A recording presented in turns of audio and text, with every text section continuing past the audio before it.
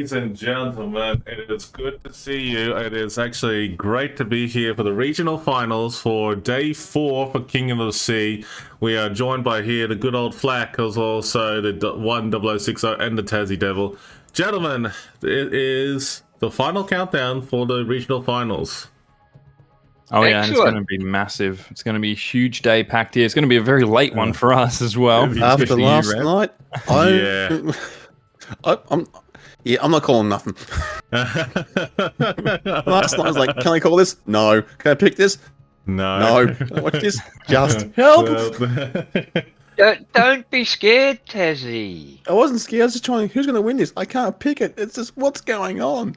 Well, that's when it's a good game. Mm-hmm.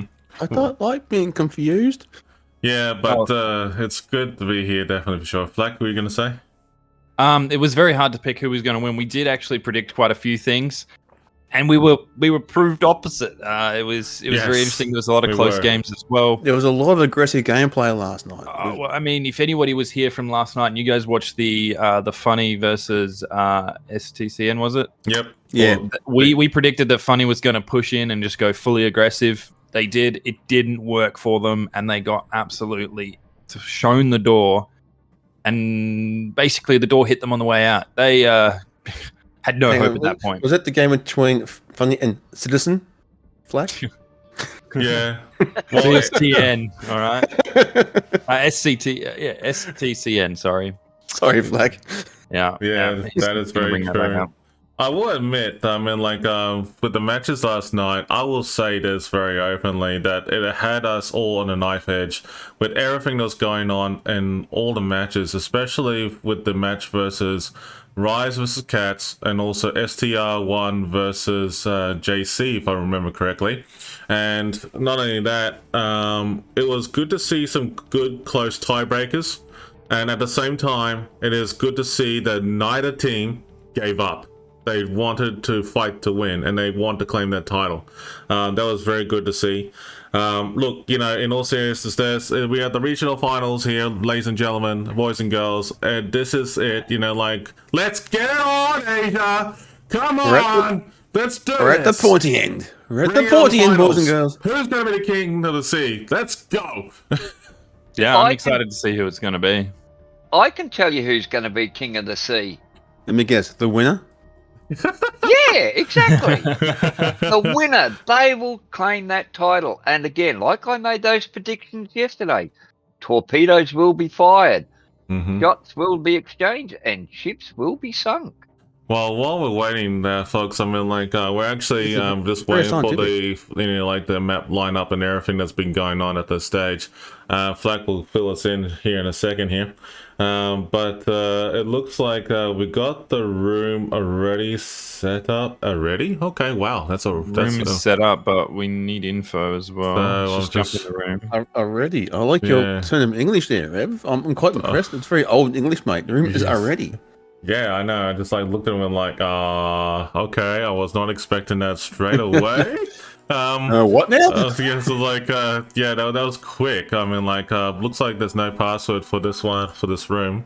So just gotta step out the second lens. I'll be right back. But yeah, folks, I mean, like, the first match of the night is, well, we got 2 matches going side by side at this moment. So we have Funny versus Cats, Aya versus JC. So we are streaming Aya versus JC.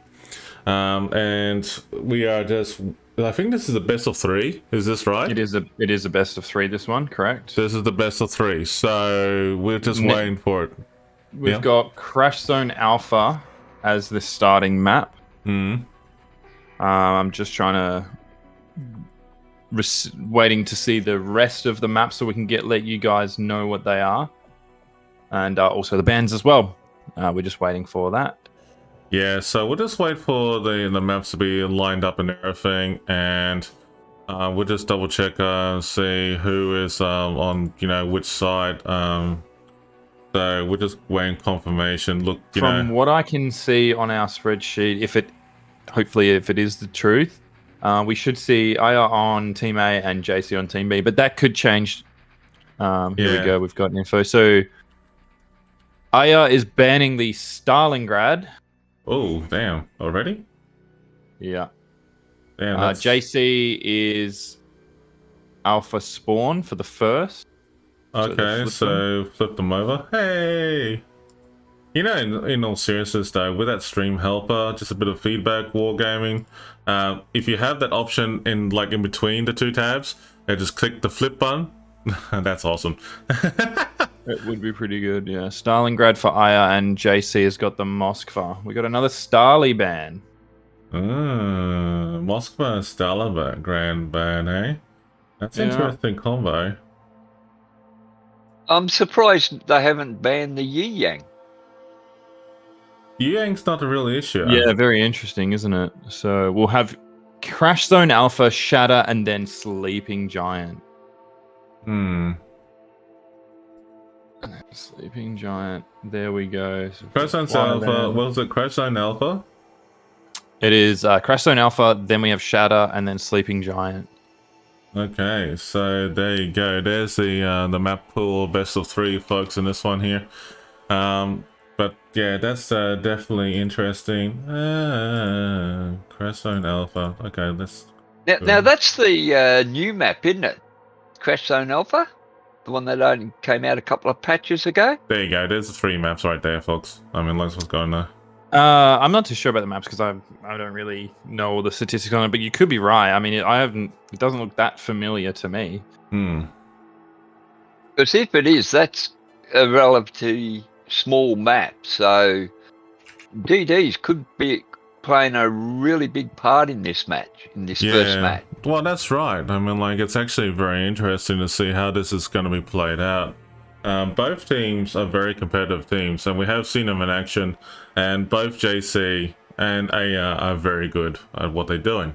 So it's going to be very interesting to see how aggressive they're going to play in this battle. It could be a standoff.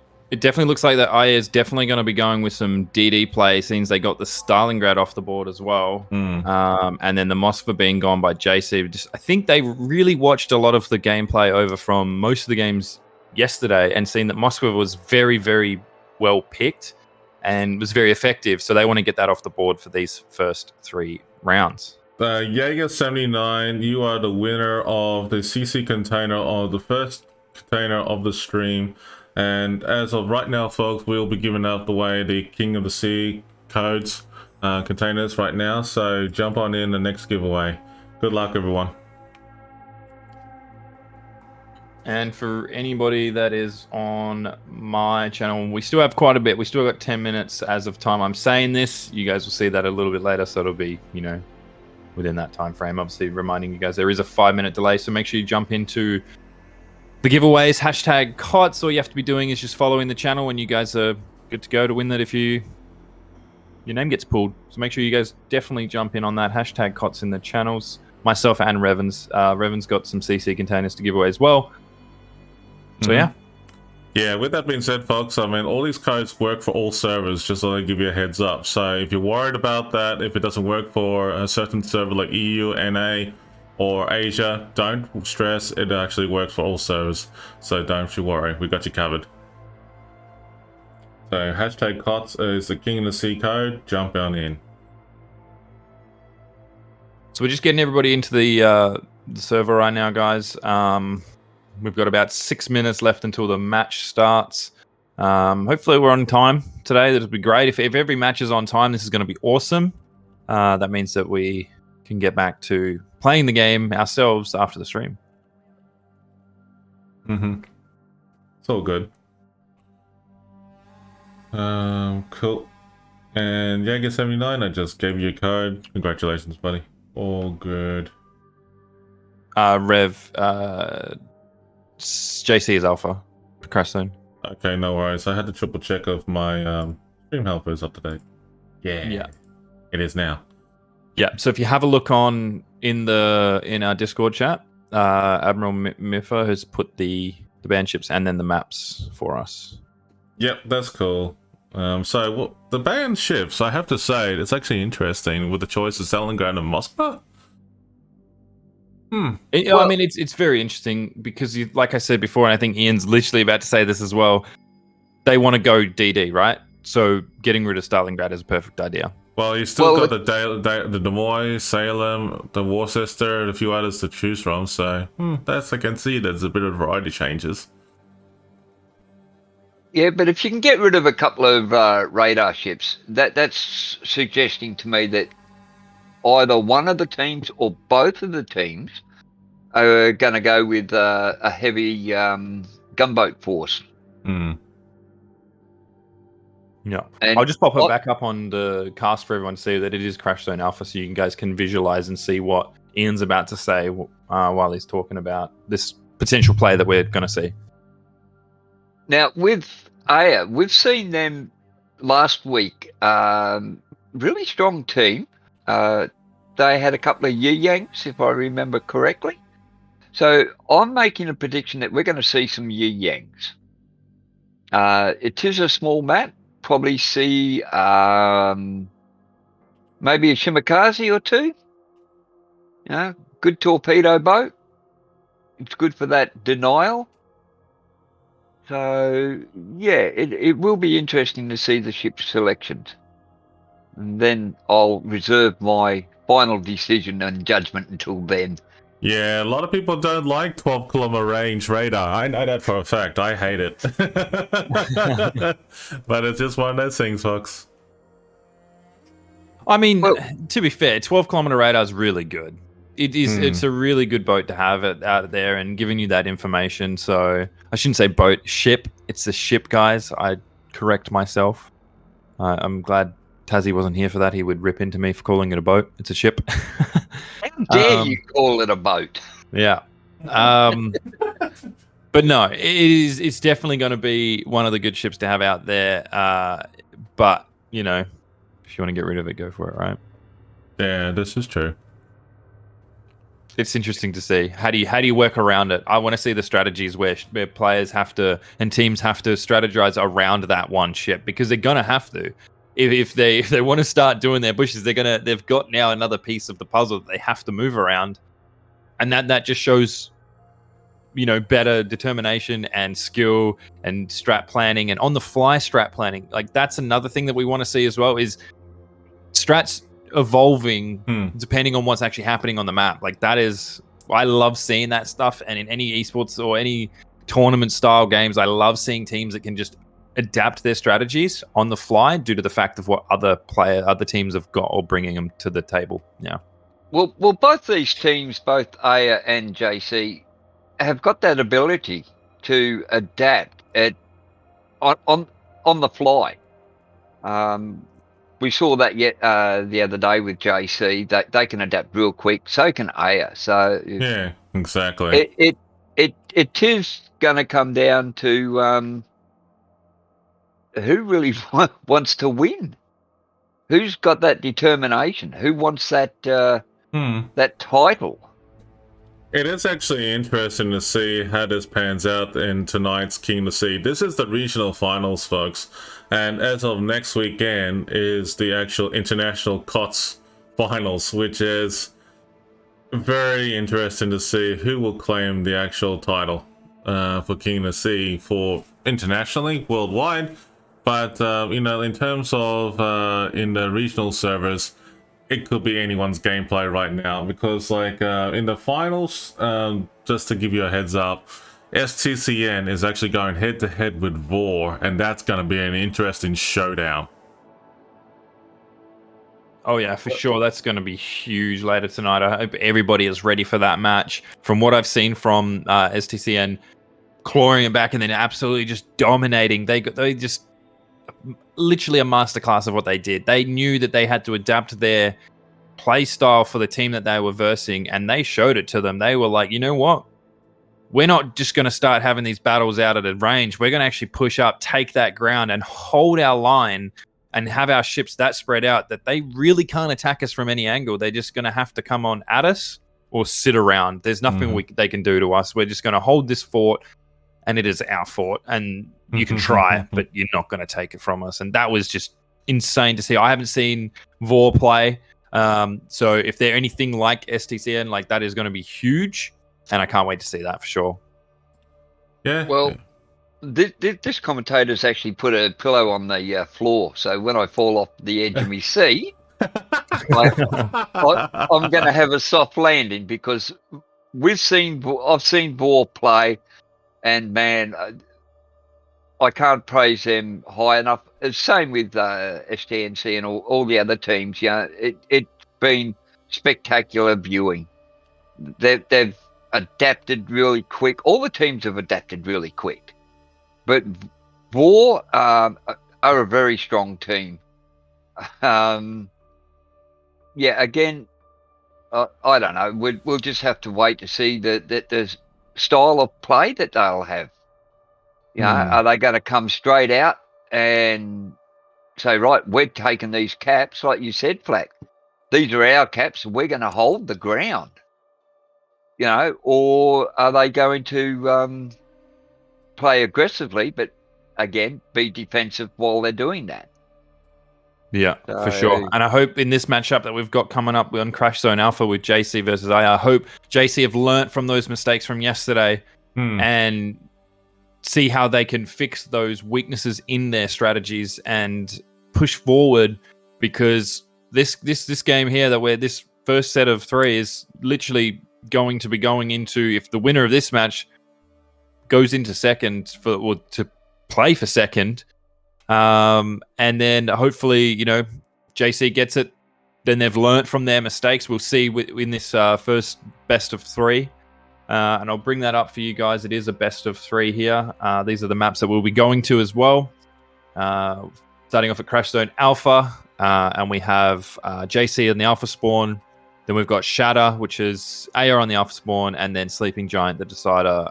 If it gets to it, JC will be Alpha as well. So hopefully, JC have learned from their mistakes yesterday, and Aya have learned from their mistakes as well, and then get better as well. I didn't see any of their games or anything like that.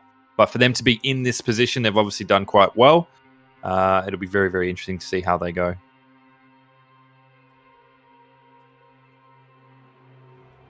What do you guys think?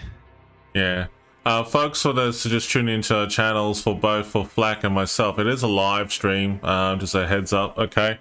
And also, why there's a question in chat that I noticed that is like, why CVs are not included in King of the Sea?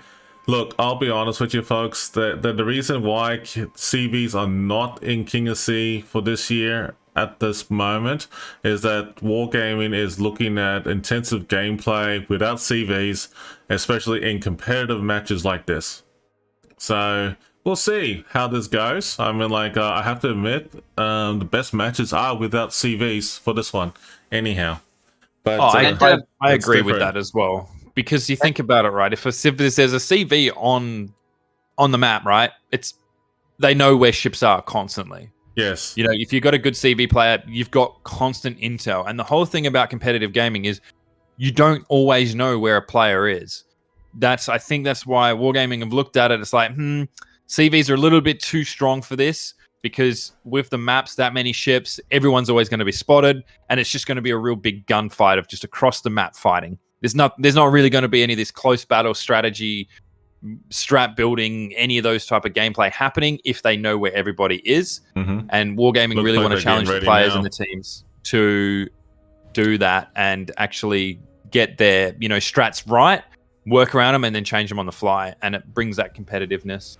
Ladies and gentlemen, the first match of the night has begun for JC versus Aya. Go ahead, Ian. Yeah, I was going to say, you're all forgetting one type of ship that it's now in the game: submarines. Well, submarines, that's a very touchy subject, but we'll talk that after this battle, though, for sure. Yes. But anyway, it looks like Aya has come out swinging with 2 St. Vincents, Demoy, Marseille, Petro, Gearing, 2 Colberts, and Yu Yang. Yes, we are expecting DD action in this one, this is for sure. 2 St. Vincents, Marseille, Noveski, Petro, Gearing, Colbert, and Cabros and Ragnar on the JC team. Take us in. We're just waiting to see what JC does. We'll see if they move for a full, 3-1 split on their DDs. It definitely looked like it worked for them yesterday, but it looks like we're getting a 2-2 split on the DDs. I can see the Colbert and the Karbosk going over to the Alpha. We've got the Gearing, which is going over to C. The Ragnar, you know where he's going to be. He's going to float around B. Marcel, Petro, and St. Vincent also heading over to the A cap, with the other St. Vincent and the Nevsky pushing over to the C line. We did see this a lot yesterday. It seems like they're keeping the same strat. Yeah, exactly right. And it looks over here, and AR's actually mixed it up a little bit here. We've got two Colberts heading over towards Bravo, so it's actually going to be interesting action going now, I can see, towards Bravo cap. Yu Yang is actually heading towards Charlie, alongside with a Muscle and a St. Vincent, all using Ninja Booster. The other St. Vincent's actually gone over to support it. That's an interesting move, with the Gearing, Demoy, and Petro heading towards A. So this is going to be interesting gameplay for both teams. Yeah, it looks very similar in the lineups, but the opposite way. If you have a look here, we've got 5 ships heading over to Alpha, and if you look on the Aya side, very, very similar. They've got 4 ships heading over to C, with the Colbert and the other Colbert staying on B. So it literally looks like they're doing very similar strats here. It's not going to bode well for the Gearing, Des Moines, and Petro from the Aya side on A when they see this many ships pushing them. I think JC are just going to take A and hold it here, and then C's going to be that similar. We're just going to throw Torp Town, even though B's got constant Torps right now. Yeah, and looks like B's actually been seized already with the 2 Colberts using Ninja Boost, and there's no brainer right there with the actual speed and the magnitude of those ships that can pull off. It looks like over in Charlie Cap at this stage, this could be where the heart of the action could be real soon, but there's a lot of Torp action going from Charlie and Alpha on both sides, so this could go either way. Well, like I said, guys, this map is definitely a map for DD. So banning 2 radar ships, that did suggest to me that both teams were going to go heavy on DDs, and they have. Looks like this Liu Yang's going to get hit by 1 Torp on the AR team, or just in the nick of time. And they would have been the Helen Torps. They were moving pretty quick. There's a lot of Torp action going on here. Oh, the Yu Yang on AR team might not be able to dodge this. Ooh, might take 1. He's going to. He's going to take 1. He took 1. Oh, 2. Maybe? No, 1. Wow, that's bad. Like, and radar has been fired up as well by the JC team. So this could get really interesting real quick. Oh, damn. There we go. The Gearing got hit. Big time. JC has capped the A point. Then it definitely looks like they're going to push back now on the A side, because they've just realized how many ships are actually over on the A side and going, holy dolly, we're out of here. And also on the C side, it definitely looks like the Nevsky's popping shots at that Kleber, trying to see if he can just burn him down a bit here. He's definitely getting some shots, but nothing too crazy from it. There's a lot of Torp action here going on from the Colbert on A towards, for the JC side of things, heading towards the Gearing and the Des Moines of AR team. So anything could happen here. But interestingly enough, it's a very interesting standoff on both sides. We've got the Ragnar pushing into B. He's just going to slowly take that point, because St. Vincent has no idea where he is, well, apart from the fact that he's in the B site. Around that area, but just not exactly where he is. So definitely JC's taking the aggression and the ground straight off the bat with this match today. Yeah. There's a lot of Torps going towards this Colbert over at Charlie. And A is... oh, damn. He's going to cop it. Oh, how did he not get hit by that secondary on the aft side there? Wow. Exactly.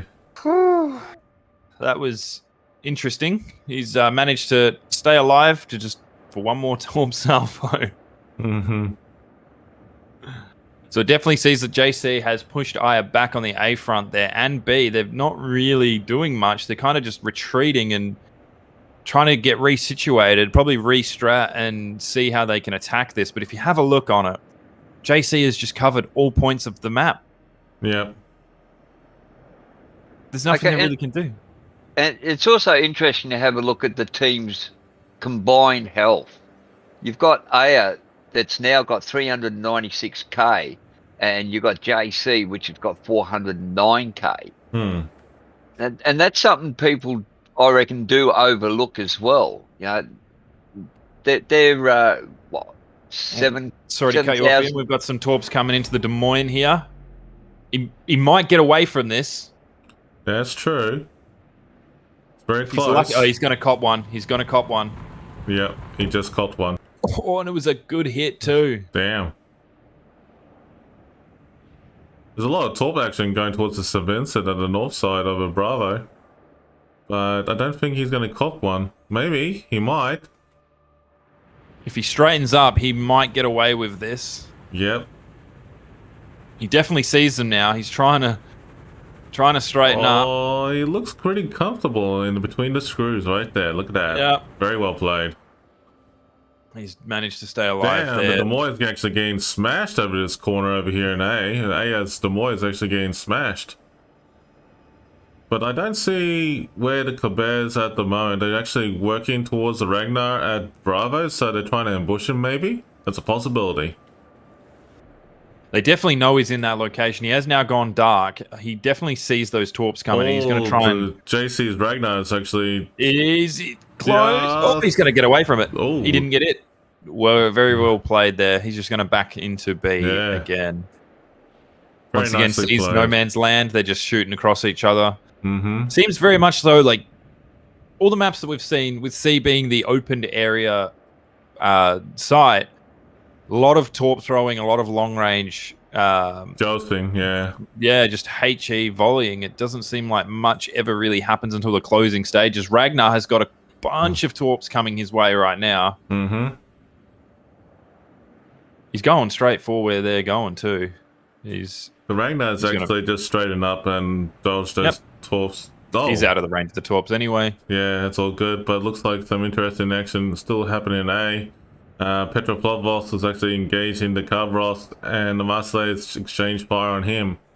So this could be an interesting match. JC definitely need to cap A again to keep the points going back on their side.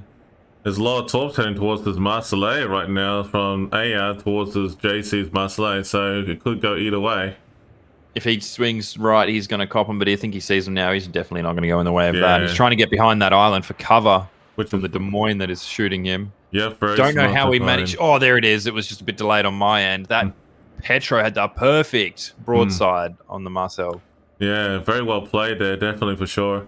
And it looks like over here we're back at the bottom of right at the bottom of the map, where a lot of action is happening between the Kleber as well as the Marseillais and the Gearing.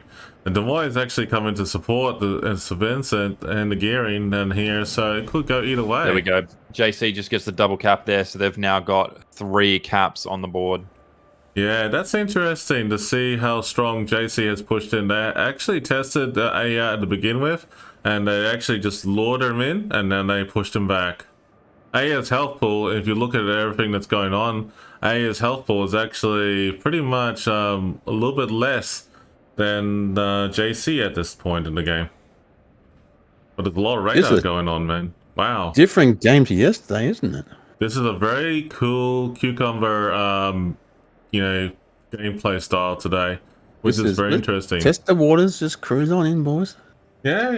JC and AR actually, are trying to get a feel for each other by the looks of it. So we can see the Yi-Yang on the seaside from AR is pushing in to C. And there's a lot of torp coming over this way.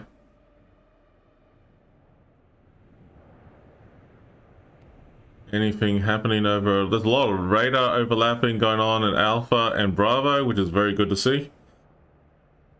And Mission and Destroyer. Yes, but there's a lot of torp jousting as well. Ragnar has got some incoming torpedoes. He's definitely spotted them now. Yep. It's going to be close. They're out of range. This Ragnar of JC, every time we see him, we're like, okay. You want to go to B? Yep. Playing B. Okay. Yep. But, you're playing with your life. He's back to B again. And he's still there, and he's still fighting. He's barely taking any damage. I'm sitting with that 29,290 HP out of a total 30 HP pool. He's just cool as a cucumber. I'm just calling this guy Bagner. Bagner. Well, look the St. Vincent is copping major fire right now from the gearing, it looks like. No, the Des Moines. Yeah. He's going to try and get out of there. And the St. Vincent from the other side was actually helping out and focusing fire at long range as well too. So interesting gameplay by Aya at this point in time in the match. But it looks like that Aya is copying the blow with the points are not in their favor at this moment. So they need to really get in there and turn the tide of this match if they want to stay ahead of the gameplay. They're definitely trying to keep control of C. What's telling in this first game is by this stage yesterday, we had ships sunk. Well, literally. Literally. So these boys are going slow, steady, methodical. They're actually just testing each other. So we may see a few tiebreakers out of these two, I'm hoping. Will definitely be very interesting to see if we get a tiebreaker. I didn't win this one yesterday, so... I'll just toss a coin, mate, and pick a side. Well, it could be either one's gameplay. So it could be like, you know, this one will be JC's gameplay to win. The next one will be Aya. Then the next one will be pretty much like a tiebreaker decision maker. Definitely seems like most of the action is over at A right now. C is just... There goes the Master Layer of JC being taken out There's by our the first kill. There's the first kill of the match. So Aya has taken the lead by taking out one ship at this moment. The points are literally nipped and tucked between each other. If they can capture A and play it smart, they probably could take the lead in this one. Definitely looks like they're about to cap the A point. There's a lot of torps heading towards the Quebec at the moment, but yeah. Tides have swung over to Aya's side. See how JC responds to this. It's actually interesting to see what's going on over at Charlie right now. It looks like there's a lot of pushing over at Charlie right now, I can see from the distance. They definitely need to, but we're having that Yang putting his radar up. It's kind of stalled them if they know that he's going to do that.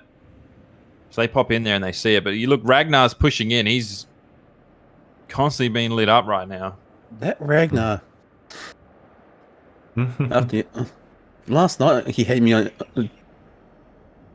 Oh, there goes the Petro. The JC time got taken by the Petro on the other team. Is just going, okay, now's the time to push. Let's start hitting them. Yeah, like see, like I can see that what's going to happen is that Aya over in the Alpha flank are going to make the push, whilst the Bravo Charlie Cap is like Aya's team is going like, you know what, we're going to stall them.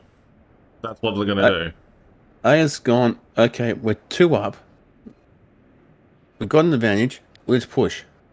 Yeah, there's a lot of Torp Joes too. But if you look at Aya's lineup, there's a lot of ships on low health, so they can't push overly hard.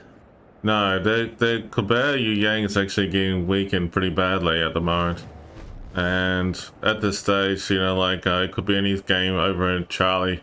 Looks like Jason's taking over Charlie at this point in time in the match, but Bravo, it's interesting. With the St. Vincent on, you know, like Aya is actually deliberately, you know, being the decoy. That could be... JC just losing another ship. Interesting, yeah, I just noticed that. No, I think Aya's just going, you know what? We'll just pull back and hold. Let them come to us and we'll just pick them off one by one. Yeah, it's actually that gearing and the Ragnar push over to B and take out that St. Vincent and stop that cap. That Ragnar's hitting for more torps. Yeah. Could be. Definitely seeing them. Okay, we've got shots out on the St. Vincent on the B cap from the Khabarovsk. Sorry.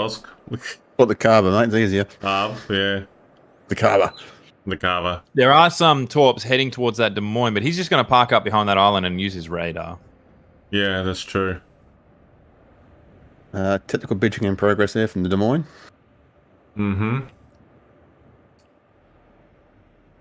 It's interesting. The only way I see JC bringing this back, if they hold B and take out some big ships, because, I mean, you look on the IR side, St. Vincent's pretty low HP, Des Moines pretty low as well, and then all 3 of their remaining DDs are very close to death. This is actually very, very well done for both teams at this stage. You know, like, I have to say that it's more of a bit of a Mexican standoff, if you know what I mean, at the beginning of the match. It's like, you know, wasn't 100% sure what the mindset was.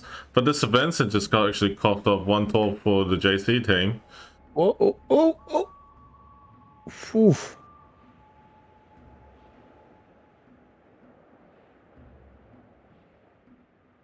Hmm.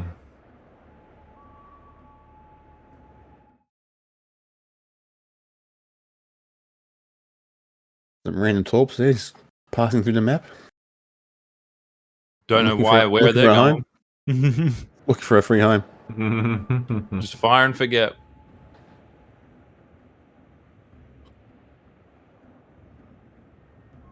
I don't know what JC's plan is here. Because they've still got quite a lot of points deficit that they need to get up. Getting that Marcel down may help them here. Well, there's lots of ship now over at the AR team, so... The 3 destroyers, they're pushing forward. As soon as they get on that B cap, the Des Moines going to pop his radar. And then their cover's the blind. Ragnar with the gearing. The gearing dropped smoke. And screens to Ragnar. The Ragnar can be an absolute pain with his guns on that same instant. I have to say, I'm a bit startled with this gameplay. This is gearing can drop twice. Hang on, they're separated. It's very interesting. It's like the game's slow, but then picks up and then drops back down to everyone's like, oh, let's reassess. And there's not much like full on like close to close action. It's just long range, either torp throwing or just shooting at long range and burning down ships. So the Ragnar's trying to shell Des Moines. He's got the guns for it. Gearing looks like he's going to go Leroy Jenkins on St. Vincent with torps. Yeah. And Carl's backing him up. This is looking to be that last-ditch effort to get it done. Yeah, it looks like it right St. Vincent looks like his days are numbered. Oh, he's definitely definitely coughing days. He's realised I'm in trouble. Yeah. Oh, he takes out that gearing. Well, the gearing was going to go. But the car was backing him. The car was behind him with carbon torp, so it was... Yeah, that was bound to happen. They planned for that. Oh, denied. Oh. That is bad luck for the St. Vincent. That would have been awesome, though. But, man, that was... Yeah. Yeah, JC said, we'll sacrifice the gearing, but the carbo will get the St. Vincent. And it worked, but it's... Both ships was it a good trade? Out in the open. No. That was a last-ditch effort, then hope for the best. Yeah. It wasn't a good trade. There's a bit bad luck there, but it looks like that AR has taken the lead. So what's your bet, boys? That game 2 be like, okay, we know each other's strengths, let's go nuts. Well, a lot of it will come down to the ships that they choose. Well, that's right. That is very right. But that was actually a very interesting gameplay for both sides. I mean, like, I have to admit that the first, round of matches at the beginning of the tournament, and each tournament is a bit of a nerve-wracking one, isn't it? Like, yeah, I think I got the feeling that this was just, let's feel each other out. Yeah. Gauge each other's strength and weaknesses, and in game 2 be like, okay, let's just put the hammer down. Yeah, I think that's what I'm getting the gist of it. What about you and Flack? What do you think? Very interesting. Well, like I said, that map calls for a heavy DD force, and both teams proved that. 4 DDs on each side. A lot of it is going to come down now to ship choice and what ships are actually banned. If they take another smaller map, will we see the Stalingrad and the Moskva banned as well? Or will we see them banning certain DDs? What do you reckon, Tassie? Yeah, this is going to be the clash of the DDs, I think. Especially in this map. Yeah. We saw in that last game that most of the gameplay was by destroyers. Yeah, well, we do have Shatter up next. Yes. Again, another DD heavy map. Yes, Yeah. exactly. And it looks like both teams are swapping over sides right now, by the looks of it. Yes, so we're going to have Aya on Alpha spawn, JC on the Bravo spawn. This is going to be very, very interesting. I'll show you guys the map pool for this round. Aya taking Crash Zone Alpha. Hopefully, JC can pull this back, keep in the fight, and then go to Sleeping Giant as the decider. And for the first person of the night for the giveaway for the King of the Sea code will be BC Titanium, and also the 10060. There you go, guys. Message me on Twitch. You know the rule. Hey, you can't go wrong, but you gotta message me on Twitch, alright? Make sure you're following the That's channel. how you spell Tassie. Oh, now since like last time I saw it was like Leroy Jenkins, but it's all good. Okay, here we go. Hashtag COTS is the next round of giveaways. Good luck, everybody. Jump on in. If there's one thing I've noticed in this year's COTS, or especially in the last 2 days, that destroyers have been the workhorses of pretty much every game we've seen. Yeah. Destroyers, Fist of the Fleet.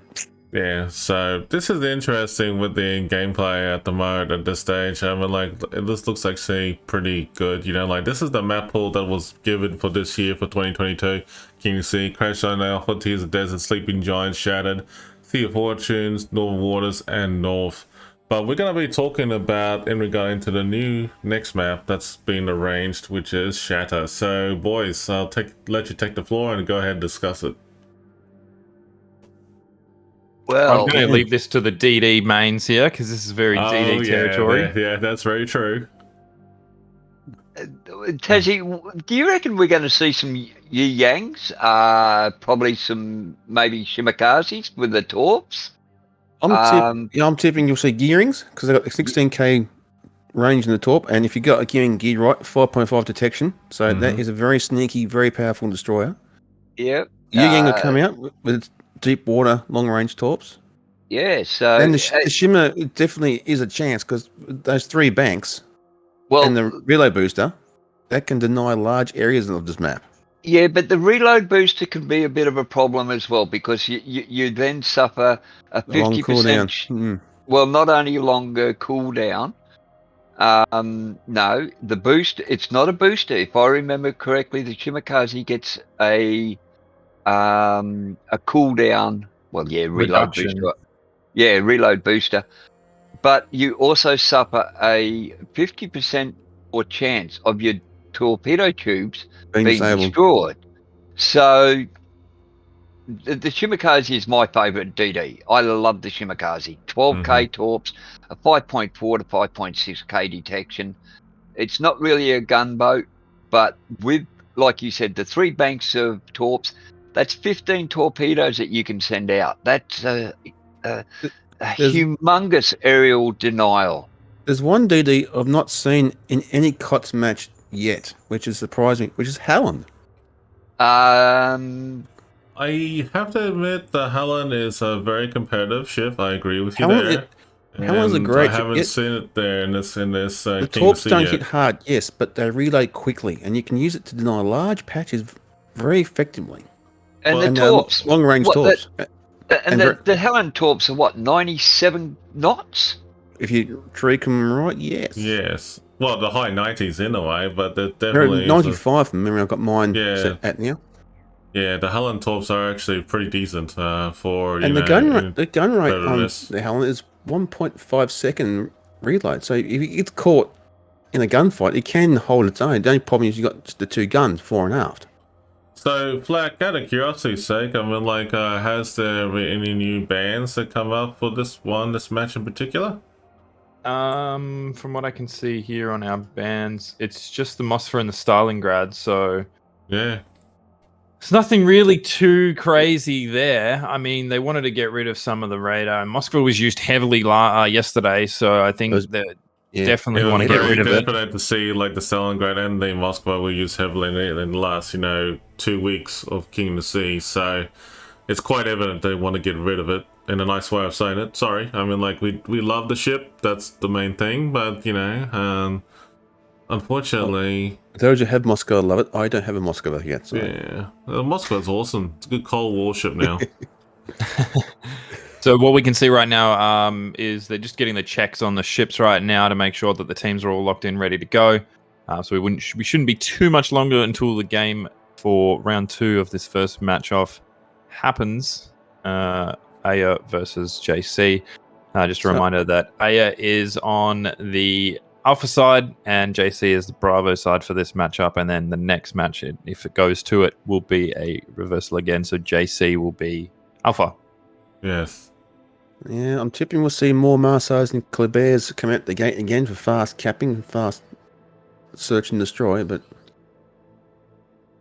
it's definitely so we got to check on JC. Aya's about to be checked now. Yeah, so that's actually interesting though. It's going to be destroyers lead the way again, I feel. But again, they're countered by radar. It's going to be interesting to see. Just quickly, guys that are in my channel that don't know who I'm co-ghosting with, it is Admiral Revan, the One, 0060, and Tassie Devil.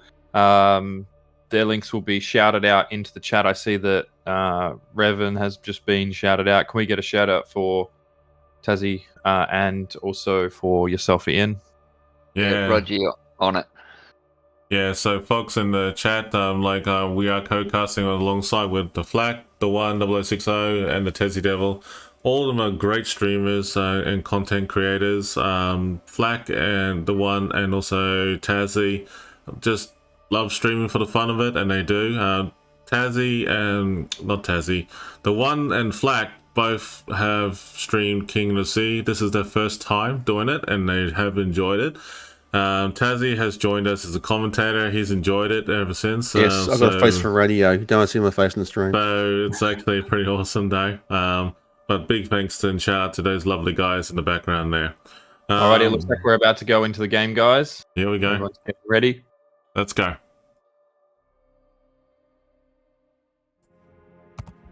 Good luck to both teams. For Aya and JC, we're about to find out in a moment here. We should see it, Howdy. I remember that. It did just say that. There we go. There we go. Just a bit of moment. Just a bit of moment. Let's slip on the line. The gangway is taking the shore and we're underway making way. Yeah, that's it. I'm hoping to see some DD action here, like full on, like full stratting with them. Absolutely just decimating ships with torps in a situation where they, wouldn't be. Yeah. Okay, do you want to kick us off with Aya on the off side? Yeah, why not? I mean, it's actually going to be a very interesting lineup here we've got going on here. Let's see what we got here. Oh, interesting. We got a Vincent Kremlin combo with the Salem, Nevesky, Petro, Gearing, 2 Darians, and a Haragumo. Interesting counterattack by a JC with the St. Vincent, Kremlin, Demoy, Nevesky, Petro, Gearing, Kleber, Grozvoy. Delny. I will be honest, what's going on here is that seeing the Grozvoy in action here and also the Haragumo. But let's just see what's going on with Aya's team gameplay here. Let's see what's going on. I'm surprised they got 2 Darings. Yeah, Daring is a gunboat that occasionally plays torpedoes. Yeah, it's an interesting choice for both teams, I have to say. So it looks like the Haragumo's fired up engine boost and probably will be going towards A at this stage. The Daring is also coming up to accompany it. There's 1 Daring that's going loosely between Bravo and A at this stage, accompanied by Salem and Kremlin behind them. Petro's looking like it's actually going to go towards the back end of A.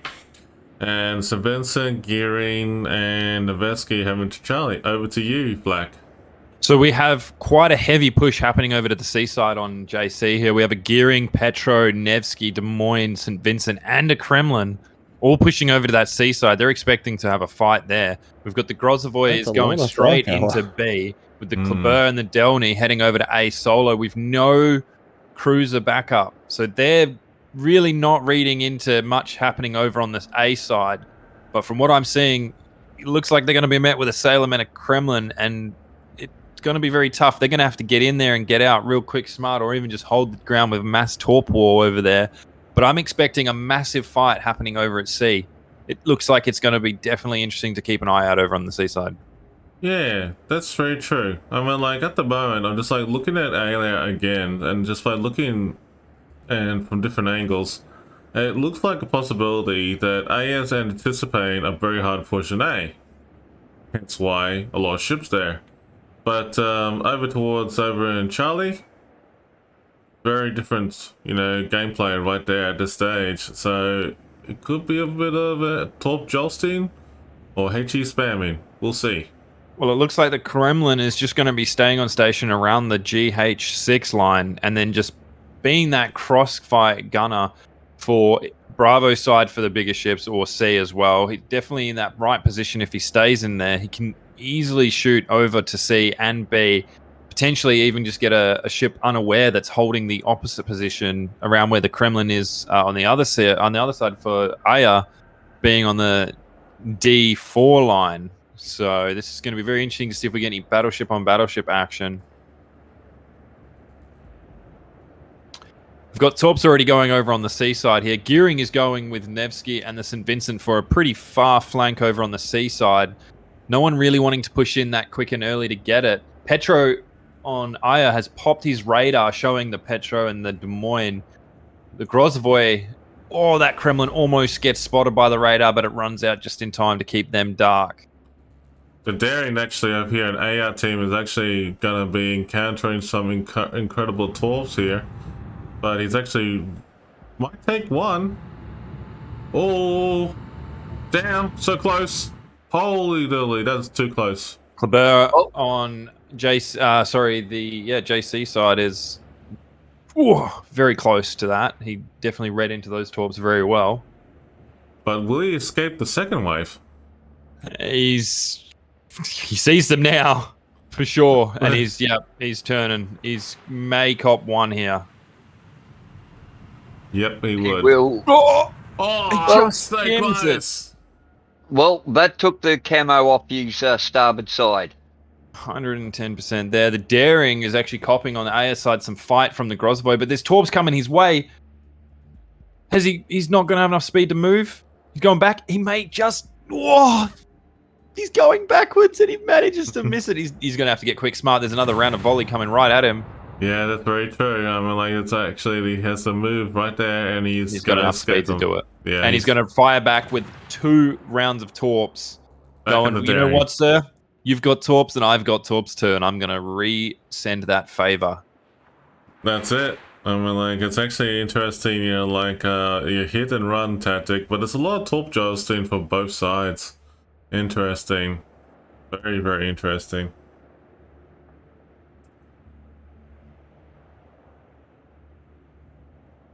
Ian, you've just won my giveaway there. Oh, jeez.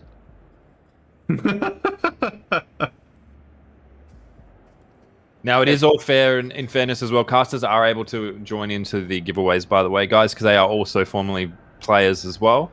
Just trying to make it even for everybody in the chats, even the casters as well. So, Ian, just remind me that is your giveaway at the end. And I will reopen it, guys. Hashtag HOTS to join. It's interesting to see how both teams are playing this at the moment, because they're not rushing it at each other right now. AI is just like, getting a feel for it on both sides. And at this point, just by looking at it, it could be anyone's game.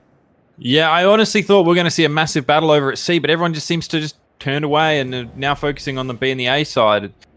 Yeah. It's very odd. There was quite a lot of force happening. Someone just took some torps. Was it the Salem and the Harugamo for Aya over on the A side? This Darren might he caught a torp? No, he just avoided up just in time. He's going to outrun him perfectly there. So we've got the Kremlin with another Kremlin and a Petro shooting at him over on the B side here.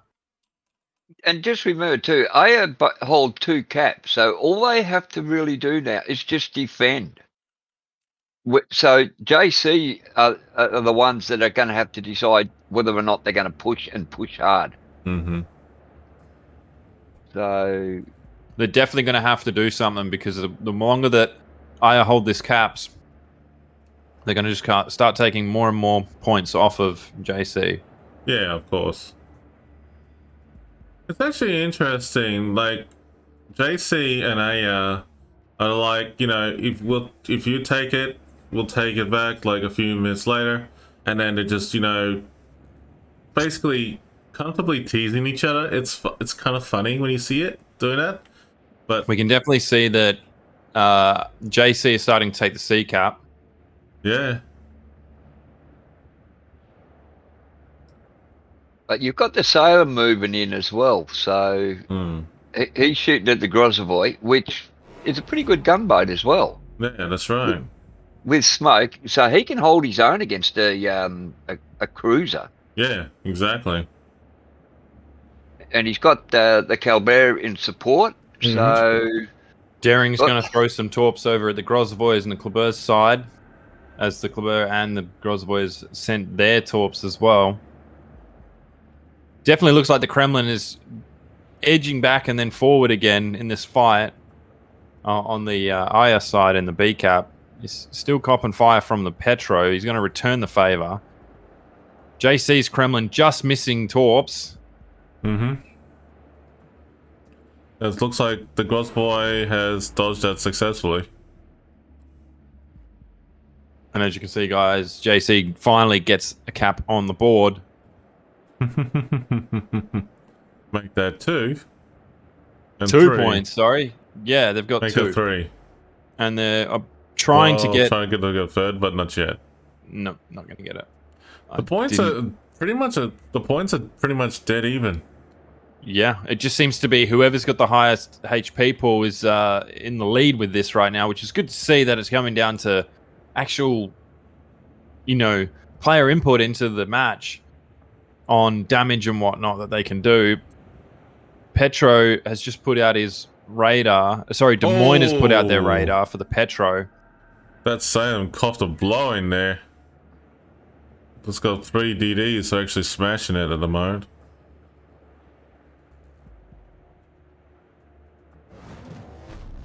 But this is interesting. I bring back the A cap. They're really pushing it hard this time. There's not much support over on the A side for JC. They've just got their 3 DDs. If they had another cruiser over there to help with some bigger target support, it'd be a much different story. They are burning down the Salem, though. It's definitely doing some damage to them.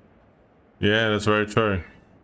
He's still on fire. He's copping AP. It's interesting that they're firing AP at him, just hoping to get a Citadel there. It feels like the way that he is pulling away, they should be switching to HE, which the Grozavoy has finally done, and just start keeping him on fire. This is actually pretty good to see, 3 DDs holding off a cap on the far A side, while the rest of the other battleships and cruisers are dealing with each other over the far side. And, it could be anyone's guess at the moment with all the action going on. Over on the C side, look at that. Wow. On the C side, the Petro solely in the fight at sea with the Gearing and Nevsky on station for support if need be. Not really doing much at this time. So I think most of the action is going to be around about the A and the B sites. Kremlin for JC taking 1 torp and possibly going to get a second here. Maybe. He's managed to maneuver away. There he goes. He's done a good job of doing so. He's got torps coming on his rear, though. Don't know where they came from. Must have been the Gearing. Must have been. But there's a lot of torp jousting, and there's some incoming torps heading towards Petro the on JC at B cap has just taken an AP volley from the Kremlin. Interesting gunfire fight going on here over at the Alpha Cap with the Des Moines Salem, is really hanging in there against those destroyers. But it's good to see the Grozavoy Delny and Claver alternating a smoke. And oh, wait a minute, will this Grosvoy run into this torpedo? Could be. Yeah, he's definitely copped it here. He's gone. He's coughed it. Yeah, unfortunately, that takes him down. The first ship has been sunk. It's the Grozavoy on the JC side. Unfortunately for them, having the 3 DDs there without a backup cruiser hasn't worked out for them in the end. With Aya still holding the cap. This Daring's getting close to these torps. Yeah. He's going to miss them. These torps going on the Petro. He might cop at least one. No, he's actually dodged them all successfully. The Daring on the B side for Aya has sent out his torps, heading for the Petro and the Kremlin once again. They've definitely held station. Having the 2 Kremlins in the B side is going to be really good for some battleship against battleship action here. With the Petro flanking, it's going to be very interesting to see what happens here. I believe the Petro is going to be the target because he is at the lower HP. And He's got a St. Vincent coming up behind. Yeah. There is a St. Vincent coming up behind them. This is very dangerous for JC here. That's very true. Look at that. Bow. Yeah. Exit left. So JC's... I don't know what happened there. JC was actually in a good spot to begin with, and then... Yeah. It definitely looks that Aya has read into their strategy and just counter-strategized them perfectly here. That's St. Vincent just playing his time. Yeah. There's just nothing the JC can do now. It's going to be... The Kremlin's just going to ram each other by the looks of it. It's unreal, and JC's Delany just went down. So that's, what, 2 to 3 in Aya's favour of ships that are lost. Looks like the Kremlins are avoiding each other. Oh, it's broadside battle. It looks brutal. No? Wait, what? I'm confused. What? They weren't loaded and ready for it. Oh, man. I was excited. Unfortunately, JC's Kremlin is outgunned here. Burning on fire. Well, you did say you wanted to see some battleship on battleship action, Flack. There you go. Yeah, but I didn't want them just passing mail and food over to each other. I wanted to see them shoot at each other. Oh, well, Kremlin from Aya let go, so maybe attach the mail to the shell, get there a lot quicker. Yeah. Yeah, no worries. We do see JC trying to attempt to solo cap the Alpha cap here. It's a little too late. The ships is too spread out. There's the Nevsky, which is out in the blue nowhere on the H10 line, just sitting there. What? Yeah. What are you doing over there, Nevsky? Yeah, no. Coming up and helping your team. He must have a plan, but he's now shooting at the Petro. There's a plan. There's no plan. Well, his plan could be just to deny him the He's extra about to cop points. a broadside here, though. Yeah.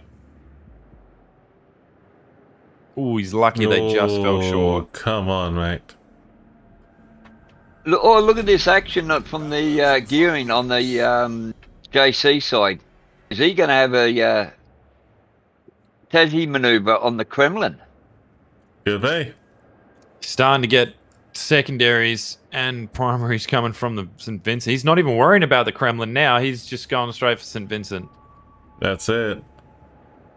The Gearing's actually in JC. He's got doesn't know which one to pick. It's like he's contemplating. Well, should I go to get the Kremlin or should I go to the St. Vincent? The trouble is, if the gearing turns around, he's going to be exposed and he's broadside to the St. Vincent. Not a good maneuver. No, he's actually... That St. Vincent definitely knew that those torps were coming by the movement and the behavior of the gearing, sorry.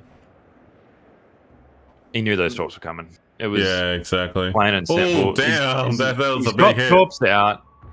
Definitely got torps out, but I don't think they're going to make it in time. No. That Gearing's gonna cop it there big time with all the firepower's going all over the place. Oh. I hate to be How that has he game right now. managed I don't know to how get away he's with that? I don't know. He Well, actually, but he's in his smoke, so they'll just have to guess on where he is. You know, it's well, the one of Hydro the Acoustics is actually should be in range now. There he is. yeah, he's gone. There you go. There we go. Aya win. They're going through. Well, that was a very interesting match there, guys. I mean, yeah, it has definitely gone through on that one. That was a very well received gameplay. So, what's it looking like in the best of 3 there, folks?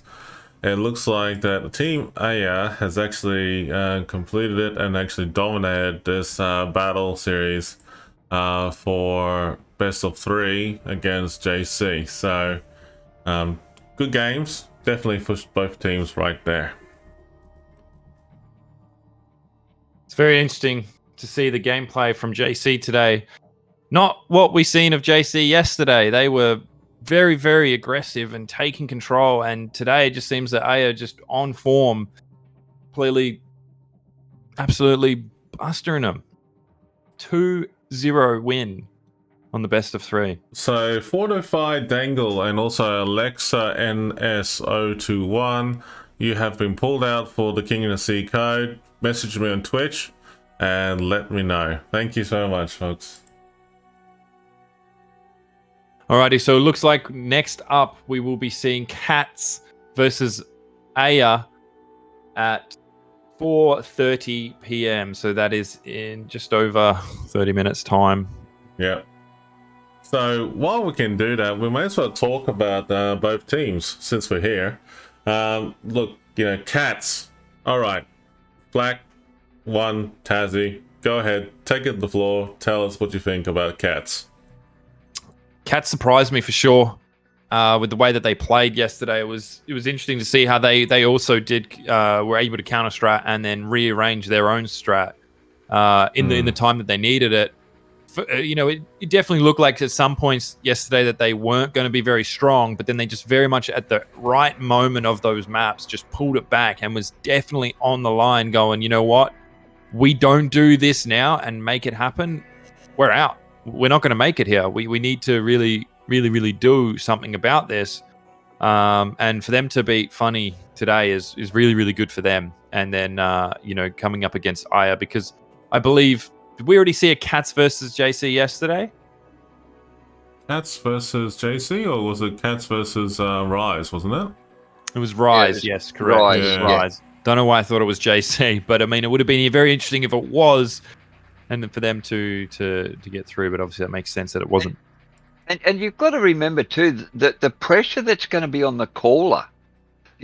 Not only does he have to play his ship and worry about his placing, but he's also got to worry about where all his teammates' ships are. So the pressure on the caller could play a big part in their decision making as well. So if they make a wrong decision,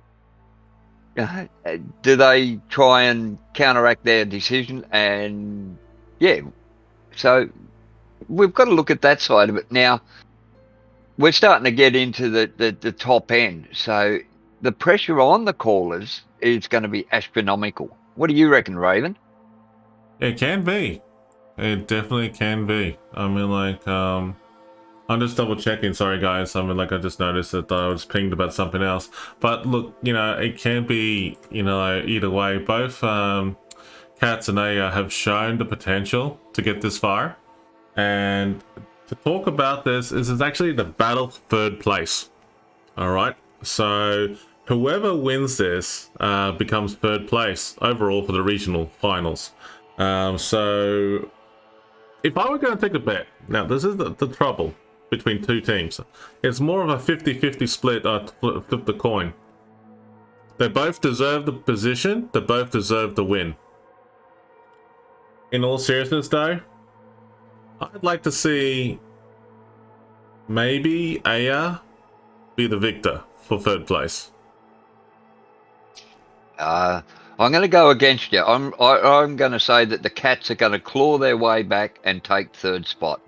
Yeah, look, in all seriousness though, that both teams have actually got this far like last year for the King of the Sea, and they did very well. So it could be anyone's game.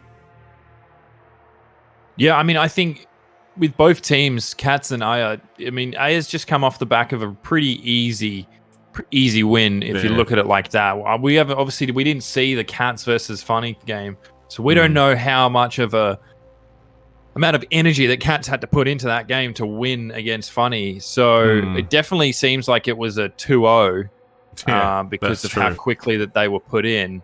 So both teams that are coming up into this next matchup 2-0'd their their opponents. So maybe that was pretty easy for them. Both teams have had an easy one, and it's just going to be intense. I'm hoping for it to be very intense, where it's very close and it's like down to the wire. It's going to be too hard to call for me. I don't think I can see how Cats and I are going to go. After the first match, that's when I think I'll be able to see which team's going to be the victor here. Yeah, they're both. Yeah, go ahead, Ian. Yeah, I was going to say both Cats and Aya are now coming into a match where they're both are going to be on a high from their previous wins.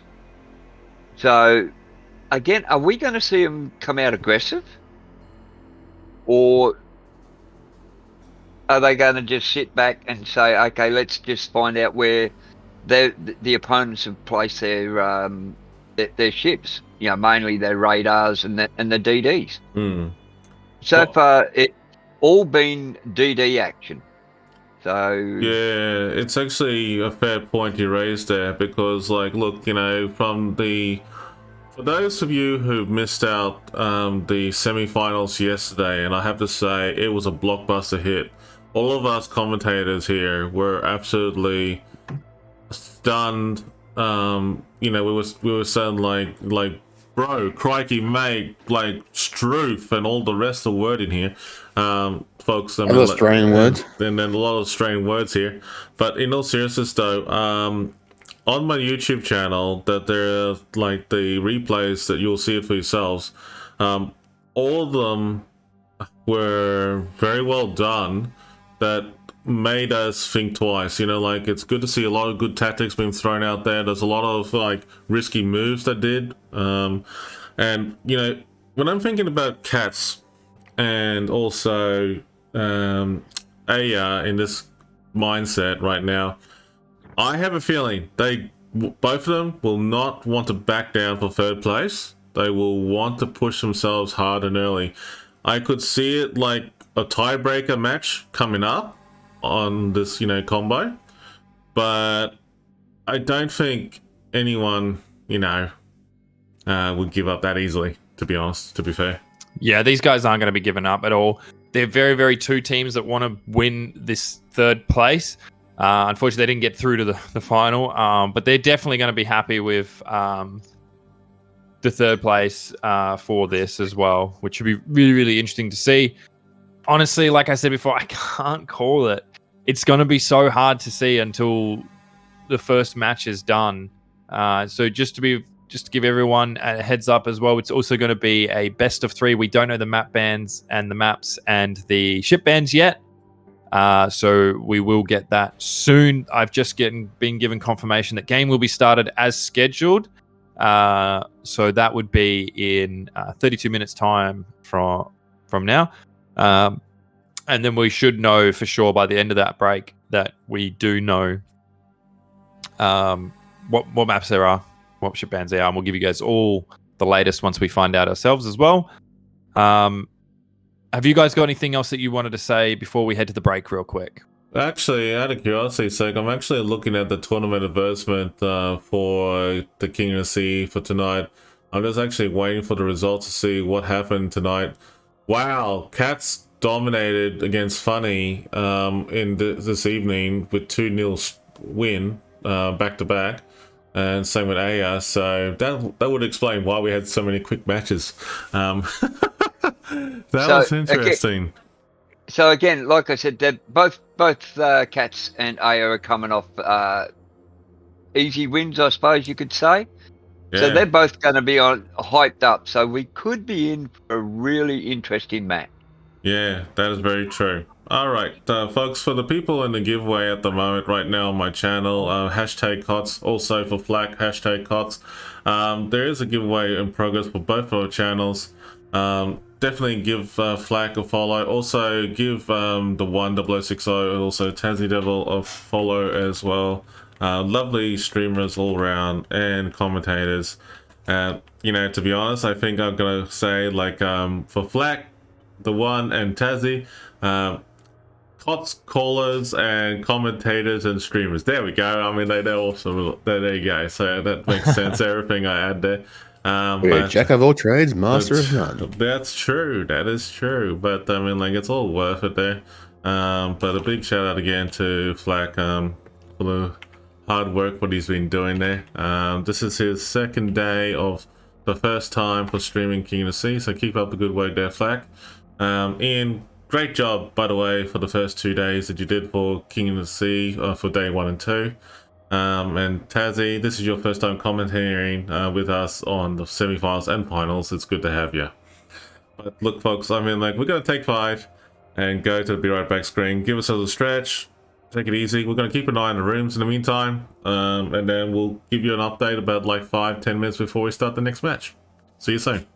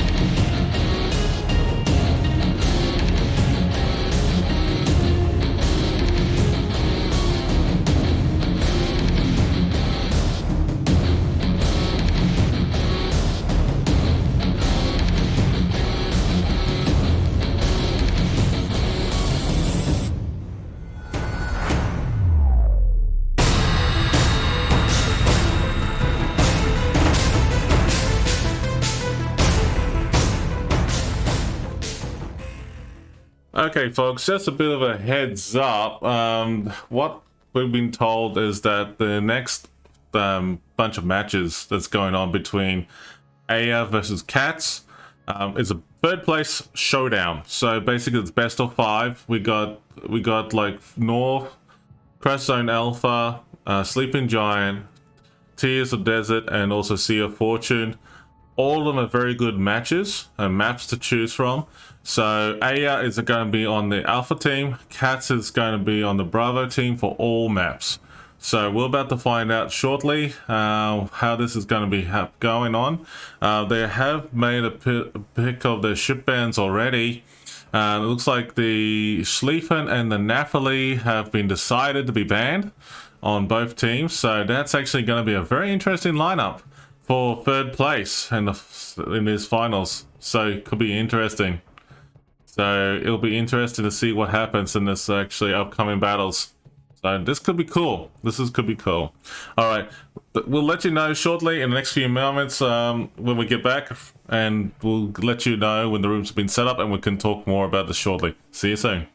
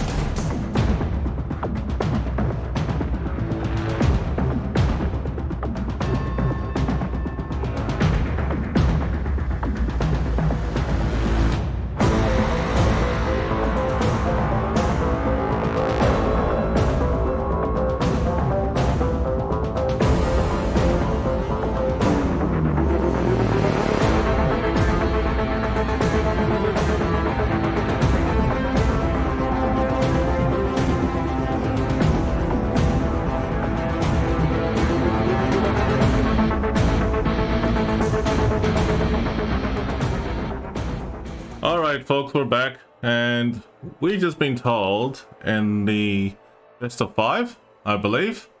Yes, that's correct, Yep. Fleck. So best of 5, the maps are the following: North, Crest Zone Alpha, Sleeping Giant, Tears of Desert, Sea of Fortune. We got 2 teams, Cats versus Aya. Aya is going to be on Alpha Cap throughout Alpha Team, I should say, all the way through in these battles, and Cats is going to be on the other team. So interesting. So what's going to be going on with this battle, folks? What do you think? Who's going to win?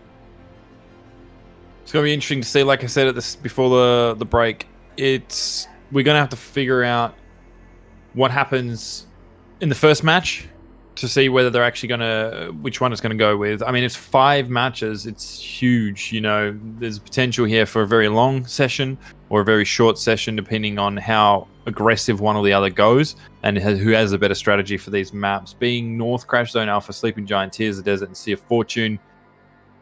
Once again, I'd love to see Sea of Fortune, but are we going to get there? That's the question. I mean, I hope we do. It'd be cool to see having these many matches, but message me on Twitch, please. Thank you. It's going to be very interesting to see how the aggression is at the start. I think that's when we'll know who's going to be clearly the aggressor or the one that's going to be the defender, and just being more strategic with their plays. Yeah, that's very true. Very true. Sarifa and Nuts. Last bard, message me on Twitch, please. You're a winner of the COT codes, please. Thank you so much. Alrighty, guys, we're just getting ready now. I can see they're starting to do checks very shortly here. So we should see the game starting very shortly. Okay. While we've got this quick time, let's just show the prizes real quick for the teams. Did you want to run through the prizes, Rev? The prizes are pretty straightforward. I mean, like, it's actually very good to see. Like, there's gonna be like some steel, the balloons, flags, and camos, and a few other things as well. But I will talk about more about in regarding to the actual overall prizes that's coming in there. It's like there's a lot of first place, second place, third place, fourth place, fifth place, eighth place prizes and rewards there. And by the way, if you haven't got yourself a King of Sea t-shirt like I have, yes, I know I'm wearing one, but yeah, it's all good. But it's a very nice t-shirt, definitely, for sure. Flack, go ahead and guide us through what's going on next. So pretty much with the maps that we've got coming up, we're going to see North, obviously, as the starting map. It's going to be very, very interesting to see. It's very DD cruiser bound here. It's not really, I mean, the battleships are going to come into a play, but I feel like they're just pretty much going to be the on-station support for major DPS if they need be. It's definitely going to be very interesting to see around that rocky area that's not so much the open side, to see whether we just have ships going in there as standing off, or if they're actually going to be fully aggressive and actually go into that area and continue the fight there.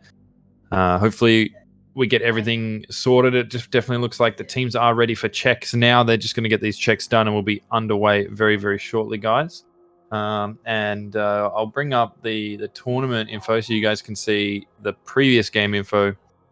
Cats with the 2-0 over Funny, and Aya the 2-0 over JC. So this playoffs is a double elimination. So it's very interesting to see what happens here. Yeah, with that being said, folks, I mean, like, it's actually very interesting to see what is the outcome of this one going to be for third place, and whoever loses will become fourth place. And in terms of the regional finals, which is VOR versus STCN, 2 very competitive clans going head to head for the ultimate final showdown. With that being said, that is going to be interesting in moving forward towards the end of the matches for tonight. So that's going to be a good one. That's so going to be that's going to be the match. Yep. Yeah. Alrighty, both teams are checked. We're getting ready to go into the server here. We'll just be waiting for a sec. They're just trying to do the last little bit of administrative stuff, and then we'll be getting underway. And I'm right in the banned ships are Schlieffen and Napoli?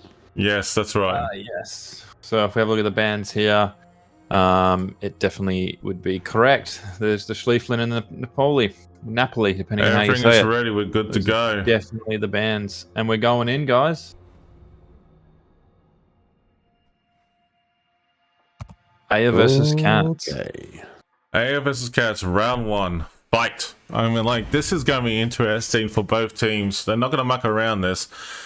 Aya's gone out swinging with the St. Vincent's, Kremlin, Demoy, Venetia, Petro, two Kublairs, Harguma, Yu Yang. We have something returned in response by Cats with the St. Vincent's, Marseille, Petro, Kublairs, and Cabros, Delny, and Ragnar. You know what? This is actually kind of funny. Seeing a lot of Kublairs in action for Again, this it's a one. 4-5 destroyer split. Yep. So, Black, I'll let you start talking about Cats' lineup, and then we'll take it from here. I was over on the AS side. It's all good. Let's move over. So we're going to see Cats here. 5 TDs is very impressive here. And it looks like they're not even going to touch C at all in this lineup here. It is going straight for a cap with the two Klebers and the Kabovsk. And then a Delny, he's swooping over there. Then they're going to have the Marcel, the St. Vincent heading there for backup as well. Petro is turning. Yes, the Petro, the St. Vincent, the Ragnar. Well, Ragnar's once again going straight for B. Ragnar, mate. Ragnar. Yeah, the Petro's looking like he's going to go over to the C station just to see what's up there. St. Vincent is just going to be sitting around the middle section at B for backup. Yeah, exactly. And this is strong push. This is a very strong, serious push over here for Team Cats. But look at Aya over here. Aya has actually spread themselves over here a bit loosely this time around, with only the Claver, Yu Yang, and Venetia and St. Vincent heading towards A. The Petro heading towards Bravo. Interesting tactic with the Kremlin and the Claver, Haragumo, and Des Moines. We've already got shots fired over onto the Aya's Petro from the St. Vincent and the St. Vincent of Cats. Yeah, this is nothing coming from it. No, but there's a lot of shots going to be fired from both teams here, so I can see there's a lot of shenanigans going to be on from both sides. Look at that engine boost on Cats, man. Like, literally, damn, they're hauling ass over towards A. Like, every single like destroyer and cruiser and battleship, they got that engine boost. They definitely want to take hold of A as soon as possible. I was going to go with a pun of ASAP. They run into traffic like, yeah, engine boost is not helping us. Yeah. Because they are outmatched. There is more firepower there than they can handle. Yeah, you got that right. But look at that Torps action going on from A going towards Cats. And here comes the focus. Look at that. There's a lot of focus firing going on. Look at that. They really coordinated. They want that conveyor down pretty quickly. And the Yi Yang has actually fired up its radar and is kiting away from the Claver and also the other destroyers there. Saying, nope, I'm out. Thanks for playing. Yeah, that's right. But the Venetia, look at the Venetia there. He's getting focused. Oh my god. So they saw that focus fire on him now. Look at this. It's just unreal. It is very interesting to see. Marcel is coming close to these deep water torps. He's going to be very close. Whoa, just threads that needle. Same with the St. Vincent. He's lining himself up to get through those torps as well. And the Karbovsky is just copping some fire here. Oh, some big sap rounds into him there. He's not enjoying that one bit. He's going to back out and reset his health. While we see what happens, Ragnar is copping some fire from the Petro and the Kremlin on the B side there. It definitely looks like C is uncontested. The Petro of Cats is just sitting on that 8-9 line over in H grid. He's just avoided just in the nick of time, but looks like Cats is actually doing an aggressive tactic right now. They're pouncing. They're not mucking around here, guys. This is actually a very interesting tactical maneuver for Cats. They actually brought in the St. Vincent and Marseille to take the cap on A, and is actually using their destroyers very wisely to use on the one line again. Yay, the one line tactic. So this is actually going to be interesting. Go the one line. Everybody wants to go the one line. It seems to be very interesting. If you have a look now, the Marcel and the St. Vincent they they should really be dark here, but they're still just trying to put some pressure on that Vencia because that has the sap rounds that is absolutely destroying that the Venetia DDs. got that smashed Venetia there. is just... Oh, He is definitely wanting to be the target here because of those sap rounds, like I mentioned. He is a danger to this push. Having 5 DDs over here is interesting. Well, 4, and then the Ragnar seems to be pushing his way around now. It definitely looks like Cats want to take on all these 3 ships here and push around behind the B side here and just go for a backside swoop and push. Let's see how it plays out. There's lots of torps, deep water torps, in fact, going towards us. And Vincent here on the A, are they going to hit or anything? Surely he sees them. He's too late. He's going to cop a couple here if they don't run out of range. Yeah, that's very true. Oh, those torps. Just one. Just one. He's very lucky to get away with that. They really need to get this Venezia down. He is hauling us out of there. He's like, nope, and the hell out of there because he got so much damage. But he's just pushed the note button. He's giving himself away again by firing. So they all know he's there, and they're going to want to refire on him. Look at this over here. The Demoy is actually on his lonesome on the 10 line on his own, and there's a Petro right down the bottom of Cats right there. And he's just holding that cap. He's patient. That's actually a good tactic right there, but I have a feeling that they're going to call their Demoy teammate and say, come on in quickly to B, because we really need it. B is actually under fire big time from Aya, because Aya is actually trying to seize the moment and pushing in hard aggressively on Bravo. It definitely feels like the Cats need to get these 3 ships done and dusted in the upper left corner here of A, because if they keep following them, Aya's just going to push in from behind over on the B side and the C side here, with the Des Moines starting to move his way around, but he doesn't know that there's a Petro sitting there. If that Petro knows that he's going to be there, it's going to be very interesting to see what happens there, but obviously right now, the main focus is this A area with all these ships here. B is copping some fire with Vincent. The Harigimo is just going to town. That's Vincent. Vincent's just copped 2 torps at the moment. That's unreal. Harigimo with 100 mil guns, only small, but if you rig them right with the IFHE, they can do some damage. At the moment right now, folks, what you're witnessing here is a lot of DD action and an aggressive push by Cats, actually pushing really, really hard on the Yu-Yang, St. Vincent, and the Venetia. The St. Vincent has no choice but to fire up its engine boost and literally hightail out of here. He's pushed the note button. And then basically the Venetia is actually fired its torps. And also using sap rounds as doing the best he can to try and focus fire on the Delney right now. So that's Vincent's trying to heal as best he can. But look at this. Fire coming in, just counteracting his heal. That is insane focusing.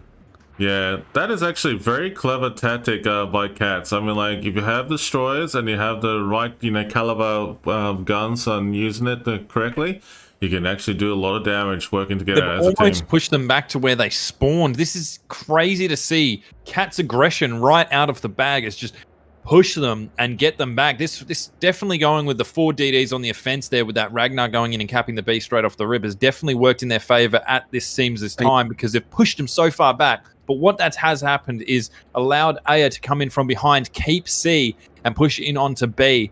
It seems like the Ragnar and the Petro should have stayed on station at B to keep that cap from being taken over as the push was happening over on the A side. They just haven't read into that. And Aya has done very well to counteract that push and say, you know what? You guys can push us. We'll kite you all the way over here, but we'll just keep the points and you guys can just start firing at us. That's fine. We've got enough HP on this side for you guys to be taking the damage on. But it looks like Cats definitely are reading into this a bit more now, and they're going to start taking down B with the Kleber and the Kabosk going over there now. Maybe this is a little bit too late, but hopefully they can get back in time, use their speed boosts, get the St. Vincent and Marcel to come in, get rid of that Petro, and then retake B. Well, actually, there is one play. If you have a look at your mini map, the Petro, the St. Vincent's, and the Ragnar for Cats, if they take on the Des Moines from AR, they can then outflank AR and then have them bottleneck. So AR's got nowhere to go. Yes, the Ragnar definitely needs to push up into C. 110% he's going to C now. If he takes C, that Des Moines will have to attack and then give away his position. But does he know the Petro's there? Does he know he's waiting around as well? There's a high chance that it's not the case though, because like the St. Vincent at the moment is actually near Bree and has actually turned his guns towards Bravo right now. But the funny thing is that he's actually turning his guns a little bit away, getting ready to focus on towards Charlie. So could be an interesting, as you guys are saying, that they're going to do a flanking maneuver over Charlie. So anything can happen here, folks, and within 10 minutes of this game. It definitely looks like the ACAB's been pushed right back of B.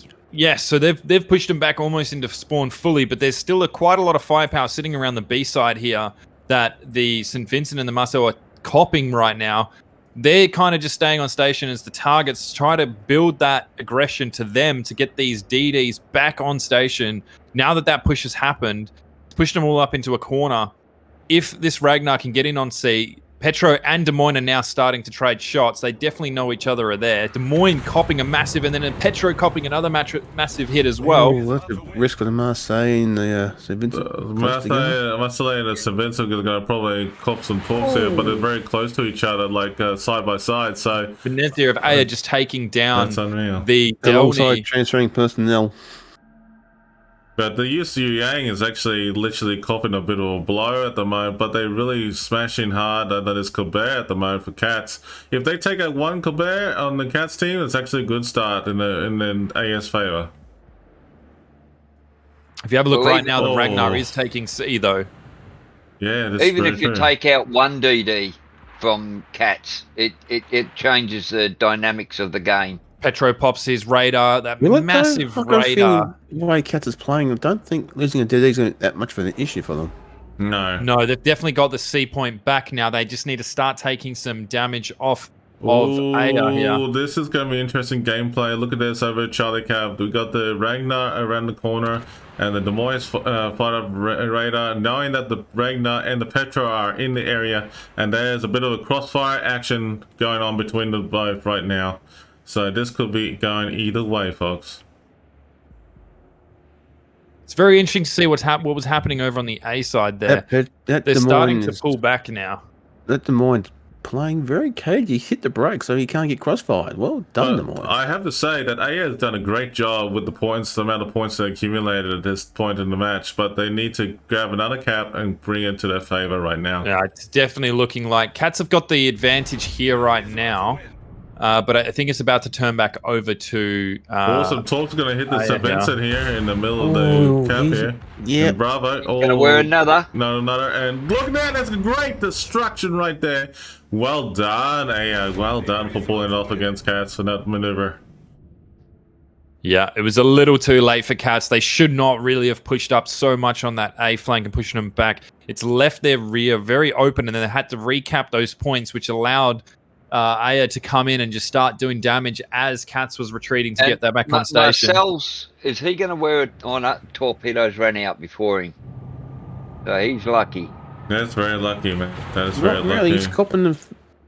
the top might hit him. Yeah. No.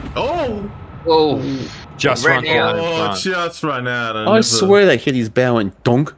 Yeah. Like ding. Like a mosquito. Fuse ran out. Ran out of propeller. Yeah. Well, that was nothing. Yeah. It was like a slap. Definitely is looking like it's all over for Cats in the first round. There it is. Yeah. Aya taking the first round of this best of 5.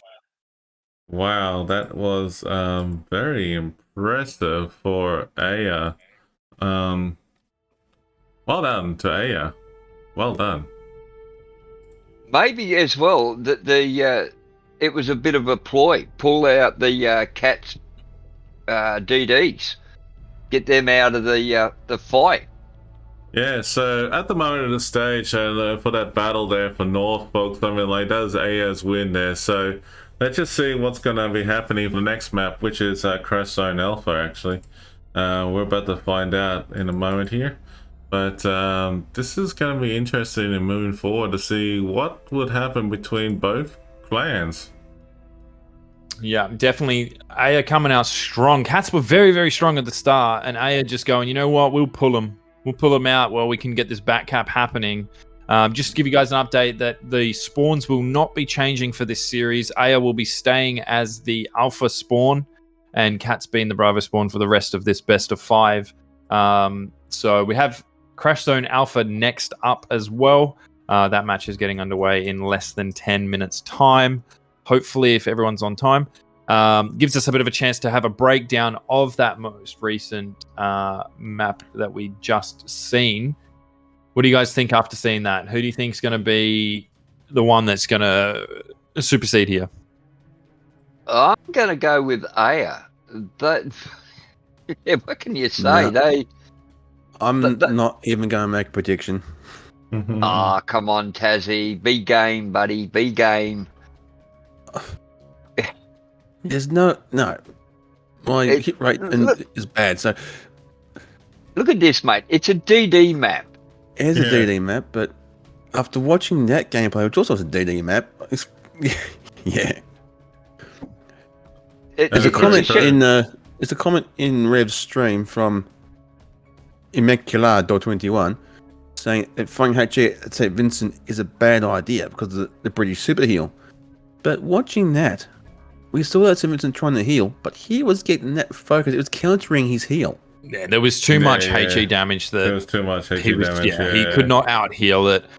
So when you have that much HE damage coming from DDs that can fire so fast, you're going to out heal it no matter what. The British super heal, or the print my ship button, is being negated by just constant firepower. You're definitely not going to be able to out heal that. Exactly.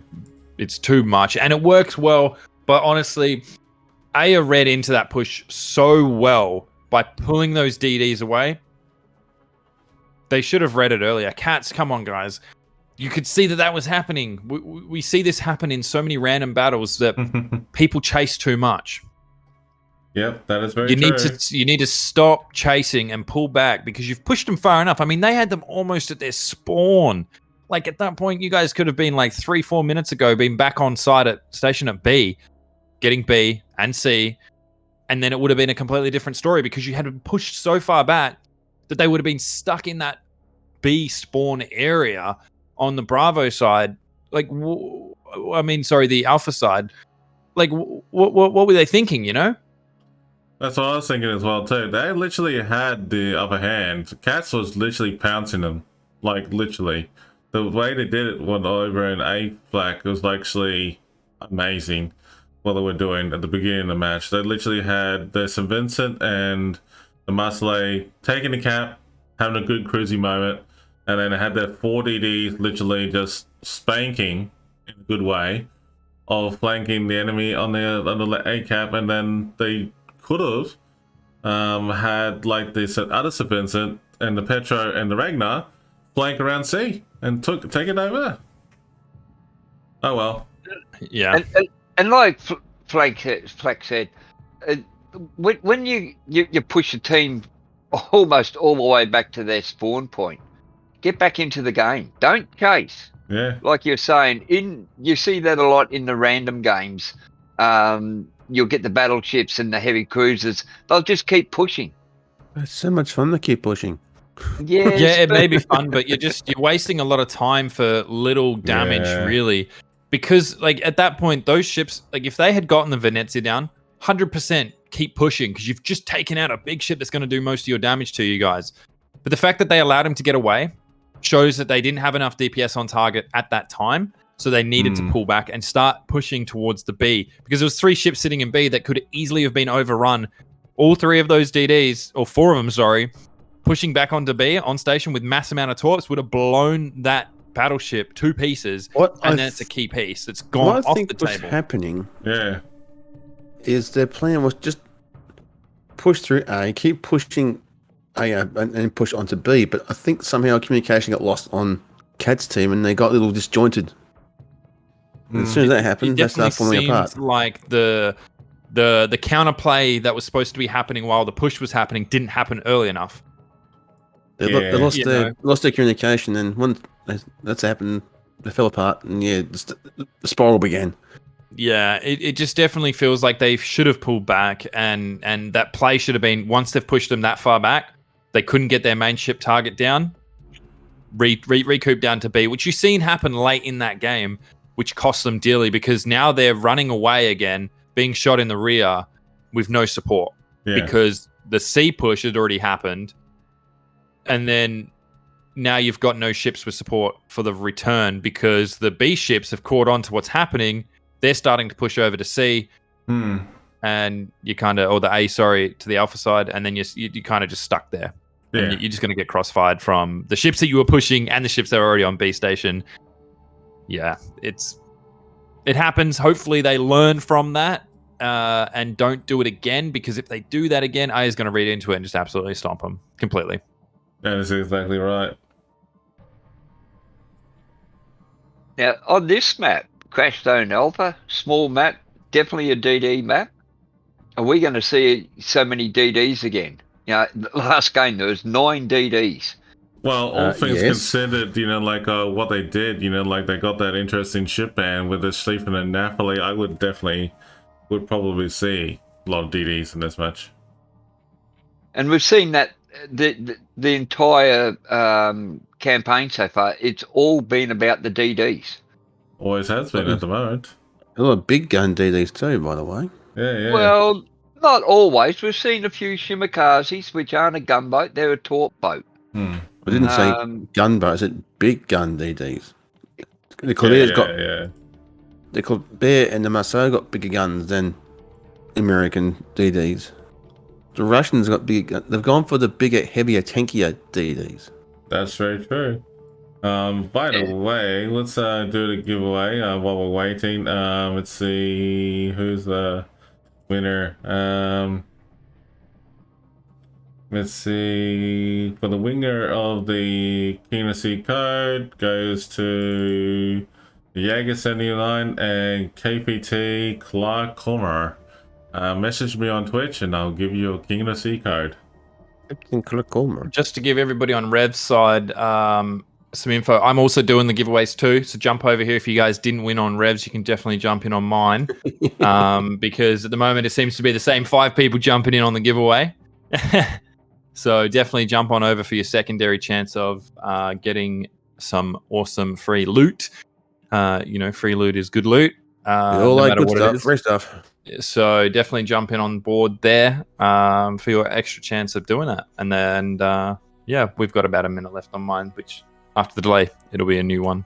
Yeah, no worries, folks. I mean, like, Flak X is actually streaming at the moment, so jump on in. Definitely let us know. And, you know, give him a follow and actually feel free to watch his stream as well, because, like, we have a co-stream going on between the two of us, and we got 2 commentators, the 1060 and also Tassie Devil in the background.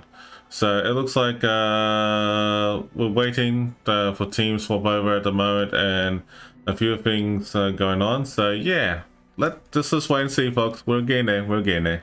Yep, so we just got one team that's ready for a check now. That's going to be happening, and then we're just getting the secondary team to be checked as well, and then we should be moving into the game very, very shortly in a couple of minutes' time. Yeah, so by the time in a couple of minutes' time, it's actually, well, you know, the 5-minute delay. Don't worry, folks. It'll be all good. Team Alpha has been confirmed that they are checked, so we will be getting Team Bravo checked very, very shortly. And we'll be underway with match 2 in this best of 5 series. I will show up the maps for this best of 5 that you guys can look forward to. Crash Zone Alpha is obviously next, and we have Sleeping Giant, Tears of the Desert with Seer Fortune, the 5th map. If it gets to that decider, we'll see them. If I keep going and win Crash Zone Alpha and Sleeping Giant, well, all right, boys, the teams are checked. Copy that. Teams are checked. I'm going to pick this giveaway winner. If it is already someone that's won, then I will redraw it. Grand Seasoner, you have won. Yay, Grand Seasoner. Grand Seasoner. Grand Seasoner has won. All right. Definitely looks like we're about to get into the game. Grand Seasoner, make sure that you send me a DM on Twitch, and I'll send you your code. All right, folks, we're about to start off in the match here. We're doing a go, no go for launch. I mean, like, we're T-minus less than 10 seconds. Here we go. In we go. Action stations. 10 seconds. Impressive, Rev. Mm-hmm. You called that well. It's been a while since I've done COTS. Remembering how they do it, these sort of things. But it's also, Iceblade, you've already won a code, so you need to send me a Whisper as well. You won one earlier, and it's been reserved for you. Interesting destroyer choices. Did I see a double Ragnar? I do see a double Ragnar. You do see a double Ragnar. That is correct. So we got a double Ragnar combo for Cats alongside with Daring, Gearing, Stalingrad, Noveski, Marsley, and two St. Vincents. And Aya has actually got a swing with two St. Vincents, Demoy, Salem, Petro, Gearing, Daring, Haruguma, and Yu Yang. Interesting with the two Ragnar combos. So, Flack, which side are you doing at the moment? Looking at? I'm currently spectating the Cats. So we've got the Gearing, which is going to be heading over to the Alpha Cap here, with the Ragnar most likely going to B, but he's beelining it over to C. From the looks of it, he may turn into the B line here, but the B Cap, sorry. Daring is going straight for B. Ragnar, the secondary Ragnar. So it looks like both Ragnars potentially going to the C side here, with the Marcel St. Vincent also. Stalingrad is pushing over to the B area with the St. Vincent. He's just sitting there waiting to see what happens.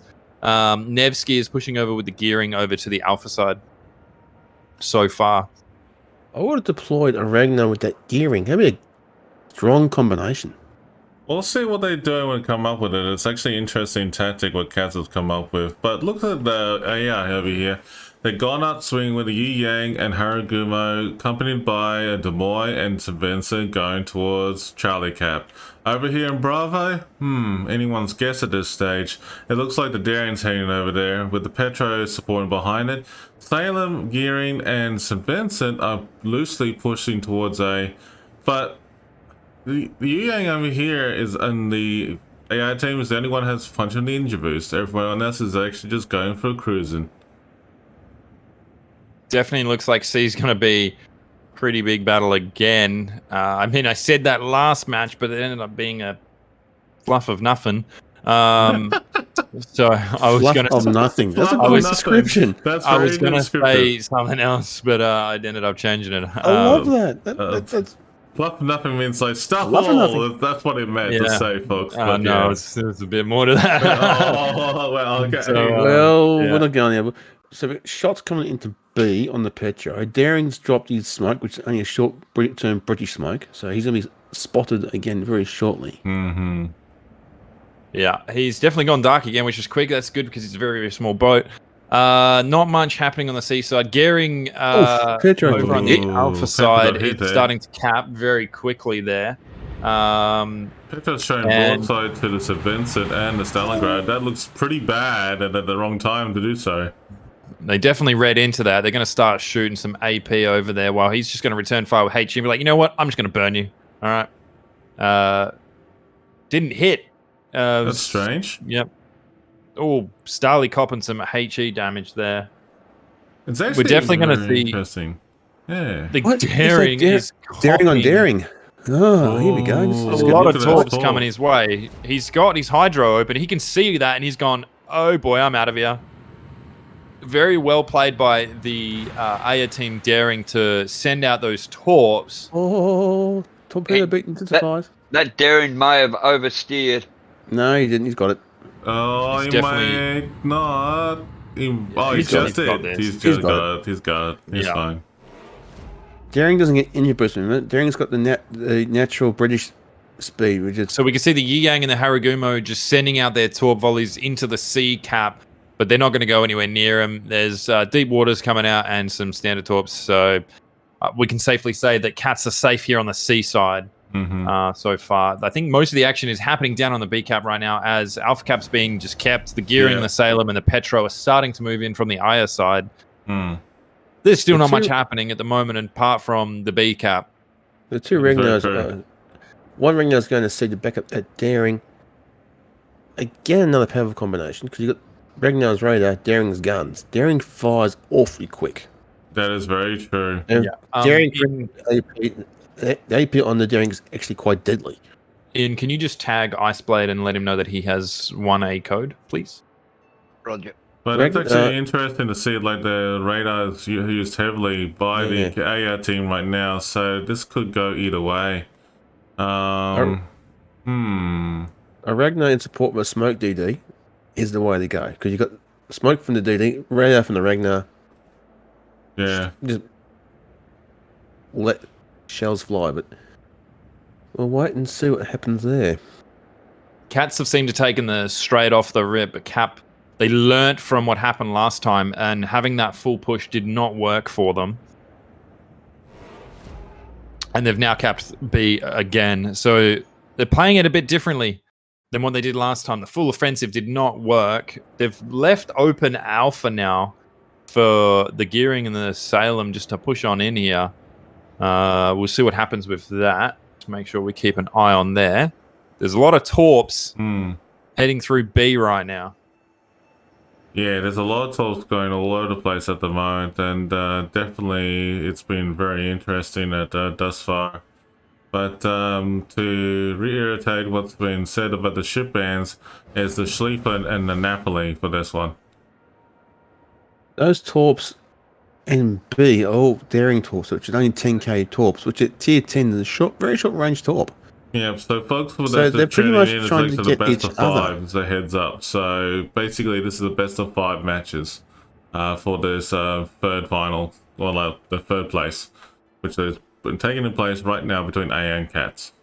Winner of this best of 5 will be crowned third, and then later on in the cast we'll see the grand final for this region of COTS. It's going to be interesting to see what happens later tonight. So both Darings are trying to deny the area for each their respective teams with 10k torps, which is a reasonable gameplay on B. But yeah, it's Marcel's copping some torps here for sure. If he doesn't going see anywhere, he's going to cop 2. Whoa, just Marseille's one.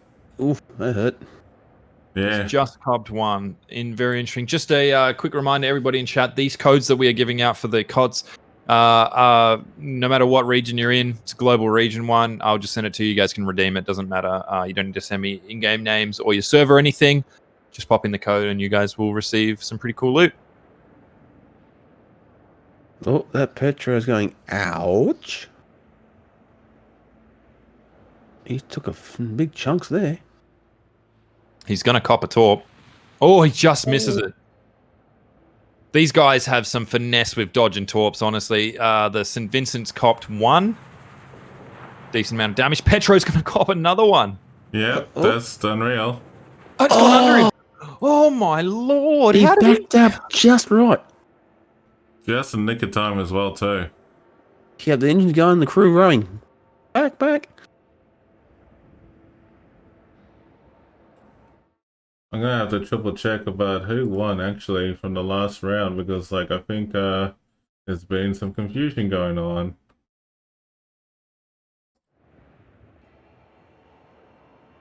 B-Cap still It was playing torp tennis.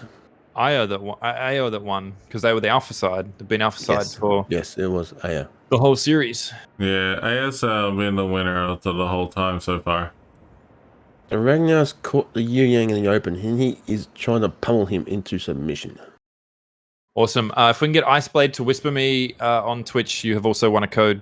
Please do contact me so I can give you that code.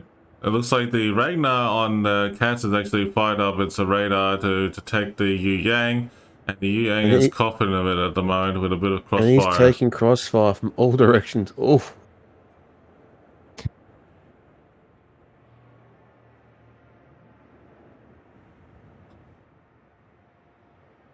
That Gearing's way out of position.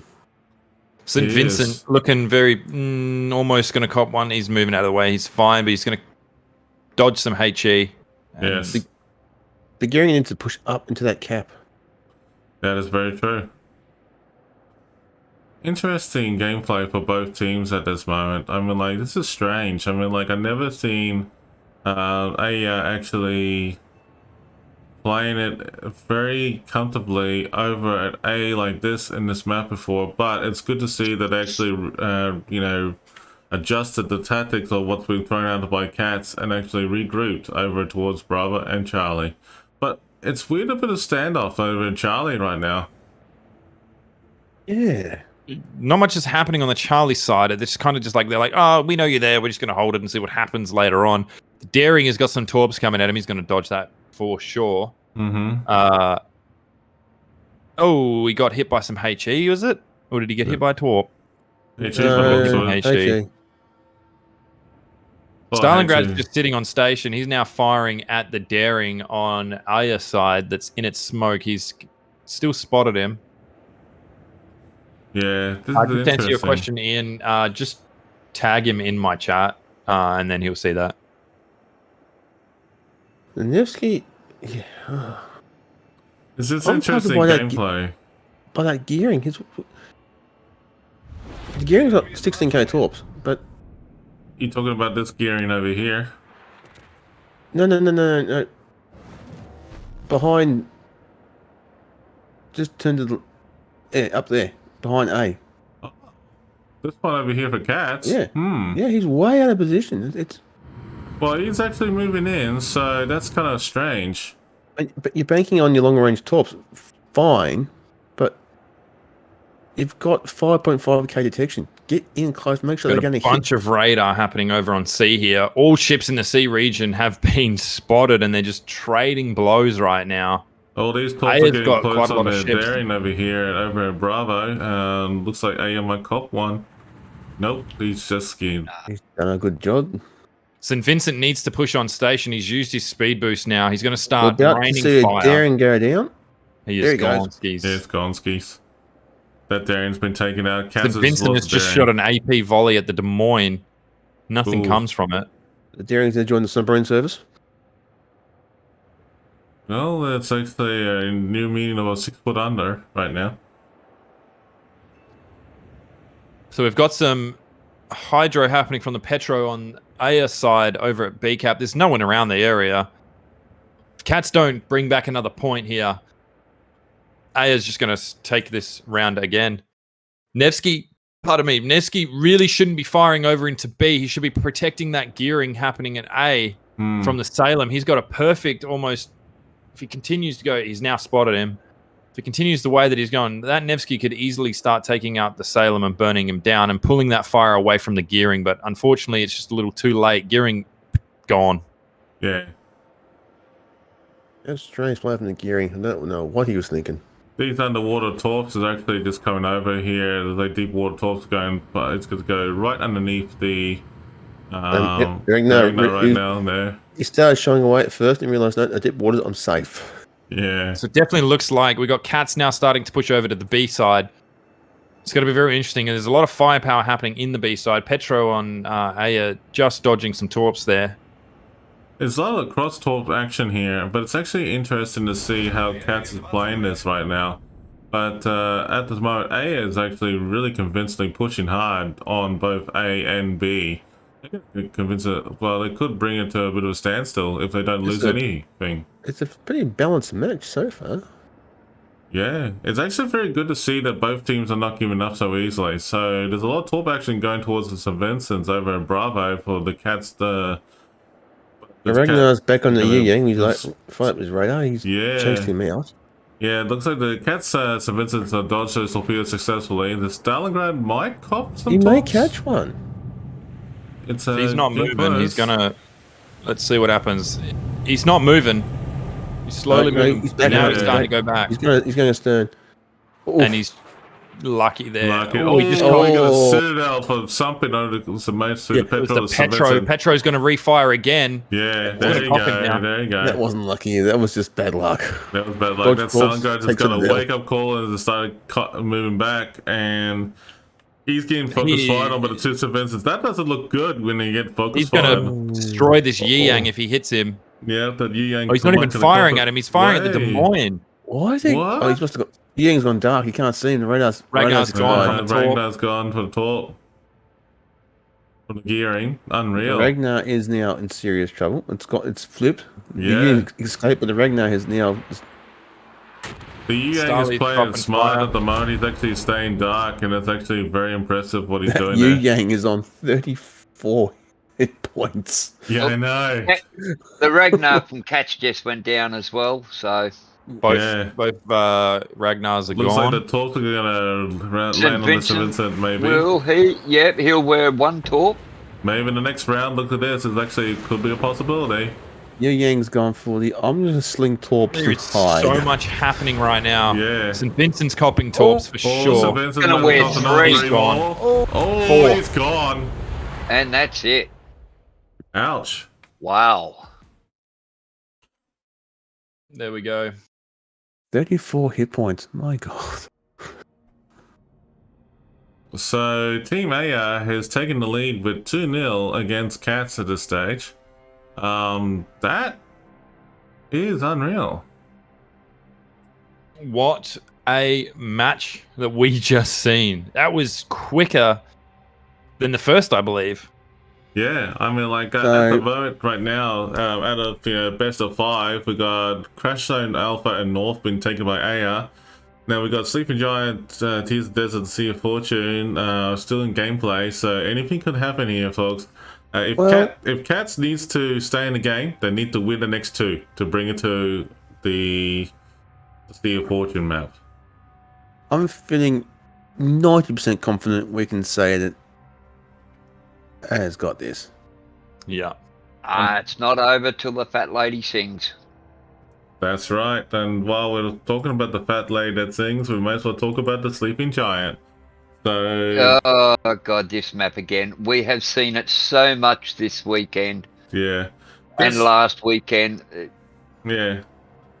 Out of all the battles for King of the Sea of this tournament, I can safely say that Sleeping Giant has brought the best and the worst out of players in this tournament, and I have to say that it is really tough to adjust whenever you see the Sleeping Giant, because depending on the positioning, the timing, and when you have everyone in the right mindset in gameplay, anything can go wrong, will go wrong on this map. There has been cases like in the last weekend that we have seen very heavy battleship and cruiser combos, and been dedicated to a certain flank, whereas there's less destroyers being used. Now in this one, well, it's been a little bit of an opposite factor with more destroyers than cruisers and battleships. So take your pick. Depends how you're going to play it. Destroyer all the way. So, Unbiased. So what do you think, folks? I mean, like with the Sleeping Giant, you know, as destroyers, you have a field day pretty much in your ballpark there. Well, depending on what destroyer, remember, one side of the map isn't so friendly for destroyers if you get caught in that circular island. The other side, where you've got the 4 little islands there, a nice little hidey hole for most DDs. So again, it's going to come down to what DDs they pick, what cruisers, how many radar. Yeah, I really don't like to try and make any predictions on this map anymore. MickTech42 and Illusionary Ghost, you must message me on Twitch as you have won the code for COTS. Please message me on Twitch. And Camo, it's all good we to see have you, confirmation that teams must be ready in 6 minutes for the next matchup. And with that said, I'm just going to, you guys continue talking about what's going to come up. I just quickly need to run to the little boy's room. Go for it, mate. While the flak is running to the washroom, we may as well talk about the upcoming maps in the meantime. So at this stage, folks, I mean, like, we got the Sleeping Giant and Tears of Desert, Sea of Fortune going to be in play here, depending on the outcome of the next battle. So Sleeping Giant, lots of gameplay here at this stage, but there's a lot of things that's going to be on here. While we're waiting, let's go ahead and talk about in regarding to the King of the Sea t-shirt. If you're interested in getting yourself a King of the Sea t-shirt, it is actually very comfy and good to wear. It's actually the material that I'm wearing right now. It's actually very light, good for summer or spring, and it's very durable. And it's actually very nice and comfy, so don't you worry about that. But modeled by a very handsome man called Revan. Thank you very much, Tazzy. Yeah, look, folks, I mean, like, there's a lot of things going on here, so interesting. We'll see how this plans out for this whole tournament. But it's actually interesting when the ship bans came out with both teams said they don't want to have the Sleafin and the Naphtali. Very interesting choices for the ship bans. Not really. Mm-hmm. Seeing the game meta for COTS, especially last night and tonight. Yes. We're seeing a lot of large DDs. I'm talking your Klebears, your Marceaus, your Kaparosks. DDs you can see from space. Napoli and Sleafin especially from where it's 11.1k secondaries from memory. Mm-hmm. And folks, the next giveaway has started. Hashtag COTS. Go ahead and jump in, ladies and gentlemen. And the Napoli with its SAP are destroyer killers. They will deny destroyers air, and especially the larger destroyers we're seeing in this current meta. So banning those two destroyer killers makes the perfect sense for the gameplay that we're seeing tonight. It opens up more opportunity for the DDs to go in and do their thing. It's definitely very interesting, that's for sure. Go ahead, banning the Sleafin is a good move. When it's fully decked out for secondaries, it's 12.5 Ks. And at the rate of firepower, it decimates most of your DDs pretty quick.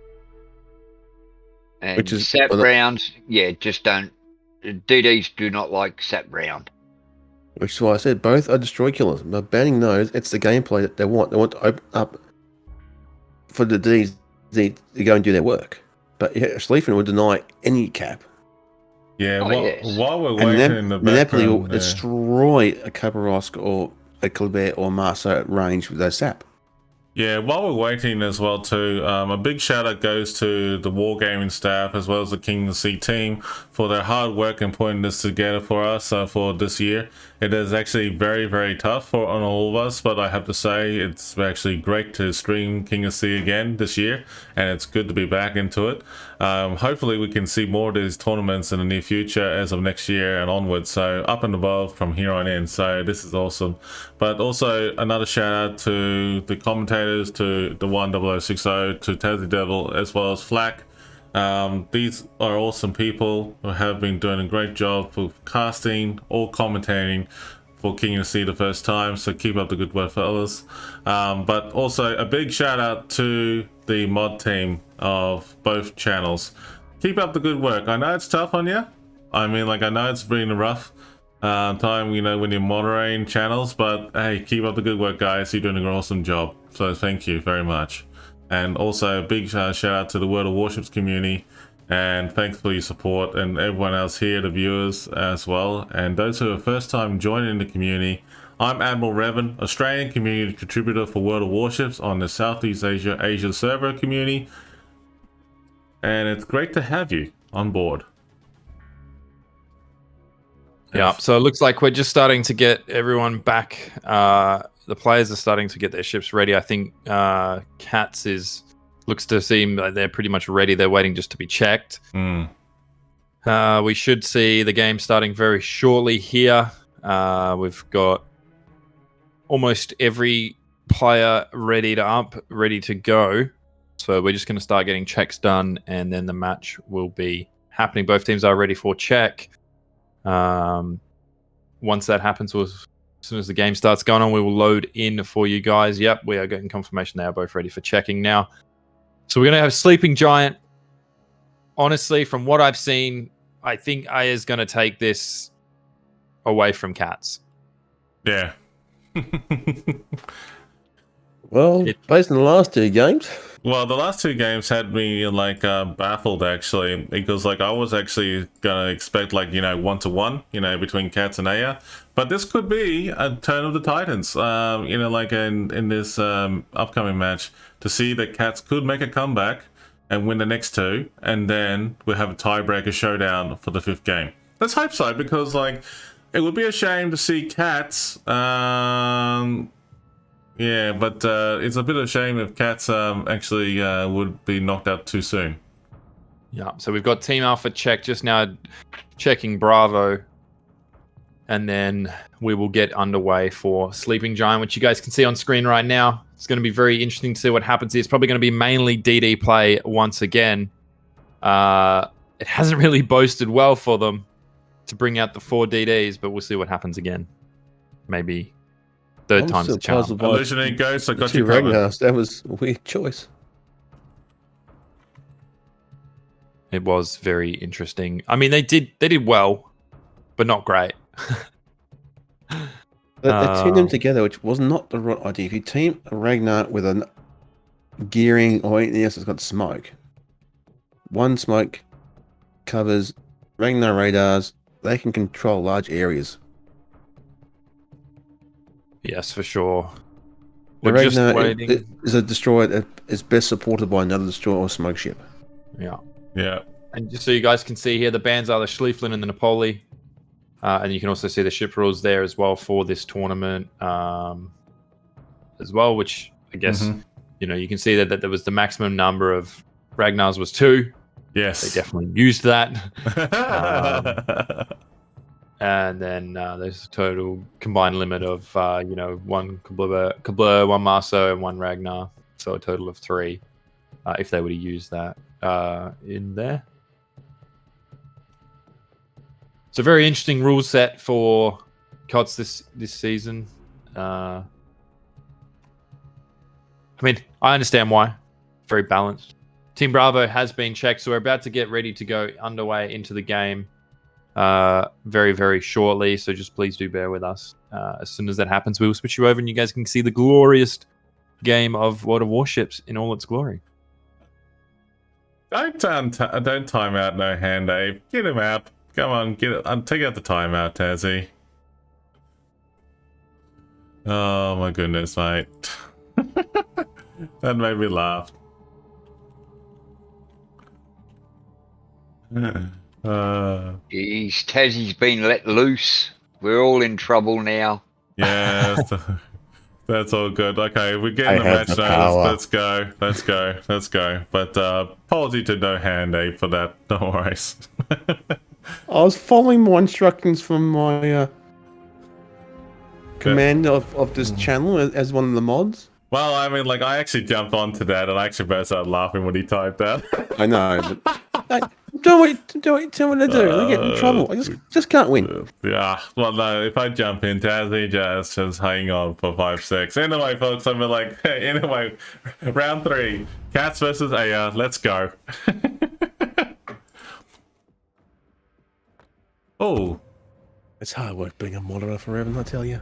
Do we have a double Yang? We do. We have a double Yang with the Delny, Petro, Moskva, 2 Venetias, 2 St. Vincents on Aya. I guess it's gone out of a different change because they got the 2 St. Vincents, Des Moines, Moskva, Noveski, Geary, Kleber, and Masa and Delny combo. So this could be interesting. I don't get St. Vincent clearly. It's in the whip of the ship. With the Cats, what we see here. Pardon me, sorry. The gearing was spawning close to the A, so we got a bit of team fire happening here. The gearing has moved straight across in front of all the other ships.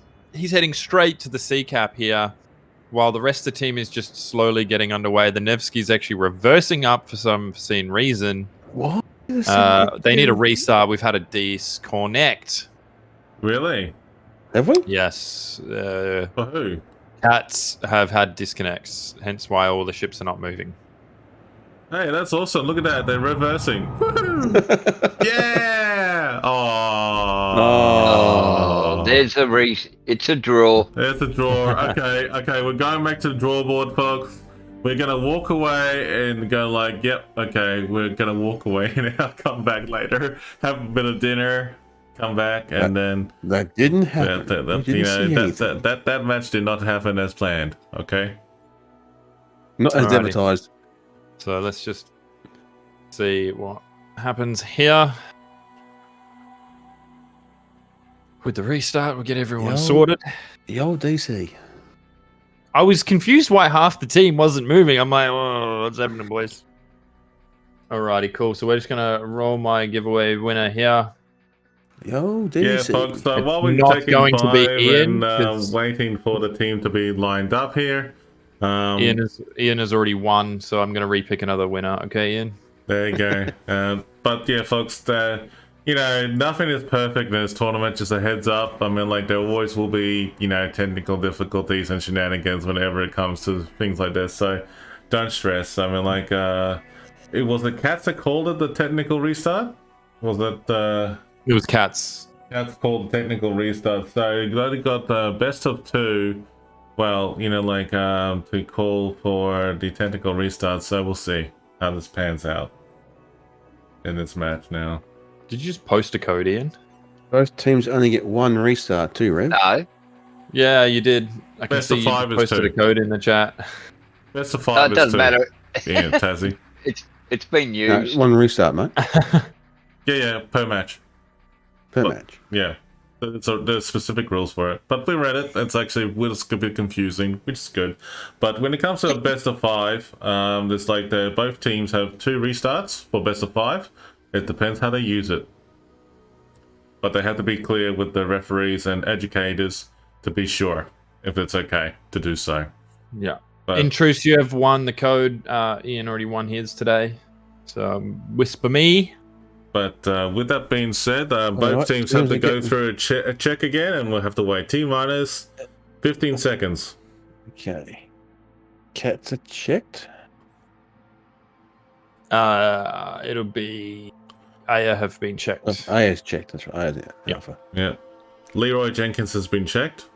And It's annoying how that's Alpha Bravo. I wish they can change that so you know who's who.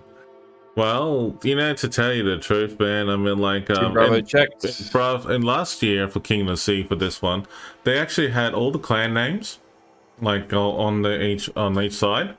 And even though it's Alpha Bravo and it had the clan tags beside the names, Yes, it did. this time round they have different appearances with the accounts, so it's a little bit disconcerting, but at the same time, new change is All good. right. But here we Both go. teams are checked and we're off and running. But here we go, folks. Round 2. Well, round 3, I should say. But let's see how Round we go. 2.5, mate. 2.5. Well, this is round 3 now, officially. So let's just see Officially. how we go. All right, good luck, folks. Let's just see. There's no technical difficulties. Okay, so it's still the same lineup. With the St. Vincent's, Des Moines, the Moskva, Nevetsky, Gearing, Colbert, Maso, Delny on the Cats, with 2 St. Vincent's, 2 Venetias, Moskva, Petro, Delny, and 2 Yu Gangs on Aya. Let's just see how this goes. Hopefully that we got a good start this time round. Let's see. Yes, so the rule means that they have to stay with the same ships, the same configurations as from the previous match that got restarted. So no changing of configurations, as obviously they could see the enemy ships. Keep your ships. So I'm just having a quick look at Cats, and it looks like we got a good, comforting start for both of them. So sweet. Awesome. Okay. Yeah, Gearing's going to be doing the same thing on the Cat side here, heading over to the C side. Kleber is going over to the A side. Delny going straight up the middle for B, potentially being backed up by Marceau, but he might just be heading over to the A cab. Nevsky is going over to the C side, which looks like the Gearing is also going to be going there, with Des Moines, Moskva heading over to the A, with the St. Vincent starting to make his way there as well. The secondary St. Vincent heading over to the C side for Cats. Yeah, this is actually very interesting as well too, over here on the AA team. AA team has got with an interesting gameplay, having the Delny moved into Bravo this time round, with the Yu Yang, St. Vincent, Petro, and Venecia gone to A, and also evenly split it with the Moskva, St. Vincent, Venecia, and Yu Yang going to Charlie. It's good to see that there is at least, one radar ship, at least one, going on either cap, so they're going to have good coverage. Gearing and Nevsky to C is a good play. Yes. Because Nevsky's got radar. So they can just light up C, see what's in there, see what's coming at you. And Gearing with those long range torps can just flood the area and deny anyone passing through C. So It's very funny to see what is happening on the play. B side right now when we've got 2 Delsnys looking like they're doing the exact same maneuver in sync. Staring at each other. It's like that movie, like Face Off. Brad, comrade. Well, it looks like the Delny on the AI team is reversing and going doing the seesaw effect, and looks like the cats of Delny is doing the same thing as well too. Interesting gameplay, guys. Comrade Donny, what are you doing? He's Hello. throwing some torps down. He's dropped. Yeah, he's dumped torps. I think that's just a.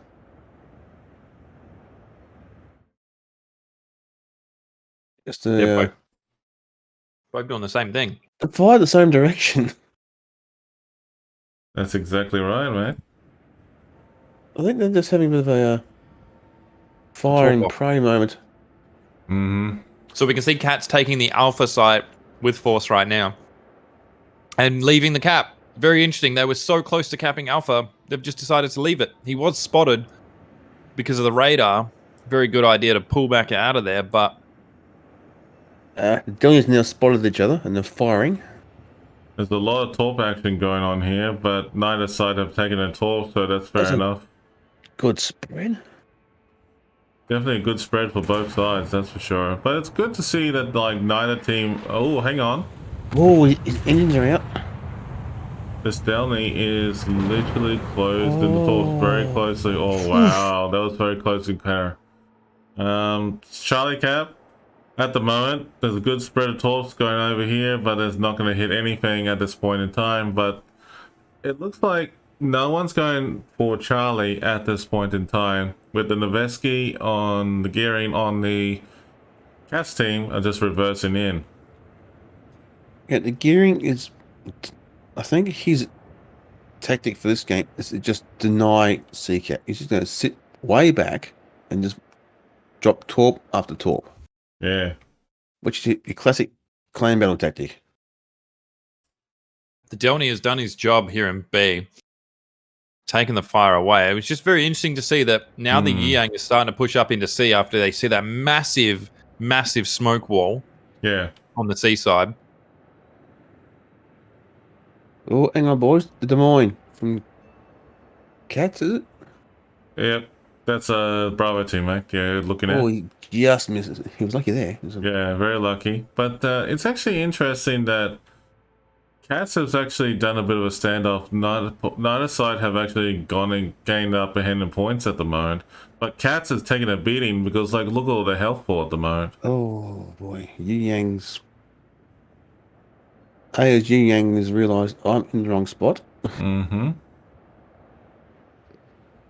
But the gearing, he's in smoke, but the radar's got him, so it's been negated. He's under fire. Yeah.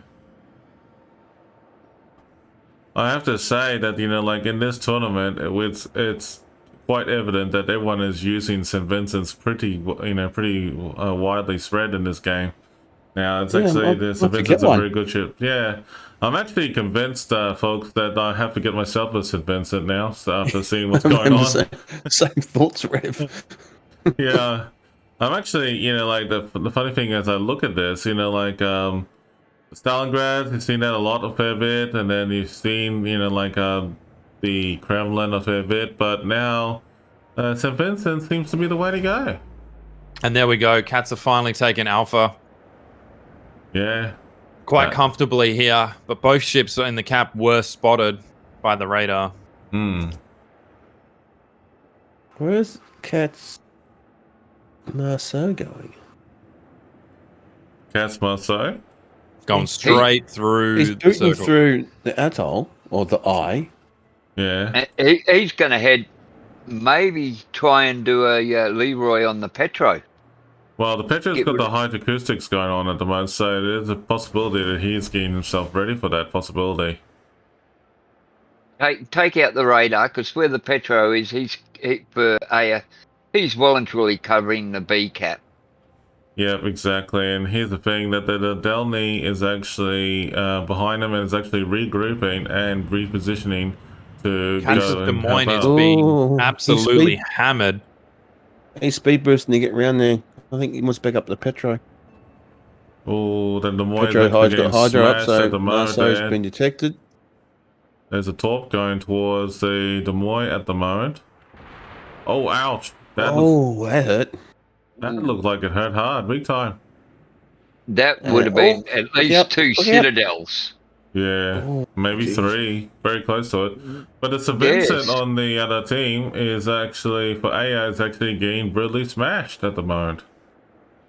But it's a Vincent, but there's points. Cats just about out. Yeah. He's hanging on. So low.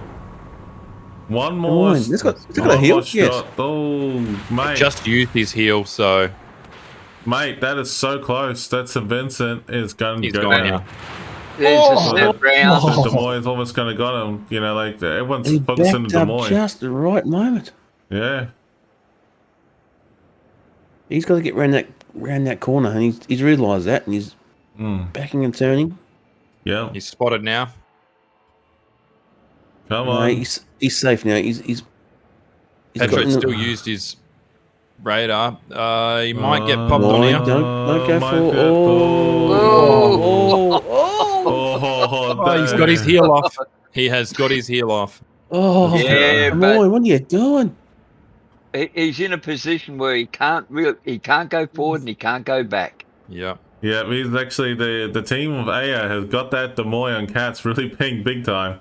That's for sure. But look at that. This is really interesting.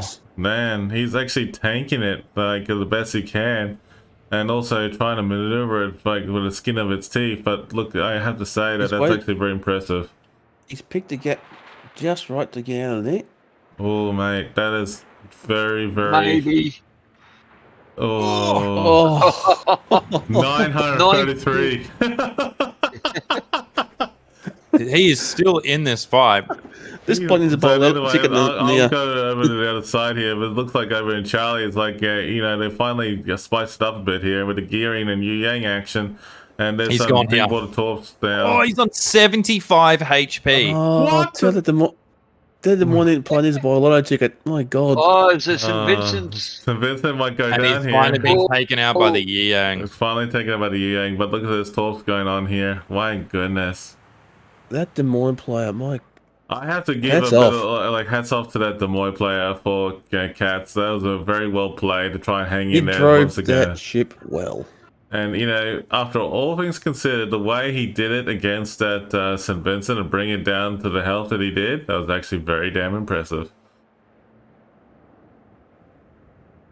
But there's a lot of radar action going on over Charlie and Bravo. Unreal. It's the destroyers, huh? Yeah. With the destroyers, there's radar. That's true. Cats really do need to win this if they're going to stay in this best of 5. If they give it to Aya, they are out. Is it possible? I mean, like that Cats can turn the tide. I think there is, but how this Yu Yang is getting hammered over on the A site here. Yeah, well, he's going to be gone. There's not a lot. Oh, there's not a lot in the points difference. It's only like 70 points. At the 20 points of difference. At the moment, it's good to see that the points are actually pretty steady in favor for Cats right now. Don't want to jinx it. It's too early Moskva to close is copping fire from the other Moskva. It's a Moskva battle over B here. Well, that Moskva may be in trouble shortly because the St. Vincent coming behind him. Yeah, the St. Vincent is copping it from the other St. Vincent. And the Delny's getting in on this action to start burning down the St. Vincent while the Yu Yang... Is that got... No, it was the Venezia has got the sap rounds over onto the St. Vincent. And the Gearing's focusing on the crossfiring on the St. Vincent and also the Nevesky. Yeah. So it's actually good to see the Nevesky, St. Vincent, Delny, and Gearing working together and smoking down that St. Vincent down as best as they can. Yeah, this shell's coming in. Ooh. Cats of St. Vincent that is right here between the B and the C cap is just copping fire from left and right here. Oh, a nice hit on the A is St. Vincent's just now. That looks that'll hurt. He turned at the wrong moment. Whoa, what has happened there? Gone down. St. Vincent's gone down. Well, that was AS St. Vincent just went down. Yes, yeah. Okay. This is probably what we've been looking forward to, folks, that Cats could make a comeback here. Let's just see how they plan out. They're playing it calmly at this stage, but it looks like the Colbert's coming around the corner from the bottom of A cap and looking to intercept that Delny maybe. But the Maso is actually hightailing over towards Bravo, maybe with the motivation to support the other Delny? Maybe. Hard to tell. Radar's gone up. You still got that Moskva on Moskva action, so the Cats Moskva is actually winning against the Ayers Moskva. Yeah. So that's going to be an interesting little battle there. That it will be, and I have to say that that Venetia really got pummeled then just then. Venetia is getting smacked. No, Delny's getting smacked too. Yeah. Yeah, but that wouldn't be a bad trade, a DD for a cruiser. Mm-hmm. Colbert's going to town on Delny. I wonder if the St. Vincent on Cats is going to reheal itself anytime soon, because like look at the health on that thing at the moment. Look out, Colbert! Look out, Colbert! Where's the Colbert? Oh, there's a Colbert. Down over here at Alpha, he's copping it. He's definitely pulling out of there now. He's like, you know what? I don't want any of this action. Yeah. He's pushed him. Yeah, the note button, and he's noping out. Looks like the Marso in the eye is pushing over some HE at the Petro and trying to keep him on fire. Yep. It looks like it's actually good gameplay from both sides. I can see there's a bit of a standoff. Delny has done... If that Moskva doesn't see those torps coming in, I think he's read into it. Yeah, he's slowed up. Would have been really good torps from Delny onto the Moskva over in the B side here. The Moskvas seem pretty even in hit points for the daring encounter. So they're just slugging it out. But the gearing now seems to be in trouble. Yeah. And Vinton's coming in. Oh, that looks harsh. So Vinton's coming in to back up the gearing, but Yu Yang's dropped torps. What do you think? I'd say Vinton's as after Ayers Moskva. What do you think, guys? This is a bit of a standoff. Bit of a standoff. Colbert's in trouble. Yeah, he's getting... Ooh, mate. You're literally being pummeled there. St. Vincent now coming on station to take out the other St. Vincent. He's got a decent broadside almost. Oh, he was able to turn it in and go bow in on that one. Lucky. Gearing's gone dark. He seems to be out of trouble at the moment. That's interesting. Bravo's just like left uncontested. Well, Bravo's no man's land. Well, you've got the Moskva there for Aya, so 12k radar. Cat's taking the Charlie cap because they can see that they're losing the Alpha.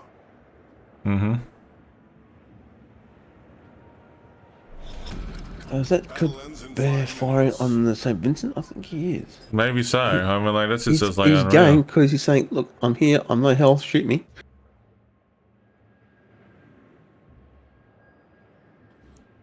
But he's insane gun rate. Oh, hello, there's torps coming in on him. Look out. Yeah, that's actually a few torps. He beached himself. He's beached. He's going to wear it. So he's going to wear a few torps here. Yep. One, two, three. He's gone.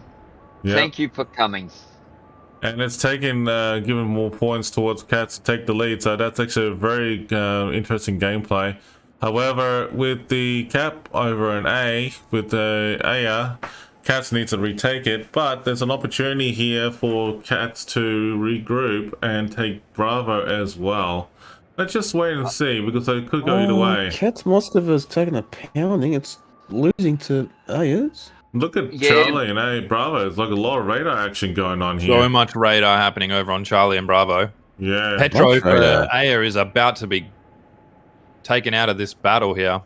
Looks like it. Oh, he's so lucky that those missed. That Petro is... Oof. He's got some AP on him. Oh, mate. He's down to 200. No. He's about to cop it out. Yeah, got him now. He's gone now. Wow. Cat's showing the aggression now. So, like I've said, the Cats will just claw their way back slowly, and that's what they've done. A cat joke. Really? Or cats go pick, you know, like they actually take the movement to just pounce on the enemy there. But Yep, they're pouncing on them. Here we go, people. but here we go. I mean, like it The looks like catch-ups are out. Moskva on A pulled is back getting and is now healing. Yeah, he's healing, but he's also taking a brutal beating. That Moskva is saying, I wish to go away now. It's actually very interesting to see how both sides are playing this. So like at the early in the game, it was like too early to tell like who was actually going to win this, and it's obviously good to see that Cats was wearing them down, but played it smart and actually managed Nevsky to of pull Cats back. has got eyes on Moskva. They're Pushed focusing him forward. Cats are focusing now on the Delny for Aya, and he is... He's in trouble. Yeah. He's going to have to watch those torps that are heading in from the Marceau. He's playing the speed boost back and forth.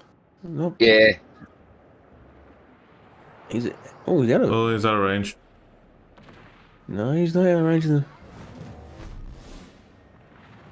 His counterpart. Very good gameplay between the two Delnies. Is Delny a Tectri ship? Yes, it is. Remember, it's the one that replaced the Carbros. Yep. Yeah. So yeah, for the, folks, if you don't have the Carbros is in the tech tree as a coal warship now. So the Delny is the tech tree warship at tier 10. Very good ship, by the way. Go check it out. It's good.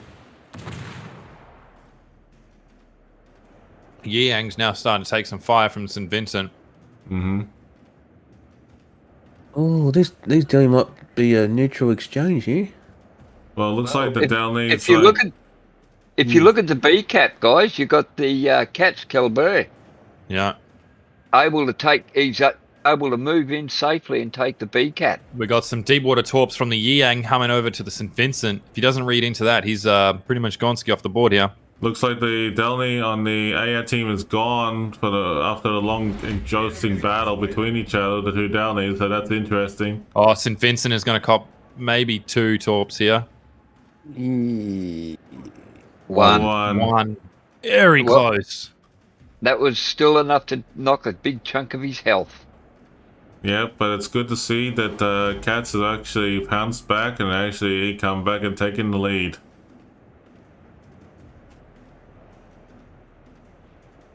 Very good gameplay, Cats. Very good gameplay. Too soon to tell, no? I mean, like, anything can happen in the last few minutes. There's only not 10 seconds to go in the game. Yeah, and looks like this is a Cats match. Yep.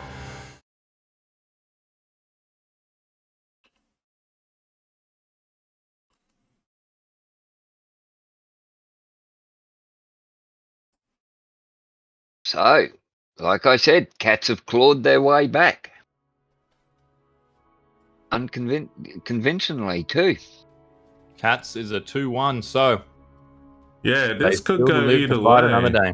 They live to fight another day. So, folks, I mean, this is going to be interesting in going forward, though, because Cats needs to fight back in order to get the tiebreaker they need. Okay, so game 4 is really the showdown. So if AR wins, Cats lose, and AR becomes 3rd place, I believe, and Cats becomes 4th. However, if Cats wins this next match, which we are hoping to see a tiebreaker, it'll be good to see. So if there's a tiebreaker, that means when game 5, that will leave us into a classic showdown between two teams. And the suspense is building and building. Yep, and this could be a really critical showdown to the Clash of the Titans between two good teams here. So we'll see. We'll give them the benefit of the doubt. It's good to see that Cats is like, no, we're not gonna go out without fighting. So, as Ian said, or the 1060 has said, they're clawing their way back in. So we'll see. When's the next match there, Flack? What's the story? So our next map is Tears of the Desert. Oh, this map makes me cry. Why, Ian? The Tears of the Desert makes Ian cry? Oh my goodness. What's going on here? Because I have killed so many battleships with a DD on this map. It's going to be very interesting here on this one, though. This map is perfect for DDs. Yeah. When you look at the map, the islands, that looks a little bit like a smiley face. Mm-hmm. If you just run around there with a DD, stay quiet the whole time, come in from behind, and do that classic flank maneuver, and just let your torpedoes run, and yeah, you can catch them unawares. And are they in a Shimakaze and the other guys in a Howland? Oh, you be quiet, Tassie. Just because you sprung your buddy 97k torps on me. Oh, wow. The shenanigans were real, folks, between those two. I mean, like, when you see Tassie and in the 10060 in battle between each other, you know, the first thing you're going to do is like, yeah, I'm going to run. And that corner. Depends on mood I'm in. Or that corner, I don't care. It's like you got to run. Or do the YMCA. Anyway. When I see a Helen coming towards me, fire torps, drop smoke, engines boost, and get out of there. Yeah, exactly. I've given him nightmares. Well, I have well and truly hydrated. I need to run to the toilet again. I'll be right back.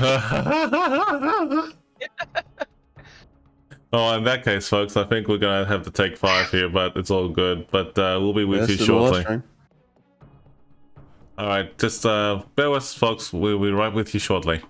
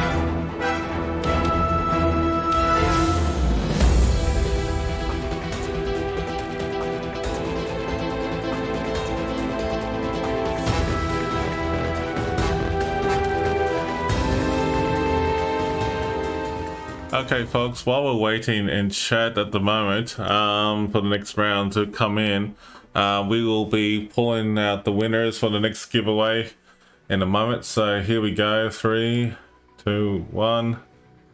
Yep, go for it, mate. And then we'll just do the giveaway for Grant Y and also Gav, Return 5. Difficulty that we just had. Teams are getting ready and checked now as we are speaking, so we should be getting underway very, very shortly with the next match, and we shall see if Cats can bring this back to the tiebreaker. If Aya win this one, and also they are shutting down Cats Y. for their third Go ahead, place message me on position. Twitch. You know the drill. Very, very keen to see what happens here. I mean, Cats definitely learned from the first 2 maps, then moved into the third map and just decided, you know what, let's just let them play their game and we'll just counter it. And they did. What are you guys thinking is going to happen this next match? God knows. Anything can happen, actually. It really is. I'm not going to make any predictions because it's just too exciting. All bets are off. All bets are off. Look, in all seriousness, though, I think it's safe to say that anything can happen in this next match in a way. Yeah. Celtic Knot, you have won. Make sure you speak up in chat to claim your code and whisper me on Twitch, and I will send you your code. And with that being said, I shall wait a couple of minutes and then we'll reopen another giveaway for another code for you guys to win. Yeah, so folks, whenever it comes to the giveaways, just to reiterate or let people know again, or just to remind people, the codes, whoever wins the giveaway, just message the streamers, which is myself or Flack in this case, depending if you're the winner of either channel. Just let us know and then we'll get back to you, okay? So that's all good.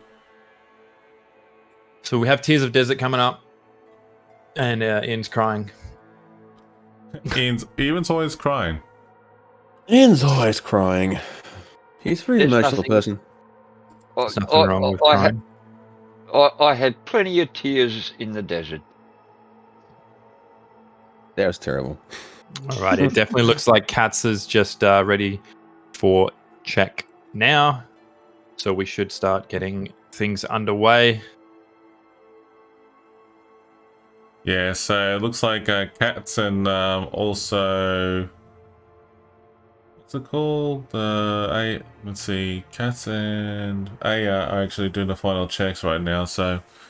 Look, guys, the girls out there, it's been a long week, a long night for all of us. I mean, like, last night was a blast for the semi-finals, I have to say.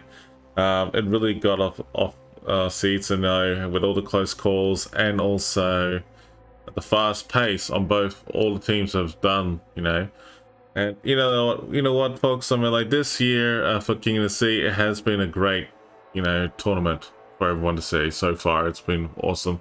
What's got me excited was the big lineup for the grand finale, which is Vor versus STCN, which is actually going to be really, really close to see how that pans out for that for the grand finale. I mean, I think I'm going to see, from what I can see from the way that the structure went, that Vor pretty much got that seat a lot faster than STCN. Mm-hmm. So I think if they're already seated into that place and STCN had to make their way through to get there, I think it's going to be very hard for STCN to actually take on Vor in that retrospect of that. Well, that is very true. I mean, like, well, we won't look at it, looks like Bell ready, so let's go. Yep. We're about to head into the game for Tears of the Desert. Yep. Just waiting for them to This flick is it in. There for we go. game 4. The tears of Ian. Here we go. Well, this is game 4, folks. So for Cats versus Aya, let's just see if Cats can score a tiebreaker. They must score a tiebreaker in order to hold a seat into round 5, game 5, to make the decision. So let's just see what is the outcome of this one. And we're taking a while to load in. Yeah. Maybe an overload. No. Maybe. No, it's still spinning. Still spinning. I'll give it a no. Oh, here we go. Oh, Yeah, there we go. Oh, Cat's gonna swing with two Vincent, Moskva, Petro, Nevesky, Gearing, Kavir, Kabros, and Ragnar. Looks like we're gonna have the AI team gonna swing two Yu Yangs, Downley, Kabros, Petro, Venetia, Marseille, to St. Vincent's. You know what? This is like a heavy DD combo here. But Flack, take us on board about your side. Which one you're looking at the moment? Currently on Cats. So we haven't had much happening yet. They're all starting to get under their way. We can see that the Claver and the Ragnar are really looking like they're going to be starting heading over to the C, potentially Ragnar sweeping into B. Gearing and Kabovska going over to the Alpha side with the Nevsky and Petro. Mosfer and St. Vincent, they're heading over to the C side with the secondary St. Vincent looking like he's just going to be on station around the B side, which we've seen last time. Yeah, that's actually interesting gameplay there. I actually was a bit puzzled if the St. Vincent actually was DC for a moment there, but it's all good. But looks like AI has actually gone on swing with a lot of injury boosting everywhere going on here with the Yu Yangs, the St. Vincent's, and also the Marseille, Carbrosk, and Delney have all punched into their injury boost, except for one St. Vincent, but they have really moved out swinging towards Alpha and Charlie. Looks like they're going to do a hard push on Charlie. Delney is actually very, very brave going towards Bravo, and we'll see what's going to happen next. Preemptive torps have been fired from the Venetia. So it looks like the secondary St. Vincent has now decided to move over to the Alpha side with the Petro, Nevsky, and the Gearing, and the Kabovsk on the Cat side was going to go to B, but then they seen that the Delney got there so fast, so they've decided to, you know what, push over off to A, let them have the B cap. Definitely looks like Cats are taking their time to get on points, whereas I just want to take the ground and get those points off the board straight away so that they can start building this lead. What? Thank you for the follow there, Zolian Mob. Thank you for the follow. There we go. It's actually interesting to see how everything is going on there on both teams there. It looks like Cats is like moving themselves away from the Charlie cap, but staying loosely near it. AI has done the same idea, but they haven't decided to touch much there. What else going on there? B cap's actually been taken by AI, which is a good start to the match. Radar straight off the rip from the Petro to find the Kabrovsk just sitting there. And the Carver's gone, I need to move now. We've definitely got some torps being crossed over here. These deep water torps aren't really going to meet a target if the Petro and the St. Vincent read into that. Yes. Well, they reached the Nevsky? No, he's turned. Just a quick reminder for those and folks in chat, for both for Flack's channel and my channel, we are co-streaming together. Feel free to see both sides of the stream. Hashtag COTS is for the giveaway. But there's a lot of torps going towards this Yu Yang right now. Being cross-torped? Nevsky should be... He might cop one. He's definitely moving at it. He's out of range. There we go. I was wondering whether he was going to be in range for that or not. That just showed us the answer. From Aya, he's just sitting back. Yeah, I'm not 100% sure what the gameplay is here, but like Aya's actually really pushing in there. Okay, Ragnar is on the C cap by himself once again. Definitely loves being by himself here. He loves being on those caps. Oh, the Clavers actually getting smashed here for the Cats. The Clavers are caught in the open by He's going to be off the board here very shortly. He's going to move away. How is he alive? There was so much damage being sent at him. He's not going to be alive for long. He's got to either smoke himself up or anything. He's got to get out of there quickly. He's out. He's getting burnt and smashed all over the place. Look at that. This Quebec's getting smoked and down. The no button didn't work. He's dead. Yeah, Aya really wanted to take this PD off the board so there he far. goes. Bang, gone. Thanks for coming. Cats has lost I think that is destroyer in the fastest ship being destroyed we have seen in the past 2 days. Yes, that is very true. That is very true. And it's actually... Aya doing very well to get him off the board quickly, but... Now Aya's starting to pivot onto that cap in force. And they will take that cap for sure. Now the question is, how is Cats going to return the favor to Aya in retrospect where they are right now? Because like there's no ships that are anywhere close to being dead right now on the Aya side. They've really done well to keep themselves up so high in HP at the opening battles here. And it feels like that at this point in time in the match. Ooh, it's like Petro on the Kabovs in the B. Yeah. It looks like a bit too early to tell, but it could be a possibility that Cats, if they don't do something real quick and regroup, they're going to probably get thrown out here. So let's just hope they can get back in. Aya's coming in force into Alpha. They've pivoted, taking out the... Oh, so Vincent's trying to get some torps here. He's about to cop some torps here. Oh, he's definitely. If they hit, he's gone. Bad luck for the St. Vincent here. He's still burning though. Yeah, he's going to be burned out here. Yep. He'll burn out. Cats has just lost to St. Vincent too early in the game. That's big firepower taken out right there. Yeah, lots of points on Aya's side there. They've just increased their lead by another 200 points for taking out that St. Vincent. Yeah. Very, very well done by the Yang's Torp, reading into where that St. Vincent was going to be. The A-cap push is now focusing that Ragnar, I think. On the B side here for Cats, the Kabrovsk is stuck in a hard place right now behind this island. Moscow took a massive hit there. Yeah. Moscow's getting actually focus fired on right now. He's actually now the Ragnar's Petro. Yeah, the Ragnar's being focused. That A push is just causing absolute mayhem from Aya. Aya are really wanting to close this out early. They do not want to stick around and let Cats come back like they did last match. They're just going full frontal attack this time. And Moskva just took another big hit. He is hurting. Yep, this time around, Aya has actually gone swinging. If he keeps going the way he's going to give broadside to that Petro. Look at this close Delny and Cabros action right here. Look at this. He's got his speed boost on. He is hammering it through. Oh, his engines are out. Torps are going out from the Delny towards the Cabros. Both sides. Oh. No, the Cabros' Torps is too slow. He's repaired his engines. He's dead. He's gone. Delny's turning to get out of the ray of the Torps and the ray of fire, but he's going to beach.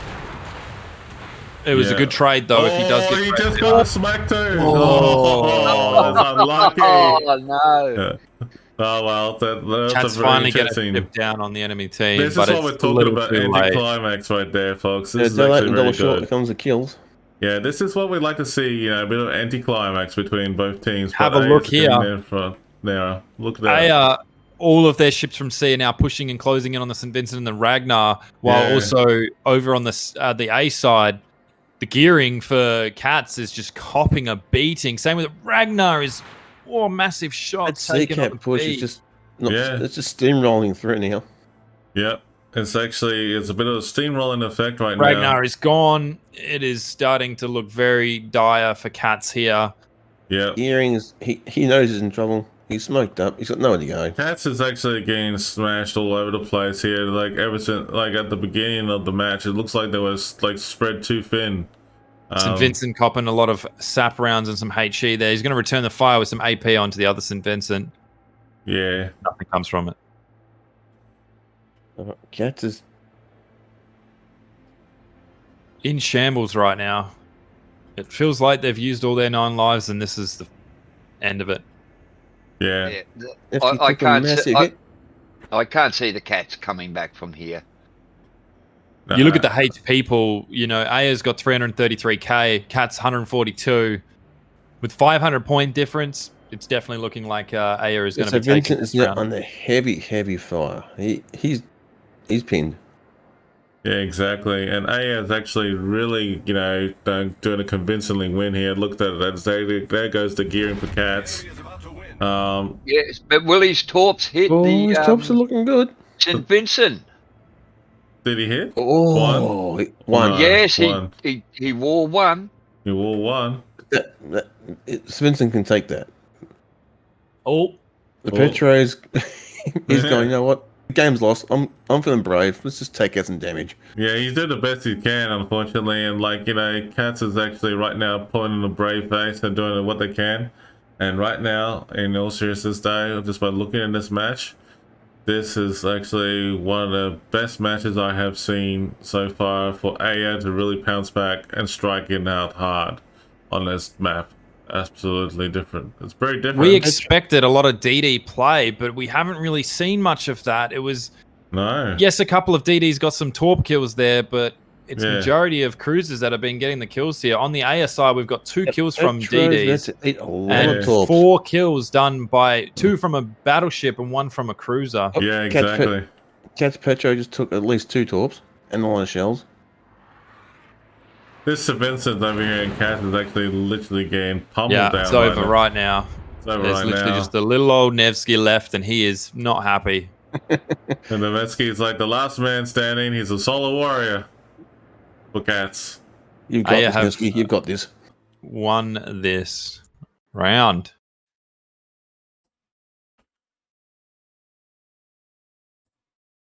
So commiserations to Cats and congratulations to Aya. There we go, guys, ladies and gentlemen.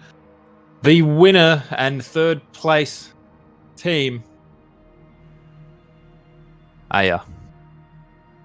Yeah. Wow. Well, ladies and gentlemen, as you just heard, that Team Aya, have actually become 3rd place for regional finals for Kingdom of the Sea. And congratulations to Team Aya. We salute you and say thank you for coming in for Kingdom of the Sea regional finals. It's great to have you on board. And also a big shout out to Team Cats. And it's good to see you as well. And look, there's always going to be next year. And, to put it out there, both teams have played well into getting the finals like this. You've done well. You should deserve yourselves a pat on the back. And congratulations to get to where you are today. So Cats have reached 4th place. And then also Team Aya has actually reached 3rd. So big round of applause for those guys. Also, we are looking forward to a bit of a big showdown coming down real soon between Team Vor versus STCN in the grand finale of the regional finals for Kingdom of the Sea 2022. But this is what I was looking at, the actual outcome of the map, what happened there. So North was taken out by Aya. Crash Zone Alpha was taken by Aya. Sleeping Giant was taken out by Cats. Tears of the Desert was taken out by Team Aya. So, folks and guys, Flack, the one, Tazzy, your thoughts on the matter of what just happened in this round of matches we just faced? I'm gobsmacked. Yeah. I honestly thought Cats, in the 3rd game, that they did really well. They came out fighting, and I was hoping to see them do the same, but Aya just counteracted every maneuver that the Cats had. That sure did. Well, Cats got lucky in the 3rd game, I think. It just was pure luck. This was Aya all the way. Yeah. What about you, Flack? Honestly, I think Cats got very lucky to be able to claw back that 1 win on map 3, but I think Aya just definitely turned up on the day to just show everybody that they deserve to be in that position. They played absolutely amazingly, and for them to just turn it up on that final map and just destroy a ship so fast, that the fastest I've seen this tournament in this past 2 days that I've been casting it, it's just insane to see how quick that was, and the fact that they just collapsed. It was one after the other, and it was just dead. You know, it was a very slow start to that final map, and then all of a sudden it just happened so quickly. Within 5 minutes, it was over from that first initial slowness, and it was just like they seemed to be getting into position and ready to go, and then all of a sudden, boom, it happened. Yeah, exactly right. And you know what, folks? I mean, like, I was left speechless. Like, for both teams. I did say earlier that actually, it's really hard to predict between Aya or Cats to win, but it would be good to see either one who win. But look, in all seriousness, though, it's good to see that both win something nice out of it. So, in all seriousness, though, congratulations to both teams. You did great. Have a look here. We'll see the prize pool for them. So what do they get here? Aya between themselves get $7,500. Not bad there. And Cats pull home $5,000, and then $2,500 goes to fifth all the way through to what is that, ninth? Yeah, thereabouts, mate. But yeah, it's actually interesting going forward here. But look, folks, I mean, like, so let's talk about the next matches upcoming soon. It's going to be delayed a bit because I think it's about another 45 minutes, I think. It's 42, correct. There you go. Ooh. So, folks, the reason why the matches have been delayed so much is because they got a set schedule for certain things, especially for tiebreakers to take into consideration here. So, while we're waiting, we may as well do some giveaways in the meantime. So, look, we may as well do this giveaway right now. Here we go.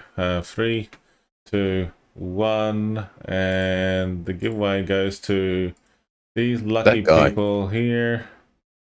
Mine. No, you're banned. Folks, please remember to be following the channel because I had to make sure that is the case. But Quell Drop Mac TX and also Torrun Turbo, congratulations, you're winner of the King of the Sea code. Message me on Twitch and we'll get to you shortly.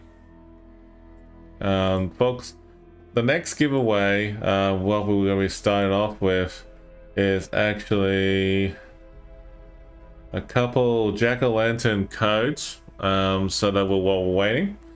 So because there's a bit of a delay, I will draw out 2 of them. Okay, so go ahead, it's all for all servers. Go ahead, jump in, #COTS. So we've just been given confirmation as well that the game will be starting at 7 p.m. UTC. Plus +8. +8, correct. So it is confirmation. Yep, we have confirmed it is 1900 +8.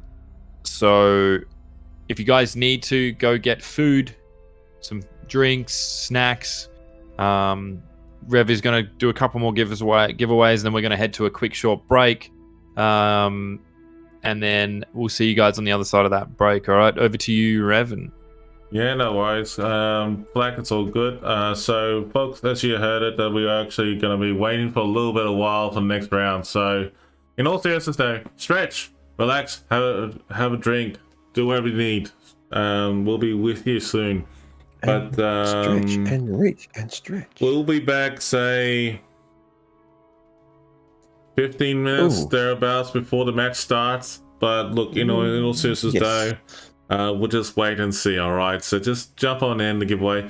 #COTS for the jack-o'-lantern containers. I will draw out 2 lucky winners for that. It is all for all servers, NA, EU, Asia server, as well as the other server as well too. But look, jump on in. We'll wait for you real soon. See you soon.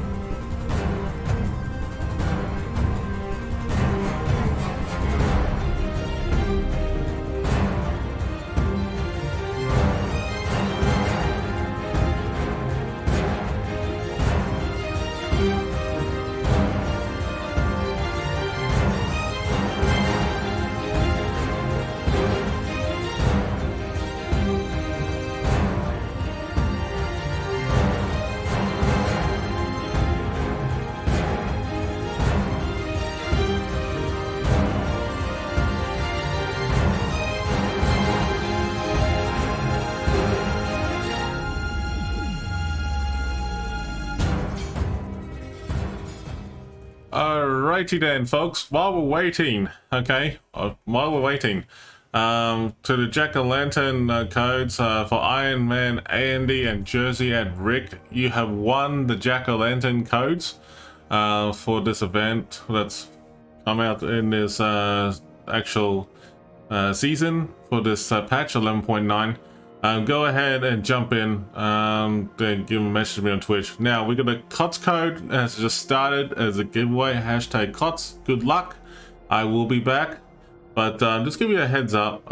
So what's happening is that we're waiting for 4 and STCN to get that team attended, and so we're basically waiting for both teams to be assembled. So stay tuned. Hold on to your seats for the grand finale of King of the Sea 2022. Stay tuned.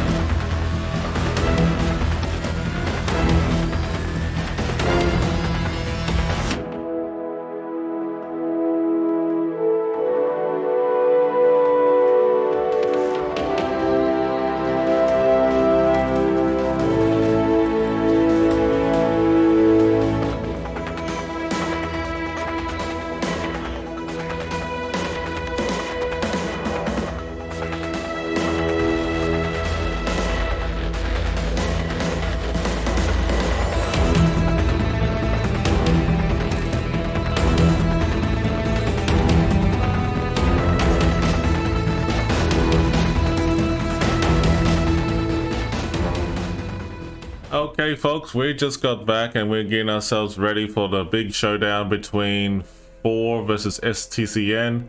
We're waiting for it to come up real soon. And folks, if you can help, do me a favor, drop in some follows to Flack to get him to 1k followers. It's actually 11 away, I believe, last time I checked. If he hits over 1k followers, pretty much we'll do a CZ container giveaway for On The House from myself to everyone here in the community. So good luck to anyone who wins it shortly. We'll do that after if he hits the 1k follower goal. Now, while we're waiting, we got the Vor versus STCN, two very good clans that have actually gone to through the semi-finals, and now we'll see how they go in the finals of the King of the Sea. Gentlemen, let's see what your thoughts are. So we've got the maps up on my side here with the best of 5 for this grand final between Vor and STCN. We're going to be starting with Northern Waters, then Tears of Desert, Sea of Fortune, North, and then Crash Zone Alpha. It's going to be very, very interesting to see how this plays out. Both teams are getting 2 turns at Alpha, and then STCN will also be Alpha for the last one, so they get the 3rd chance there if it goes to the tie breaker. Very, very interesting to see. We've got our bans. Vor have banned the Yi Yang, and STCN the Petro, which is really interesting to see because we've had the Petro quite a lot. Yes. And it was very interesting to see that they would end up banning it because it's a pretty strong ship. Any thoughts in reading into why they would be banning it, guys? Well, I understand it with the Petro for a couple of different reasons, because like the Ark of the Hull and a few other things, but in all seriousness though, just by thinking about it, the Petro, speed, maneuverability, I guess, but then again, Yi Yang, I do understand why the Yi Yang, so it'll be interesting. That's proven to be a very effective DD in this competition, which is weird. You don't see them in clan battles. Clan battles, they tend to get ignored and left behind, but in COTS, they've just come out firing. Yeah. And the Deepwater Torps have been absolutely devastating on the larger capital ships. Yeah, exactly. So with Northern Waters, this is obviously we've seen this map quite a fair bit. I'll bring that up so you guys can see it for the next map. What do you guys reckon? Is it going to be Vor just going full on Vor to the floor at STCN, or are they just going to be reserved and see what STCN can bring to them? To be fair, I think Vor would just go out there and decimate them in that first match. Warships are going to go forth and conquer. No. I disagree with you, Revan.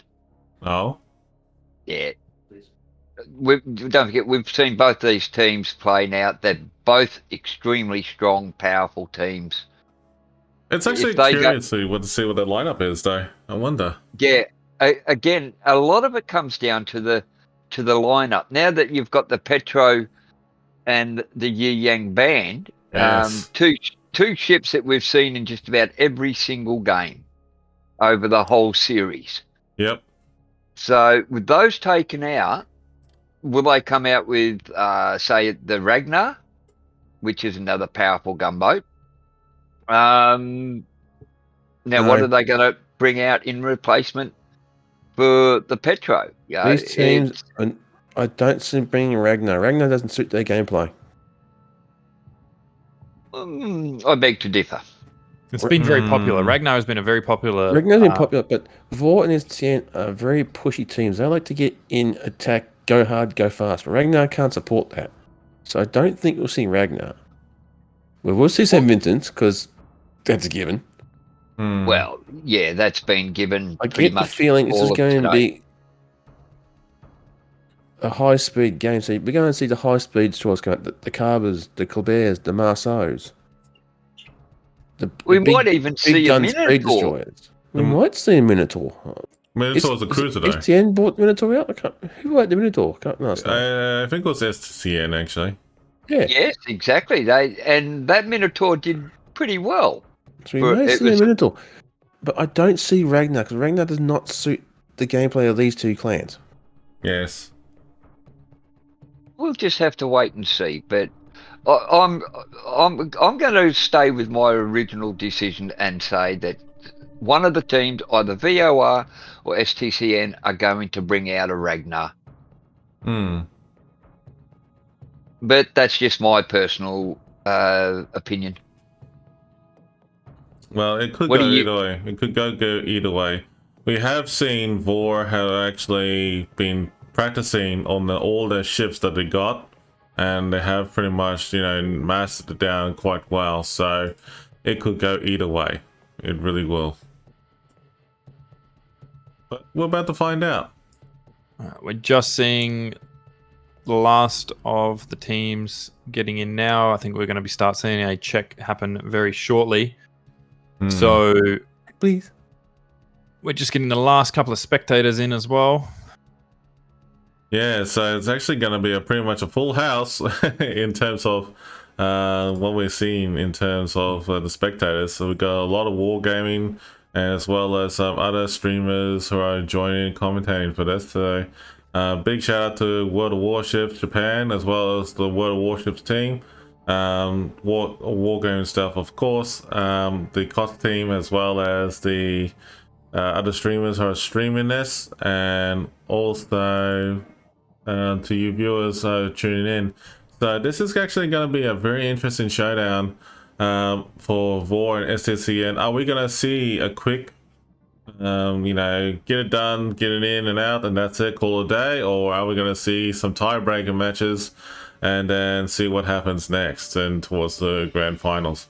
Just remember, this is going to be a best of 5. So best of 5. With that being said, you got 5 maps that's been already been chosen at this stage. So anything can happen here for Northern Waters, Tears of Desert, Sea of Fortune, North, and Crescent and Alpha. If Vor were to win 3 in a row straight up front, then that means that, of course, there's no tiebreaker decided right there. But with everything being said, though, if STCN and also Vor have scored 2 each, Crescent and Alpha will be the decider. Alrighty, we have just got confirmation that they are doing the checks now of the teams, and we'll be getting ready to go underway here very, very shortly. I reckon it'll be within the next minute or so. We shall be underway. It looks like the team's got in at perfect timing, because in less than 1 minute time, it actually hits the start time of this match, which means it's very well and good that they all got here on time so that we can have this match out for you guys having to. Yeah, we're getting worried about that, aren't we? Yeah. I had a major stutter just then. I don't know why that came out of nowhere. Have a drink. Have a Kit Kat. I'm fine. And looks like Flack is only 9 followers away from reaching 1,000 follower goal milestone, guys. And in chat, go give that follow to Flack. He's actually been doing quite well to get to where he is right now. Let's see if we can get him to over 1,000 followers on his channel tonight.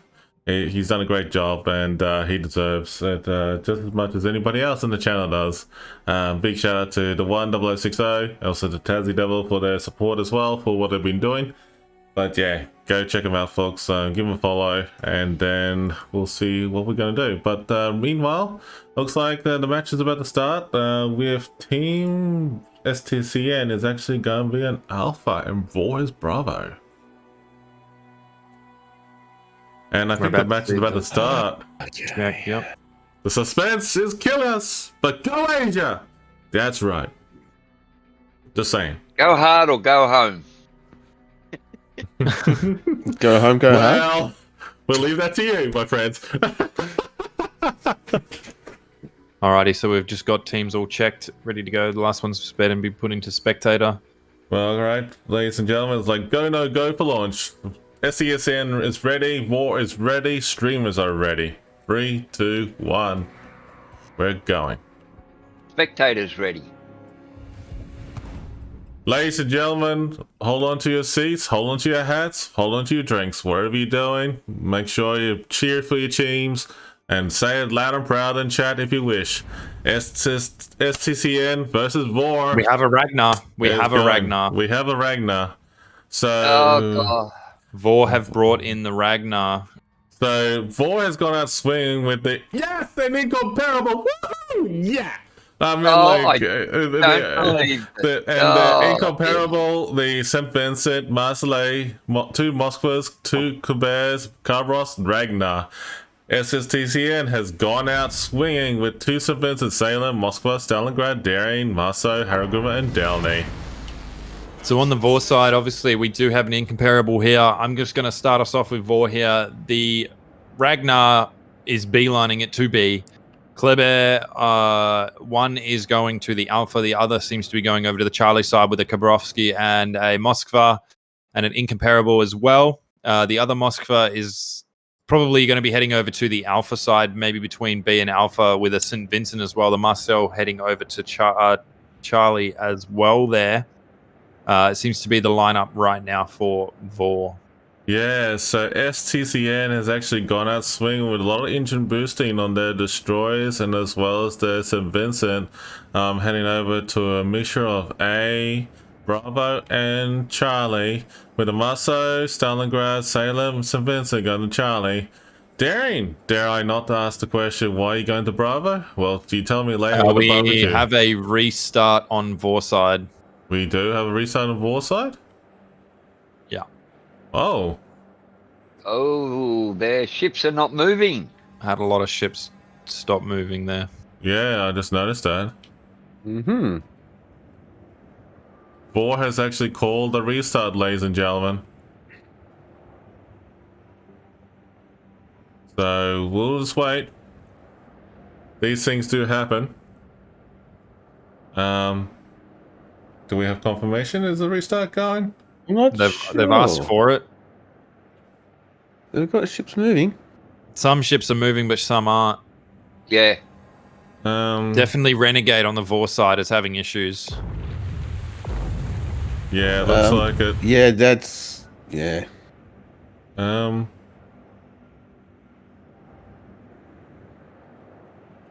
on 1 second. Let me just triple check and clarify what's happening.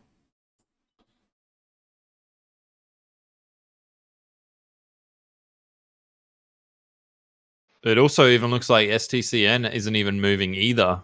Yeah, looks like they've stationary as well. They could be holding with Vor's issues and just waiting. Is there a possibility that there's something that's gone wrong on both sides? We'll see. Good to see that the streamers aren't the only ones that suffer technical issues. Yay! All right, there we go. Confirmation. We have a Restart there. Okay, so we got a restart that's been put into progress right now. Alright, ladies and gentlemen, we just got confirmation that a restart has been confirmed. One of the Vor team members have actually reported that they got disconnected from the game or something like that. Technical issues have happened. These things do happen, so it's good that they actually have brought the educators and also the referees into play here to let them know what's going on. So that's good. So we're gonna wait and see when the team lineup's gonna start again. So just bear with us, folks. Just hold on to your seats, and then we'll get that going shortly. Hopefully it doesn't take too long for this to happen. It was only, by the seams, it was just one member from Vor, and it wasn't even the member that we originally thought it was that had issues. So hopefully all is well. Thanks everybody for jumping in with the new follows as well. Make sure you guys type hashtag COTS in the chat to go in the draw to win an awesome prize pack. 2 camos and 4 containers. Very, very well for free if you're in it to win it. Only thing I ask for you to do is just follow the channel so that you can be awarded your code. And if you are chosen to be the winner, then just whisper myself and I'll send you that code when I can. So folks, while that's happening, I mean, like, a big shout out to the Wargaming staff, the people who are streaming this King of the Sea event, as well as the King of the Sea organizers, as well as the you viewers for your awesome support, and we all thank you very, very much for what you've been doing. So let's just see what's going to happen here in a moment, because Vor did call for a restart, and I wanted to do a quick shout out to everybody there. Welcome aboard to the stream, folks. I'm Admiral Revan, Australian community contributor for World of Warships on Southeast Asia server, and we bid you welcome, and it's good to have you on board. I'm co-casting alongside with Flack, commentators, the One, 0060, and the Tassie Devil. Thanks, guys. Looks like we're good to go again. Oh, that was Here a we very go good again. intro. Lines are cast off, the Yangoes are short, all crew is signed in and run away and making way. So here we go. Round 1 has started officially for STCN versus 4. Let's just hope there will be no technical issues in this one. We It'll hope. definitely be the same lineup. Yes, it is. And I will get prepared over on Vor side. All right, so we have the St. Vincent Incomparable. Woo! Yeah, all right. So we got the Marseille, the 2 Moskvas, 2 Colberts, the Kamros, I'm and the concerned for you, Ragnar. Rev, that you're so incomparable. And in all seriousness, though, the STCN team has gone out swinging with the 2 St. Vincents, the Salem, Moskva, Stalingrad, Daring, Marseille, Agruma, and Delhi. In all seriousness, though, folks, why I'm excited about the Incomparable? Because it's a good ship, okay? I love that thing, all right? Don't mind me. It's not a good ship. Yes, because you don't have it. That's right. That's why it's not a good ship. But if Flack, I've got the ship in my port, it's a good ship. Alrighty, anyway, so Flack, go ahead and take It's us in to your the port, lead. and it's an average ship. Oh, We sorry, are my having port. the exact same maneuvers from the Vor side that we've seen before. Except ships are moving now. Yeah, Yeah, exactly. Except ships are actually moving. And it almost looks like these guys have actually done this strat before, because it is almost exactly the same as how it happened from the start. This looks familiar. It's good to see that they actually come out swinging this time around. Let's see if SCCN has actually done the same thing. Well, it looks like the Delny, the Haragumo, and Moskva and St. Vincent have gone over to A. The St. Vincent, the Sailing, and the Stalingrad and Marseille are going towards Charlie Cap. The Daring, I dare not to ask this question, but good luck to you, man. You're so brave going to Bravo. The Daring still being daring. Yep, Ragnar's heading straight over to Bravo. It seems to be Ragnar's just keep getting pulled into the Bravo cap here. It's super interesting to see why they do that. I told you, call him Bagnar now. Yeah, but let's have a focus over here on the Charlie cap. Watching the Kleber, the Kabovsk, Marcel, Incomparable, and the Moskva steaming ahead, voring to the floor to get to Charlie cap. Yeah, it's actually interesting to see how both teams are playing out. It looks like STCN has gone with a smoking maneuver with the Haragumo and actually just fighting its way through. But hey, Ragnar popping his radar to find the Daring out in the open. Oh, there's a radar that's been smoking, pumped out by the Stalingrad to detect the Ragnar. It's not going to catch any of the Vor ships moving to sea right now. Damn. Oh, don't know. Daring is, yeah. STCN is actually, the Daring is actually getting pummeled and hammered big time by the Quebec and the St. Vincent and the Moskva and all angles. Damn. The Daring has noped in the cover, and he will heal up in there, I reckon. Yep. But he's still getting the cap, so his job is done. Well, Moskva keeps him radared. Yep, and Ragnar has gone away to start kiting over towards Charlie to regroup with his actual teammates, which is fair enough.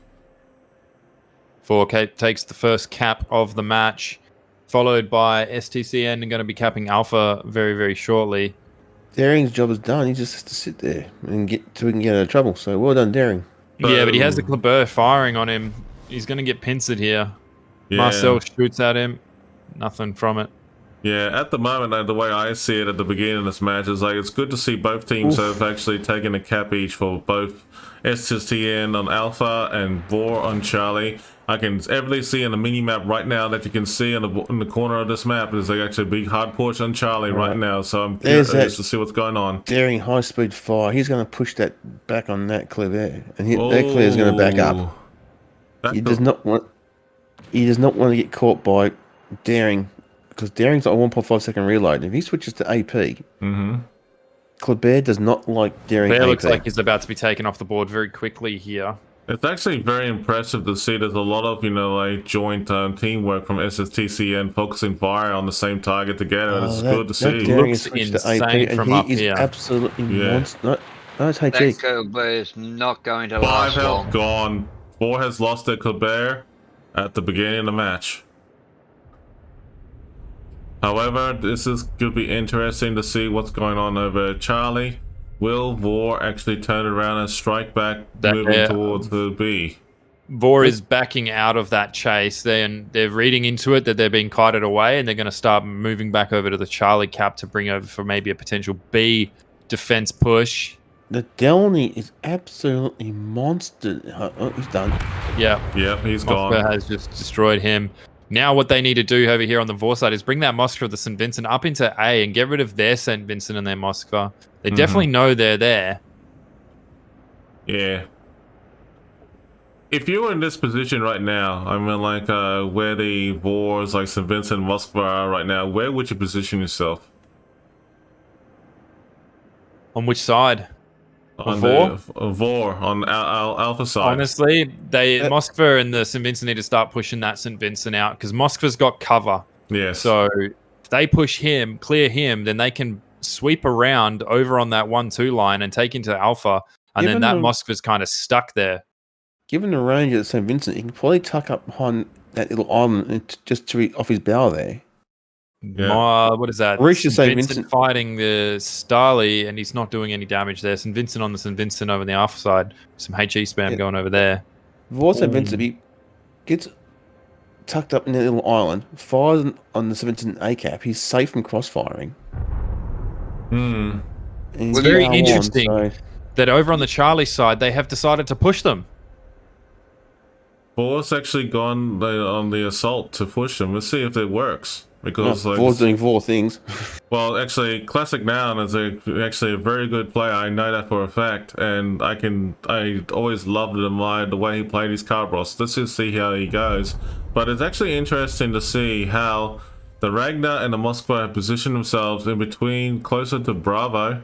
But wait a minute, I mean, like, it looks like the Moskva and the St. Vincent are regrouping over towards Bravo at this stage. But let's see what's going on, Charlie. All the action's here.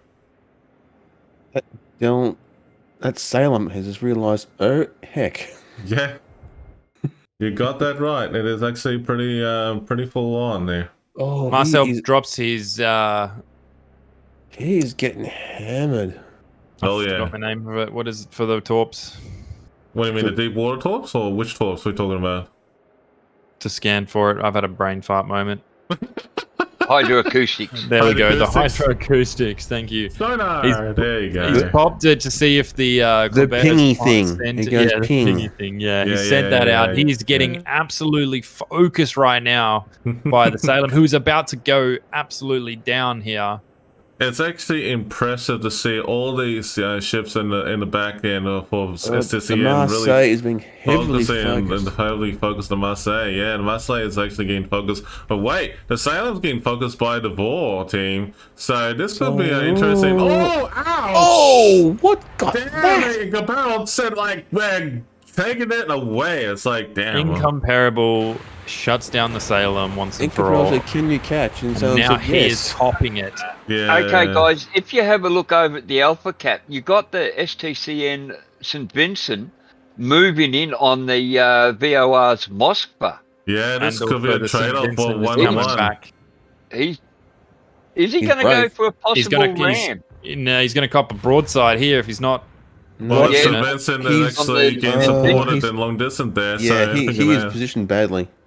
Yeah, this St. Vincent for STCN is actually in a bad position right now, and either way, if he shows his broadside to the St. Vincent of Vor or the Moskva, he's doomed either way. But look, wait a minute, the Moskva for Vor is moving in.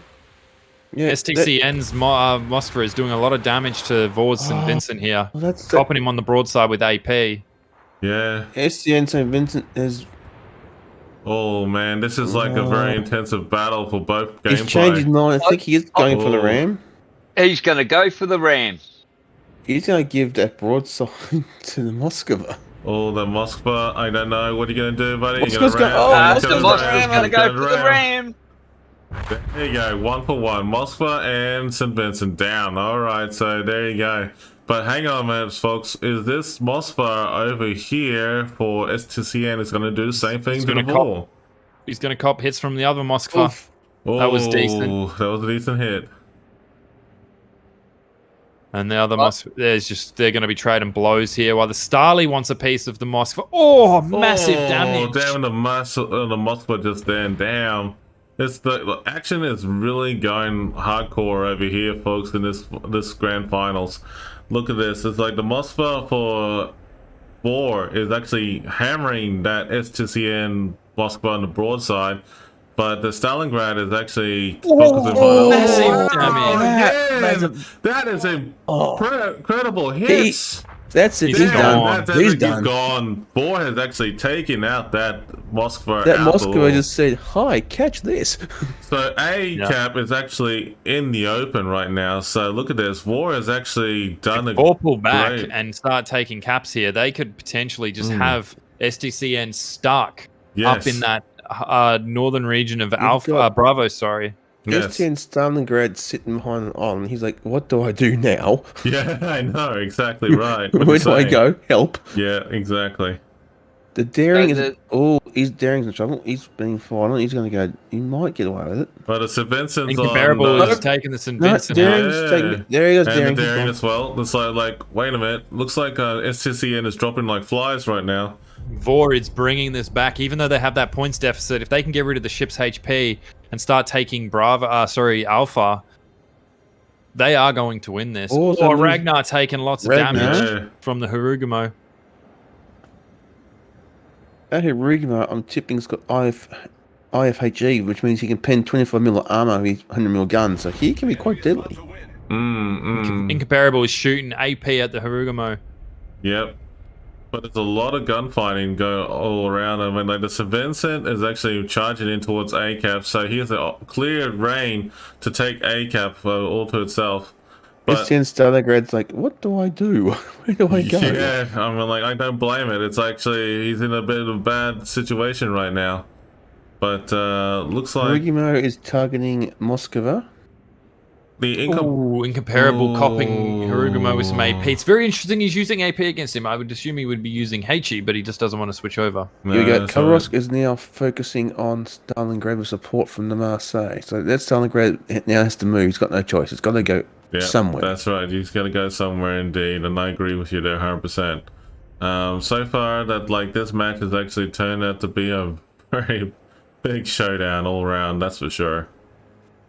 There is lots of fire going all over the place right now. It's unreal. Comparables. Like Starly just say, oh mate. Oh, the Stalingrad. There he goes. There he goes. Yeah, he was done. There's torps all over the place. Torp with his teammate. Yeah, good on you. That's like, damn. The Incomparable takes Incomparable's actually getting smashed here by the Masa and Harugumo combo. Incomparable's just gone, you know what? I'm dead, but just go for it. Yeah. Killbear just torped his teammate. Well done. That's awesome.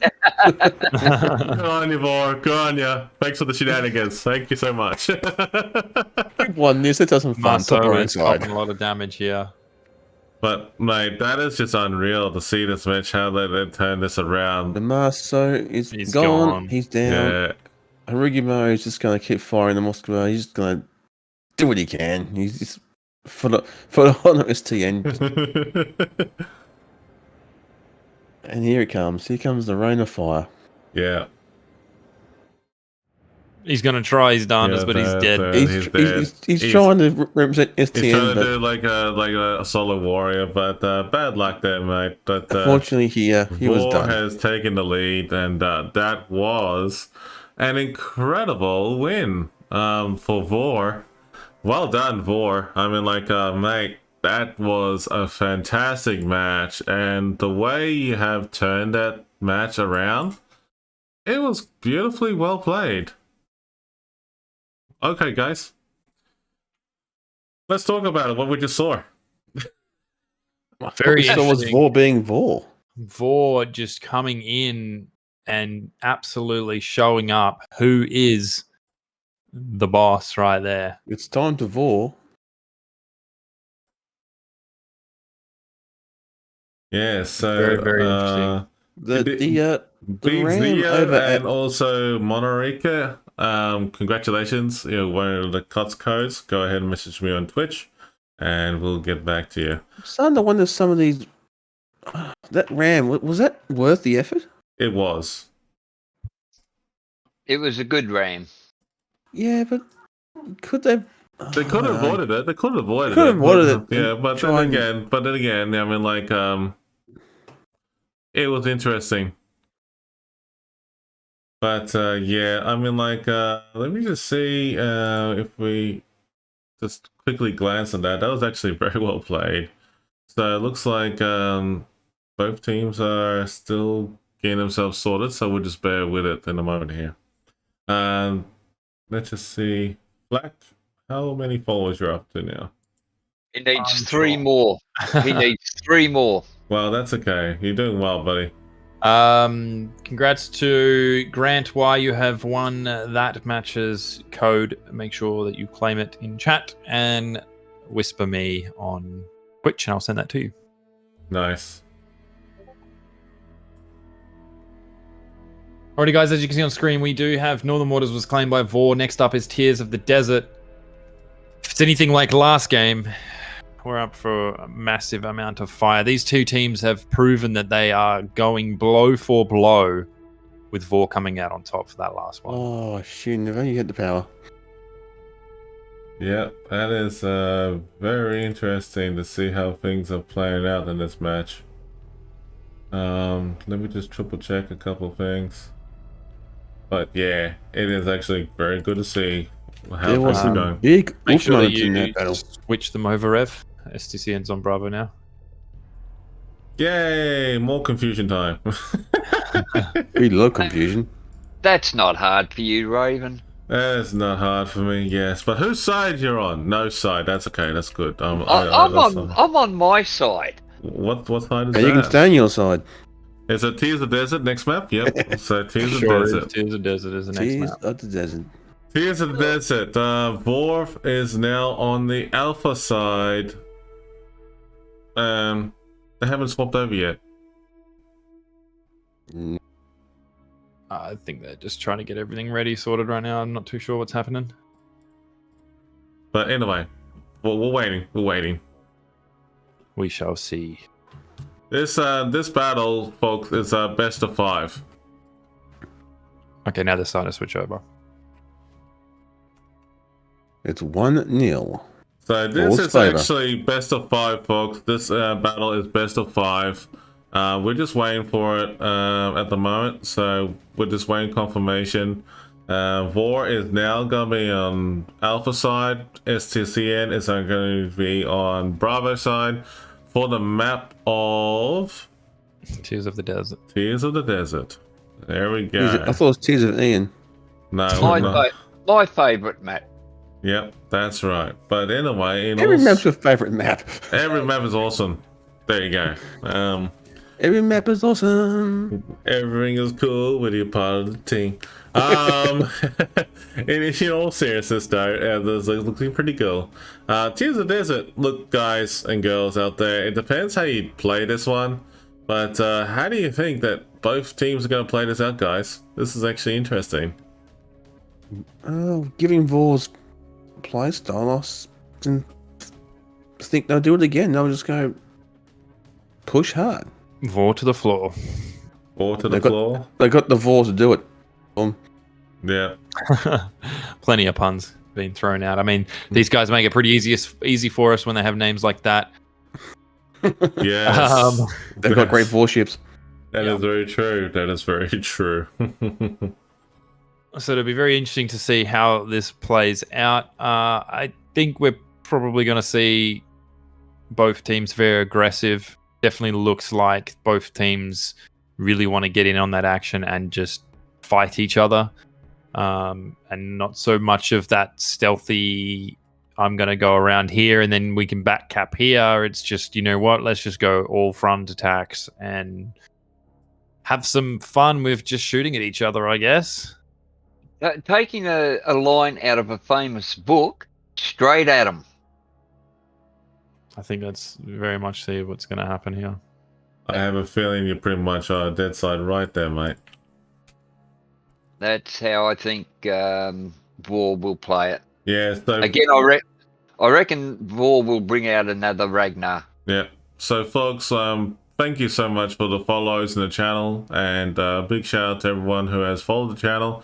If you're interested in staying in touch and, you know, be part of the community for myself, !Discord will give you the link to the Discord, and you're most welcome to join in and participate. The giveaways is on there. Just all you need to do is just make sure you react to the World of Warships role on the Discord, and you'll be all fine, good to go there. Anyway, while that's happening, we are also got Flack is very close to reaching his 1k milestone. So big shout out to Flack. I mean, like, if he hits his 1k milestone, that'll be awesome. It'll be a great achievement for him. But definitely. Yeah, I really do appreciate everyone for being here as well. I mean, I've seen a lot of new faces. You guys are definitely showing up and making me feel very welcomed into the community. Most of you probably haven't even seen any of my streams of Warships. I was actually doing Warship streaming for quite a while, but then there was a lot of other games that I was playing and getting into that just kind of stole me away from Warships. But I always come back. I'm definitely going to be here more often, and really do appreciate all the nice words and kindness from you guys, and I really do appreciate it. It makes me definitely want to come back for next King of the Sea event that happens, or any other opportunities that we could cast for any other tournaments happening with Warships. Yeah, just with that being said, though, both Flack and the 1060 have both streamed King of the Sea for the first time this year, and they have done a great job, and big shout outs to them, and great thanks for them for helping us out, part of the community, and it's muchly appreciated, and you know, your support is muchly appreciated, especially this sort of thing. Admit it, Admiral Revan, you'd be lost without us. I already told you so many times, you don't have to be told again. But that's the main thing. I'm going to leave it at that. I'm going to say it as it is, mate. Alrighty. So we are getting checks happening, just to keep everyone informed. The checks are happening now. One team's already been checked off. We're about to check off the other, and then we'll be getting ready into it. These guys definitely want to get into the maps and start battling it out as soon as possible. Is it Russian Chekhov? Wow. Did I say it that fast that it sounded like I was speaking Russian? Okay, cool. So we got one team checked, other team's about to be checked, and we should be getting ready to go in here very, very shortly. Cabin crew, cross-check arm doors, prepare for takeoff. That's confirmation on check there. We'll be getting ready shortly.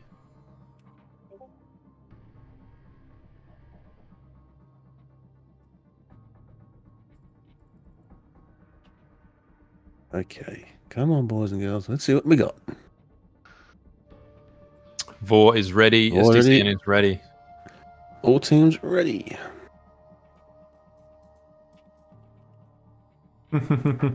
We are green to go. Green to go indeed. Good luck, everyone. But yeah, sorry about that, the delay. I had to make sure to give my thoughts sorted there. But thanks for the patience for the people who are trying to message me. Much appreciated, guys. Thank you. But yeah, all right, here we go. Here we go.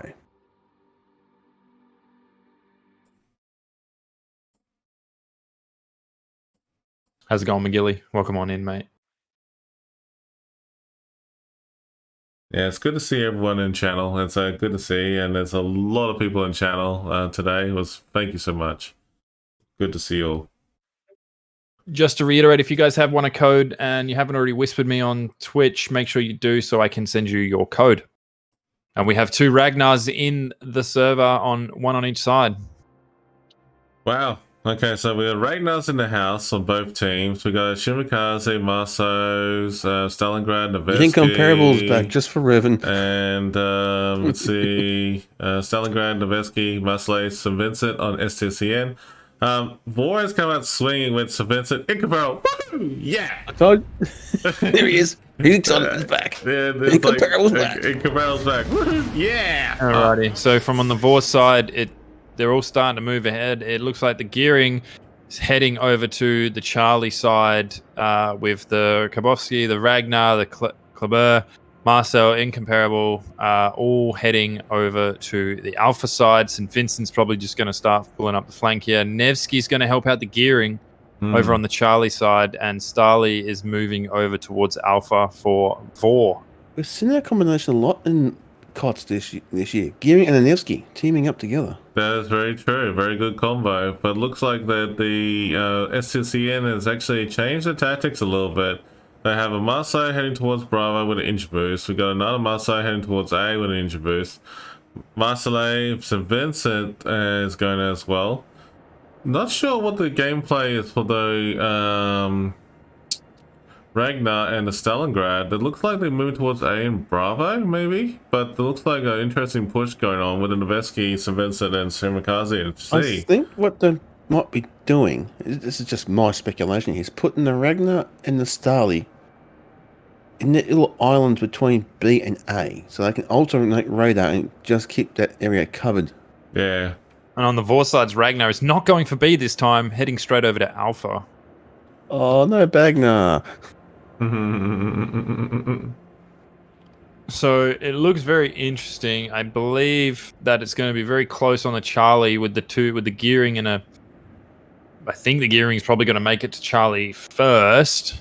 Looking at the St. Vincent that was backing up, that I predicted would be going into the Bravo cap, is now pushing between the Bravo and the Charlie cap where those islands are as some fire support. As we see, we'll go over to the Alpha side where this seems to be where the first contact is going to be made between the Marceau and the Kleber. Yeah, it's going to be interesting. Marceau's skirting A.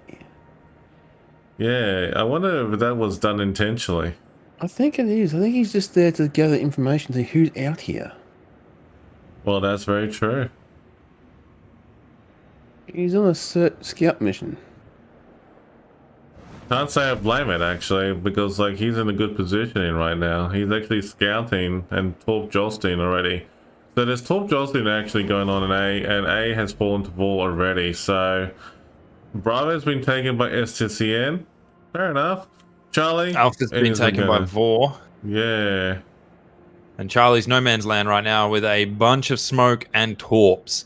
Shimikaze being on C is going to be definitely hard for the Gearing and Nevsky to navigate if they do not find him.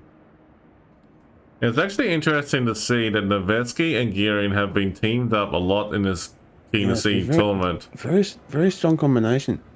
And especially here where you've got Gearing dropping the smoke and Nevsky hits that radar, but they're too far away for it to be actually effective. There goes the Hydro for the Nevsky. That's a good choice. And a radar pop. Yep, it looks like, he's got made the right call there. Because he should have kept that. He should definitely have kept that radar until something was in the cap. He's too far from the cap for the radar. Yeah. But, and in all seriousness though, he's actually done the right thing with the hydroacoustics. Oh, yeah. And, well, in a bit of a debate there, it's like he pretty much wasted it. Do we see that the Bravo cap is about to be taken from STCN? Yes, we are. Vor coming strong. That's it. Vor's coming in a bit of an interesting here we go. Battle at A. Like I said, I think this is going to be the place where most of it happens right now. Yeah. Lots of shots fired. STCN is actually exchanging the firepower on each of those destroyers back and forth. And it looks like the Incomparable has actually positioned himself comfortably behind his teammates. So the Marseille is coming to reinforce the Claver. And wait a minute, this could go either way. Oh, Incomparable just took a massive slap from the Stalingrad's AP. Yeah, I saw that. definitely going to be interesting to see how these torpedoes go. If that's St. Vincent, nope, it's Marcel. He's going to cop it. Marseille is actually pushing with he just misses that. He is counting his number of days left. That was very, very close. Ragnar's actually pops in full. He was pushing hard, but he's just up on the island. I think he's just waiting for him to come around the corner so he can get the broadside, cheeky broadside off. Ragnar is just keeping the Marcel of STCN on fire. He's got to be careful here because there's some Stalingrad rounds raining down on him. Yeah, that Marseille is definitely gonna. Yeah, he's done. Yeah, definitely done. The STCN just lost a Marseille right now. But good chunk of points for Vor there. Vor could lose a Stalingrad here. Yeah, that's true. But looks like Vor has actually changed. Oh, damn. Here we go. Let's see the fire Vor's power. Marseille's coming up. St. Vincent. Yeah. No, he's. No, he's dropped his hydro. He's just sitting there. Mm-hmm. These two are going to go blow for blow, or it's going to be a ram potentially if it happens quickly. Awesome. The Stalingrad actually still down inside, but there's a lot I don't see a ram. They've just stopped. No, they're slowing down trade now.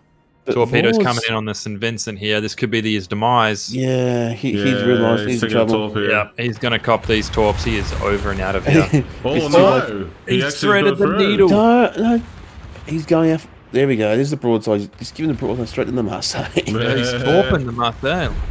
It's one torp, which is not going to be effective. Torp, but the comparable is kind of like finish the job here. I can see this happening. He's got torps coming his way. Yeah, he's getting his guns ready. He's loading. He's got to be loading AP right now. That SSEN there it is. Was very brave, but he got taken out. So he says, "No, I've got you." He's got to back up here. He's very close to being crossed from the Stalingrad here. There's a lot of torps going towards this gearing over here on Vor, and the Vor gearing has just threaded through the needle here. He's got that. He's comfortably well played there. Very well played. Still over an alpha. The Ragnar from STCN is copping a lot of flack from everyone else right now. Pun not intended there. And no self-advertising. There's a lot of flack in there. We can see that the Marceau from STCN has recapped the Bravo and is just sitting pretty in the middle there. He's going to throw some torps down to see if he can pull that Ragnar, but he's not going to because he's nowhere near. Yeah, exactly. STCN are back on the lead just due to the fact that they have more HP currently on their ships. And they have a secondary cap, but the points are still in the favor of Vor. Vor's actually done a good job here so far, but let's just see. I have a feeling like this could be a tiebreaker if SCCN does it correctly. Vor's coming out to control A and once and for all. Ooh, the Ragnar is getting absolutely punished. Yeah, look at that. Absolutely hammered there. The Ragnar's actually getting smashed down by Vor's counterattack. STN Marceau's dropped torps. We may see a few torp hits here. We may. Yeah. But that Ragnar's just gone, yeah, nope. Oh, it's getting a bit dangerous for the Khabovsk here. He's getting close to these torps. He sees them. He may outmaneuver them. I think he will here. Ragnar will be gone. There it is. Yeah, Ragnar's down. The Khabovsk is cutting across those torps. He'll comfortably make it clear. He's going to see that, yep. He sees the second set as well. He's going to thread the needle. Yep, very well done. Torp beat intensifies. Well done. Marceau seems to be the next target. And there's a lot of firepower pointing at you right now. Is once again shooting AP at the smaller ships. Well, see, that's a good choice of Marceau. Because Marceau and Kleber are French destroyers, and they have a fire saturation point where HE is no longer effective. Just by looking at it, it's good to see HE at them. They catch fire. They hit a certain point where HE does no more damage. It's good to see AP, that two AC Marceaus are working together with HE and AP shells. That's a nice combo. Very nice. The fastest way to kill a Marceau or a Kleber is AP. You know, the funny thing is, when I'm looking at these two Marsos working together, it's actually good to see they're actually working together, focusing on whichever they call, and just keep doing it, burning it down. This Kleber could go next in a second here. Oh, we're going to have a... Oh, a collision. Yep. Oh, it's bad news for the Kleber. He's just dragged him along. Yay! He's hitched the tow line. That wasn't a collision, that was a helping turn. Yep. Yeah. Oh, mate, that was actually not bad. Well played there. Kleber's like, thanks for the turn there. Compare. Alrighty, so the Ragnar should really be stopped firing over on this St. Vincent and start going dark and even maybe pushing over to B. What's happening over here at Bravo and Charlie? It's like, you know, like it's like there was a lot of action in A, but now it's like Bravo and Charlie is a bit of a standoff. Because like SCCN has got both caps and they've been focusing fire on the gearing at the moment and the Ragnar, or they show both actually. But I can see STCN just going into a defensive mode. Yeah, that's what they're doing right now. I can see that they're regrouping. Look at that, the Marsos actually regrouping themselves. Just about to cop something from the Nevsky. Some AP. Whoa, massive Citadel. Can you back it up with a secondary Citadel? Maybe. No. Maybe not. Whoa, the gearing just went down the wall. What the hell? Yeah, it went down to torpedoes by the Shimakaze. Wow, that's unlucky.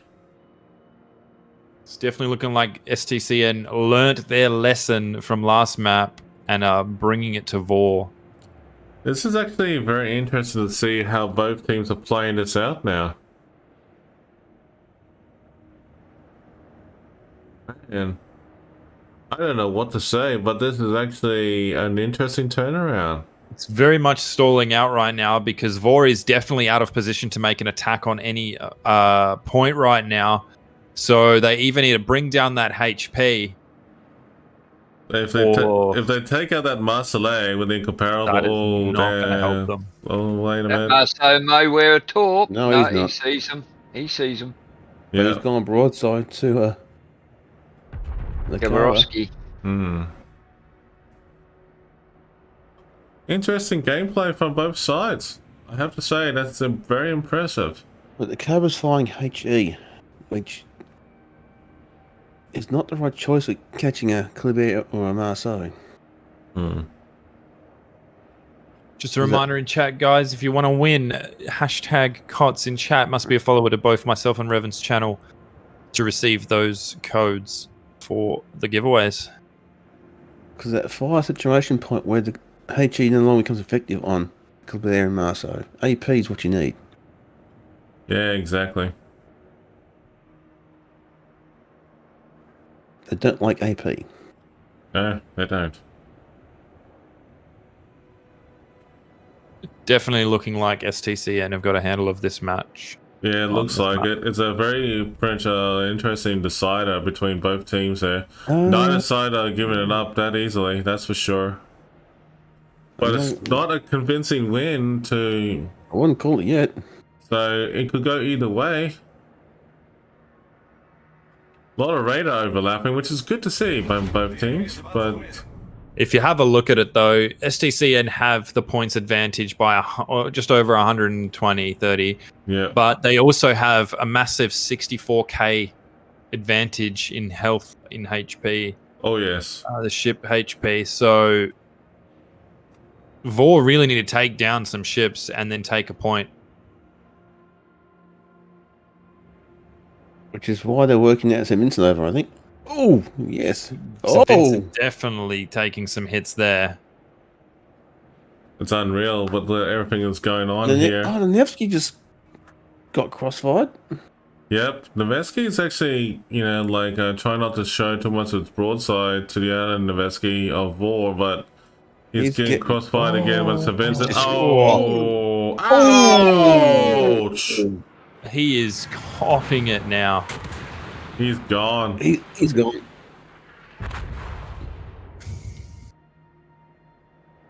Oh man, that's gotta hurt. If Vor take out this St. Vincent, STCN are definitely going to be very cautious of what's about to happen here. And that St. Vincent is getting absolutely monstered. Yeah. The Shimmer's trying to lay smoke to protect him, but It's too little too late. Daylight and Dilla short. Yeah, I think STCN has actually got a little bit ambitious too soon. There we go. Vor have just taken those 2 ships to bring the HP to an even standpoint. Now taking And their B cap. points are over. So Vor... They've got B cap. This is very good gameplay from both sides. I have to say that this has really got us off our seats. STCN definitely overreached there and thought they had control of the whole show there and decided to go very aggressive. The Ragnar, but the Ragnar's ducked in the cover. They shouldn't have been so aggressive. They needed to be a bit more defensive and just hold the points in the area. No overreach. Ragnar has pushed his radar. He's picked up STN's Marceau. Starly is copying some AP from the Incomparable. Now, this Incomparable player is very accurate. In the last matchup we seen, he barely missed any of his shots. I wonder if he's going to smash the Stalingrad.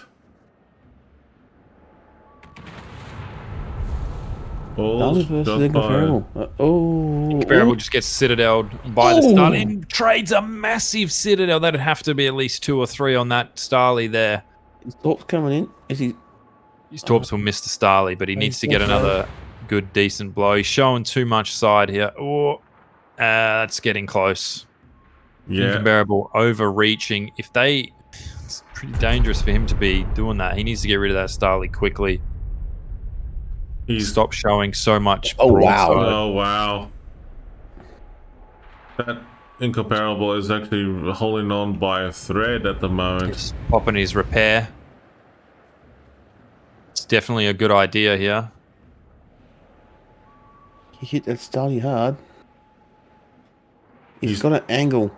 Oh, he's literally getting smashed all over the place. Because he's not angled. He's going to go and try dark. Bounce. There we go. That's it. Now he's angled. Stalingrad still focusing fire on the Incomparable. That wasn't as bad. He definitely wants to get dark and out of there. Play it a bit safe. Play your life here and try not to overextend. There's a lot of desperation going on in the middle as well, but looks like the Incomparable is holding on by a thread. That Starly is now under fire from the Khabovsk. The Khabovsk. So yeah, they're taking the pressure off the Incomparable. Who's now been seen, and he's no, he's at a broadside. Starly's going to get copping some AP here. Oh, there's Incomparable gone. Wow. Very late trade into this match here. It's so close. Starly, he's overreached trying to get the Incomparable. He's just put himself to a bad position. He's now getting smashed. This is interesting gameplay that the SCCN's DDs have regrouped. And could we see a bit of a Leroy attack on Have a look here, though. Vorsnevsky is in the C-cap, taking that to bring the points deficit up even further. Oh, man, it's an attack of desperation here. Vincent, Torps heading his way.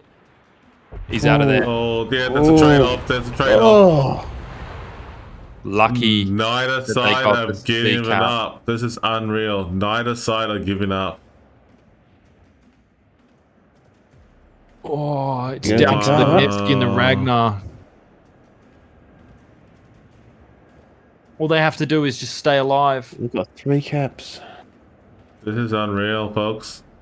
I have to admit, this is one of the best close matches we have ever seen up to date. That Ragnar is done, and he knows it because he's coming right into him. Yeah. There's the guns. There's the guns. Come on. Wow, that Ragnar is hanging in there and he's gone. Oh, mate.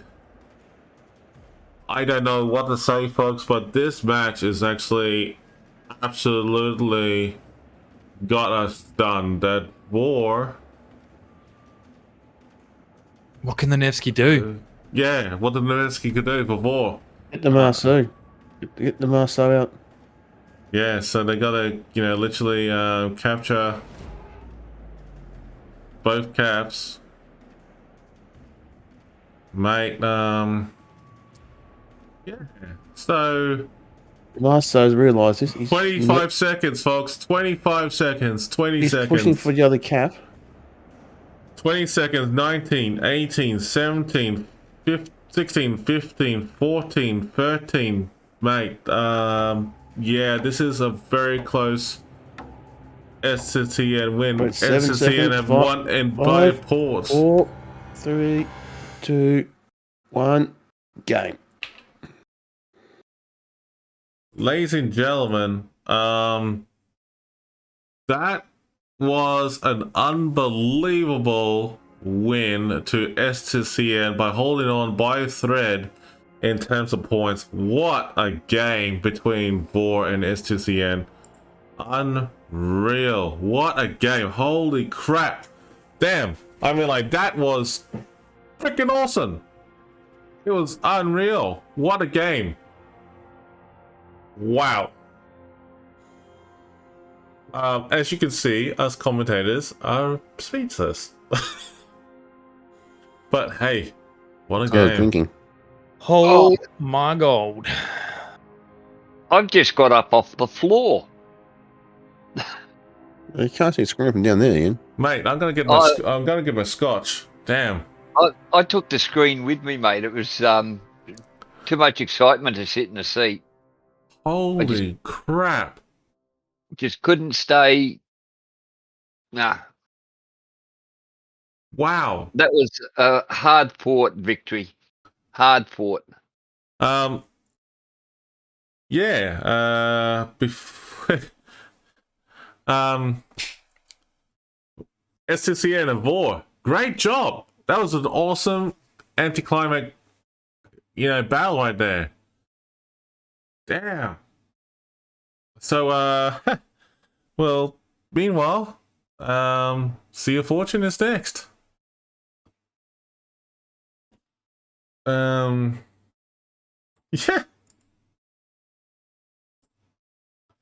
That's, really, got us, lost for words, but awesome. I don't know about you folks, but I really was, glad to see it. I really was. If the next game is action packed like that, it'll be really, really spectacular. So don't go anywhere, anybody. Yeah, folks. If you're tuning in right now on this channel right now, folks, this is an absolute blast. I'm kidding. I'm not kidding you. Don't get me wrong. This match is absolutely breathtaking. It is absolutely breathtaking.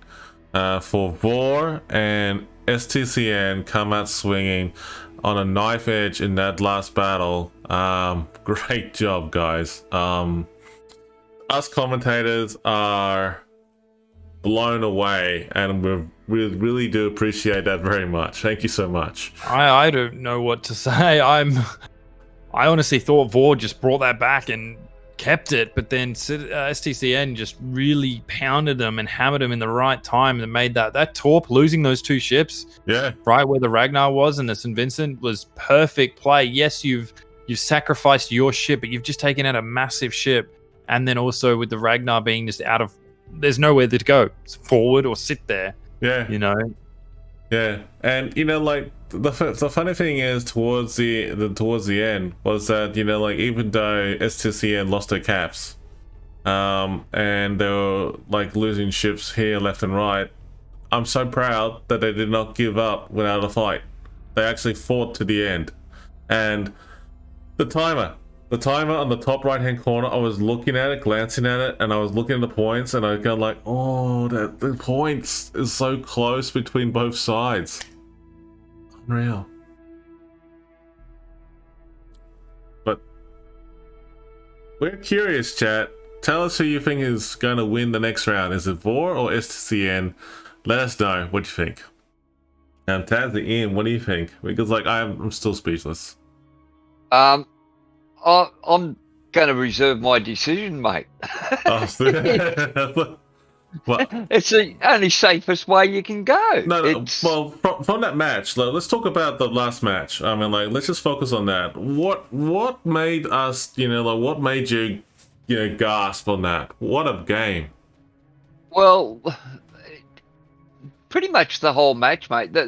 Like Flack said, the way they were sacrificing their ships to take out the hard hitting ships themselves from on Vor's side, and it's just a masterpiece.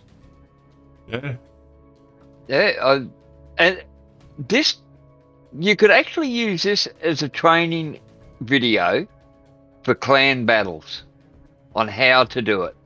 Yeah. You make the right moves at the right time, push at the right time, defend at the right time, and you can just annihilate your opponent. Yeah.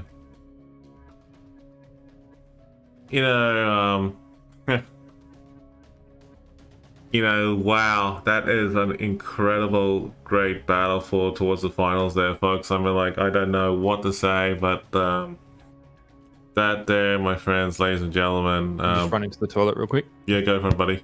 Ladies and gentlemen, boys of all ages, what an awesome, freaking damn awesome game of the Southeast Asia server, the Asia server. Hell yeah! For the most awesome tacular match I've ever seen. I'm just on Amazon.com seeing a defibrillator to Ian, so he stays alive for the next one.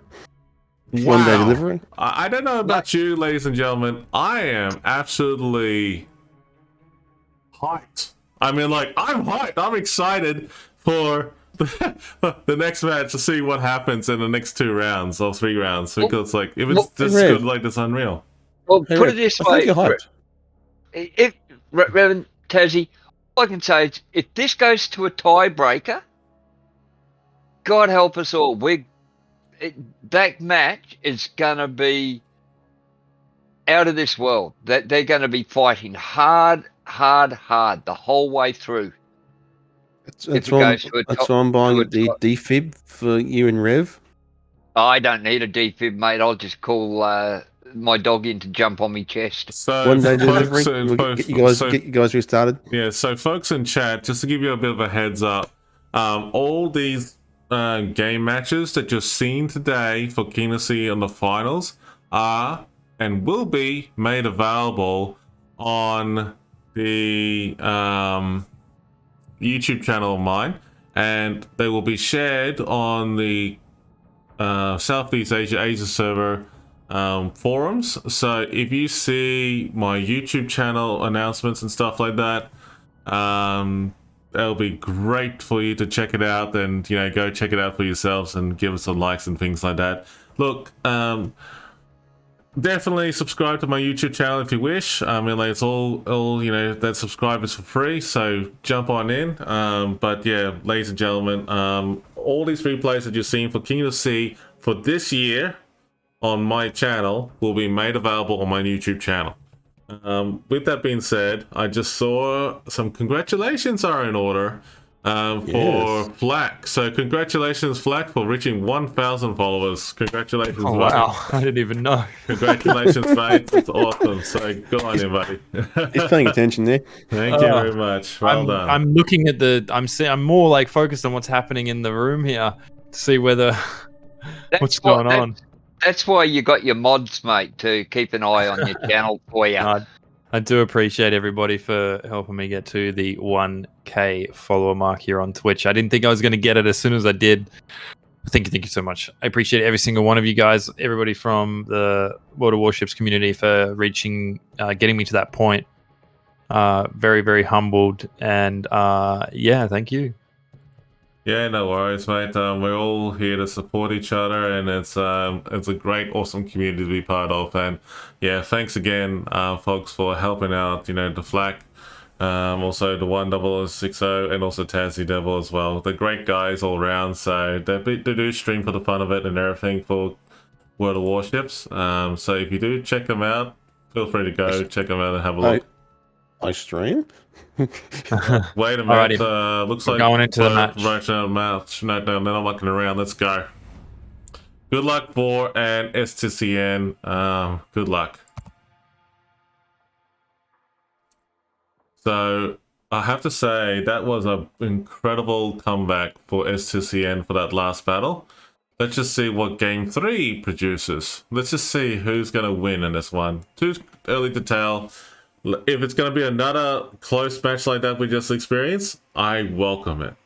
Because we love to have it. It's going to be a nail biter. I want to see it as grand finals with an incredible, passionate showdown. Like, they will not give up without a fight. And they will do it, the fight to the end. So let's just see how they go. If we get into the match. Yeah, provided that the loading screen of death doesn't happen again. Well, we're about to take that back. Maybe not. If it's a server overload, I blame Tassie. Server overload confirmed. There it is. Okay, Tassie's fault. Really? Awesome. I have no control over the server. Yet. The hype is so much. The hype is so real. Game 3. Ladies and gentlemen, Game 3 should be starting soon for SSTCN versus Vor. Let the shenanigans will be real. I mean, like, look, you know, this hype is really, really getting... Oh, man. We're in. Hey, Rev, I think you're hyped. Oh, yeah. But wait a minute. Here we go. Vor has come out swinging with the Vincent Kremlin, Des Moines, Marseille, Napoli, Moskva, Kleber, Marseille, Haragumo. Ooh. Fukushima. Hello. And St. Vincent, SCCN has got the St. Vincent, Fukushima, Des Moines, Minotaur, Nevesky, Marseille, and Haragumos. Okay, Flak, let's go. Alrighty, we're about to see where Vor ends up here. Have we got all ships off the line? No. No. What just happened there? Uh-oh. That was a data loss.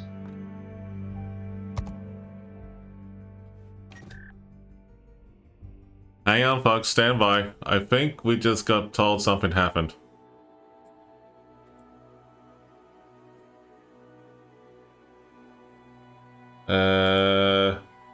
What just happened? DC?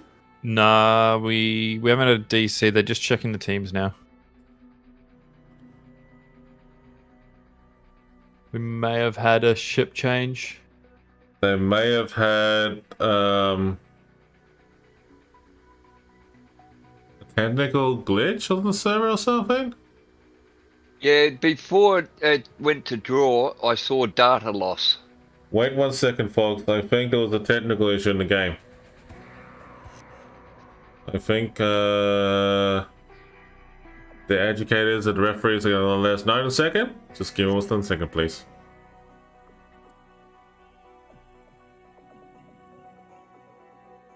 Who released the Gremlins? Oh, Vor is called a restart? Oh, it was a DC. Yeah, potential disconnect. We're just waiting for information, ladies and gentlemen. Thanks for being so patient with us. Yeah, just hang on tight, folks. I think Vor had a bit of a bad luck with the disconnect there. I hope it's we're about to go straight into it, I believe. Yeah. Oh, okay. Third time's a charm. Waiting on. Okay, so we got confirmation in game at the moment that Vor has said they're ready, but we're triple checking. Looking good. Okay, green light to seal incursion. Green for go. All right, round 3 has officially started. Let's just hope again. Well, okay. Quickly recapping on what we've been left off here. So we got a St. Vincent, Kremlin, Des Moines, Marseille, Napoli, Moskva, Kleber, Marseille, and Haragumo on Vor. We got the STCN teams. Got the Fukushima, St. Vincent, Des Moines, Minotaur, two Neveskis, Marseille, and Haragumo. So we just what is going on here? Looks like there's a bit of bad news about the mode that was put in. It was wrong, so that's why they had to cancel it. Oh. There we go. It's all good. So we have the Kleber and the Harugumo heading over to the Bravo cap, with Des Moines, Moskva, and St. Vincent also heading that way, and Marcel as well. The Kremlin, Napoli, and the Marceau are going over for the Delta position. Hang tight, folks. I think SSCN is triple checking with Vor to make sure they're going to do a restart or something here. What? Hang on. There's confusion going on. It's all happening. Give us 1 second, guys. Ships are moving. No. The game mode. Hang on. Triple checking.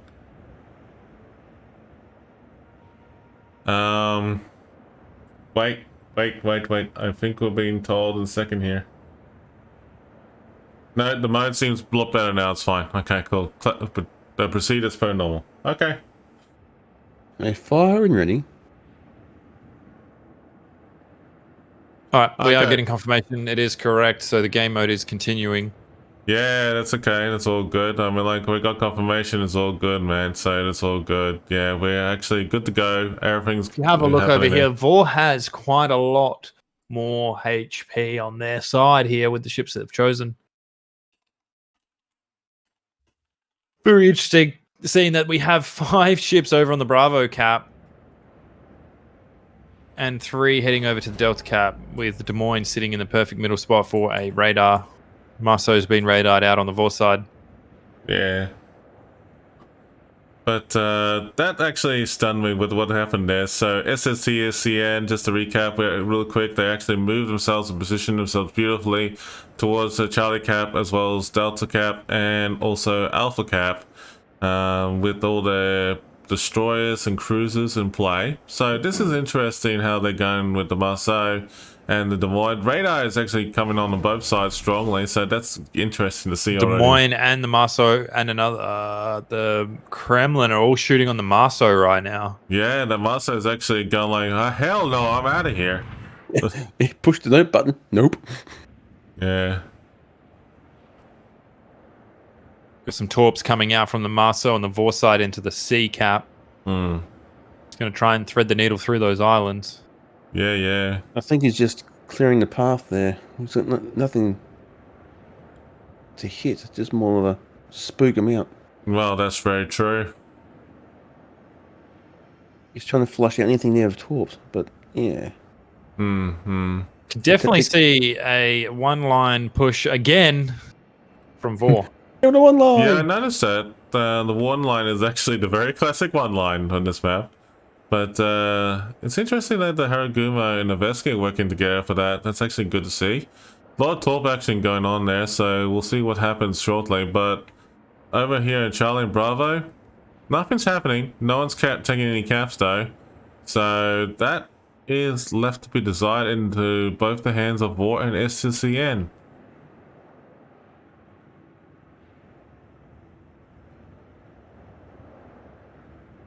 Vor definitely on top with points right now. Yeah.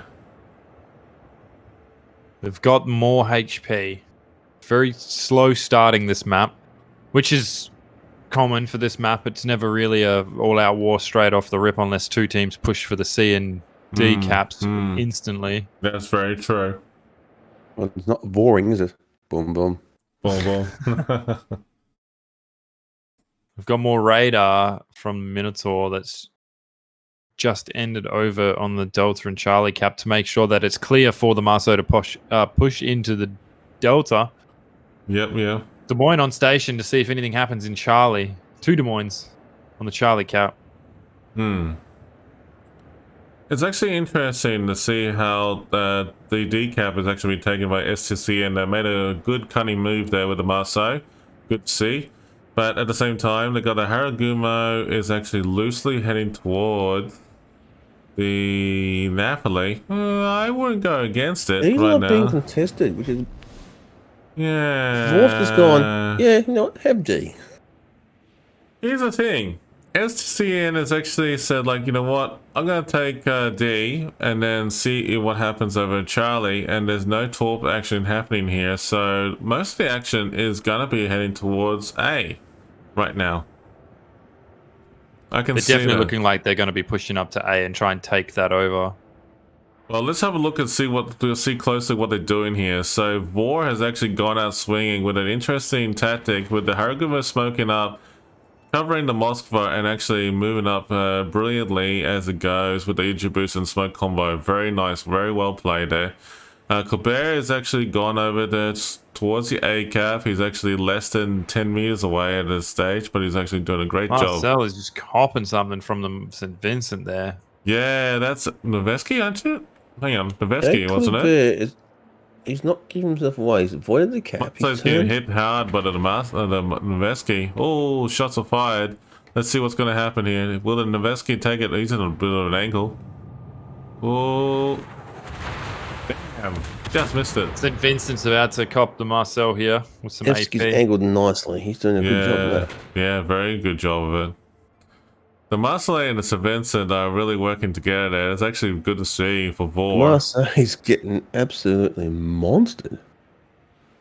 Yeah, it's actually interesting though, the way he was actually getting hammered on the corner there to begin with, so anything could happen, that's for sure. You can definitely see now that Top the radar. STCN wants to cap C, but they've been radared out here. And they're backing out the Charlie cap. STN's Colbert went into Alpha. They've put Vor's pop radar. He's now going, yeah, I'm opening out. Vor's Colbert is slowly edging into the Alpha range of that cap point. It's good to see the Minotaur and Noveski have good radar range coverage, as well as the Vor's Des Moines was used as well too, so it's good to see a lot of radar coverage. At the moment, STCN, the way I see it over in D, there's no need for them to be over there trying to follow pursuit at the Napoli or the Kremlins. Actually, that's Des Moines just copped the Citadel. Yeah, I just noticed that too. The Vor Des Moines actually copped the Citadel, so who is going to make the move here? Vor's got to do something, otherwise they're in big trouble. Yeah, exactly. Unreal. So Vor's now firing on St. Vincent. They're focusing him quite heavily. Vor just took the Alpha cap. That is perfect for them there. Yep. Yeah, Vor's clear. Came back in and the radar went off. When the radar clear, he can sneak in the cap. Yeah. That Harigimo from STN is going to be a... No, it's not the Harigimo. Who's it? Nevsky. He's being a... Yep. Right pain. Definitely is, mate. Very confused about what's happening over on the Delta side. Way out in the 10 and 9 line with the Harugamo and the Nevsky just sitting there. Napoli's on station waiting for him. He knows they're probably still there. So you haven't seen him through the radars. Kremlin is now spotted on Vor's side. Yeah. I think the Harigamo and the Nevsky have been a backstop just to stop from being flanked from behind. The provide advance warning of Vor coming through the back channel, but is it a waste of ships? It's a possibility. It's a possibility. This tournament has actually really got me intrigued about the gameplay that both teams are doing it here. Like, the Haraguma is actually launched his torps towards the Napoli, and the Noveski... He's going for a handbrake turn using the border. Yeah, so anything can happen here. Torps away from Napoli towards Harigamo. Yeah, those torps are going to miss for sure on that hub. Harigamo's dumped 2 sets of torps, so he's easy to put a relay booster, so his reload now is going to be quite long on his torps. He's now a gunboat for the next 2 minutes at least. STCN's Minotaur, very much the target right now. Yeah, he's open. He's in open. Oh, he's He's got to get in the cover quick. Yeah, he's actually getting focus fire on it right now. He's actually kiting that Des Moines right now. Ooh, he luckily survived from that Master Lay, and that was lucky too. There's a lot of crossfiring going here, so it's too close to call. How did they all miss? Unreal. Vincent might hit the Master. Oh, yeah, double hit. Wasn't triple hit. Oh my man. He's luck right now.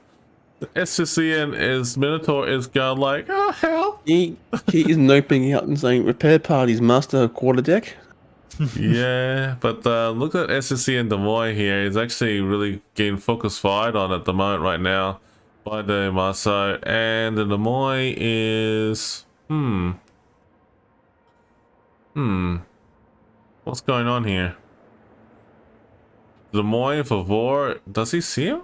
Let's have a look. Kremlin of Vor is now target number 1 for Shikishima, and the Des Moines potentially over in the Charlie side here.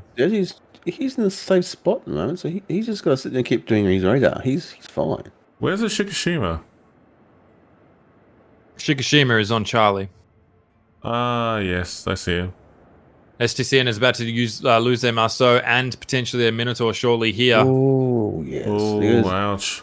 Marceau, the Minotaur, he's on no health. Unreal. But it looks like the Shikishima and the Kremlin are probably going to do a possible trade-off 1-for-1 here. Oh, what's a... Oh. He's got to watch out, because that Nevsky's spamming him with some AP here. Yeah, but Nevsky AP is like... Oh, that's going to hurt. It was just shatter, but... Unreal. Switch to the HG. Now he's got the right choice.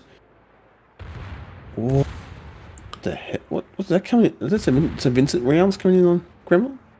Are these guys ramming? Yeah, they look like they're ramming each other, buddy. It's a very shame to see battleships ramming I see you, Kremlin, and I'll raise you. Alright, Shikishima and Kremlin have decided to do the ram, and looks like Vor has got the points in the lead in their favor at this point in time. But there's a lot of torps heading towards the St. Vincent at the moment.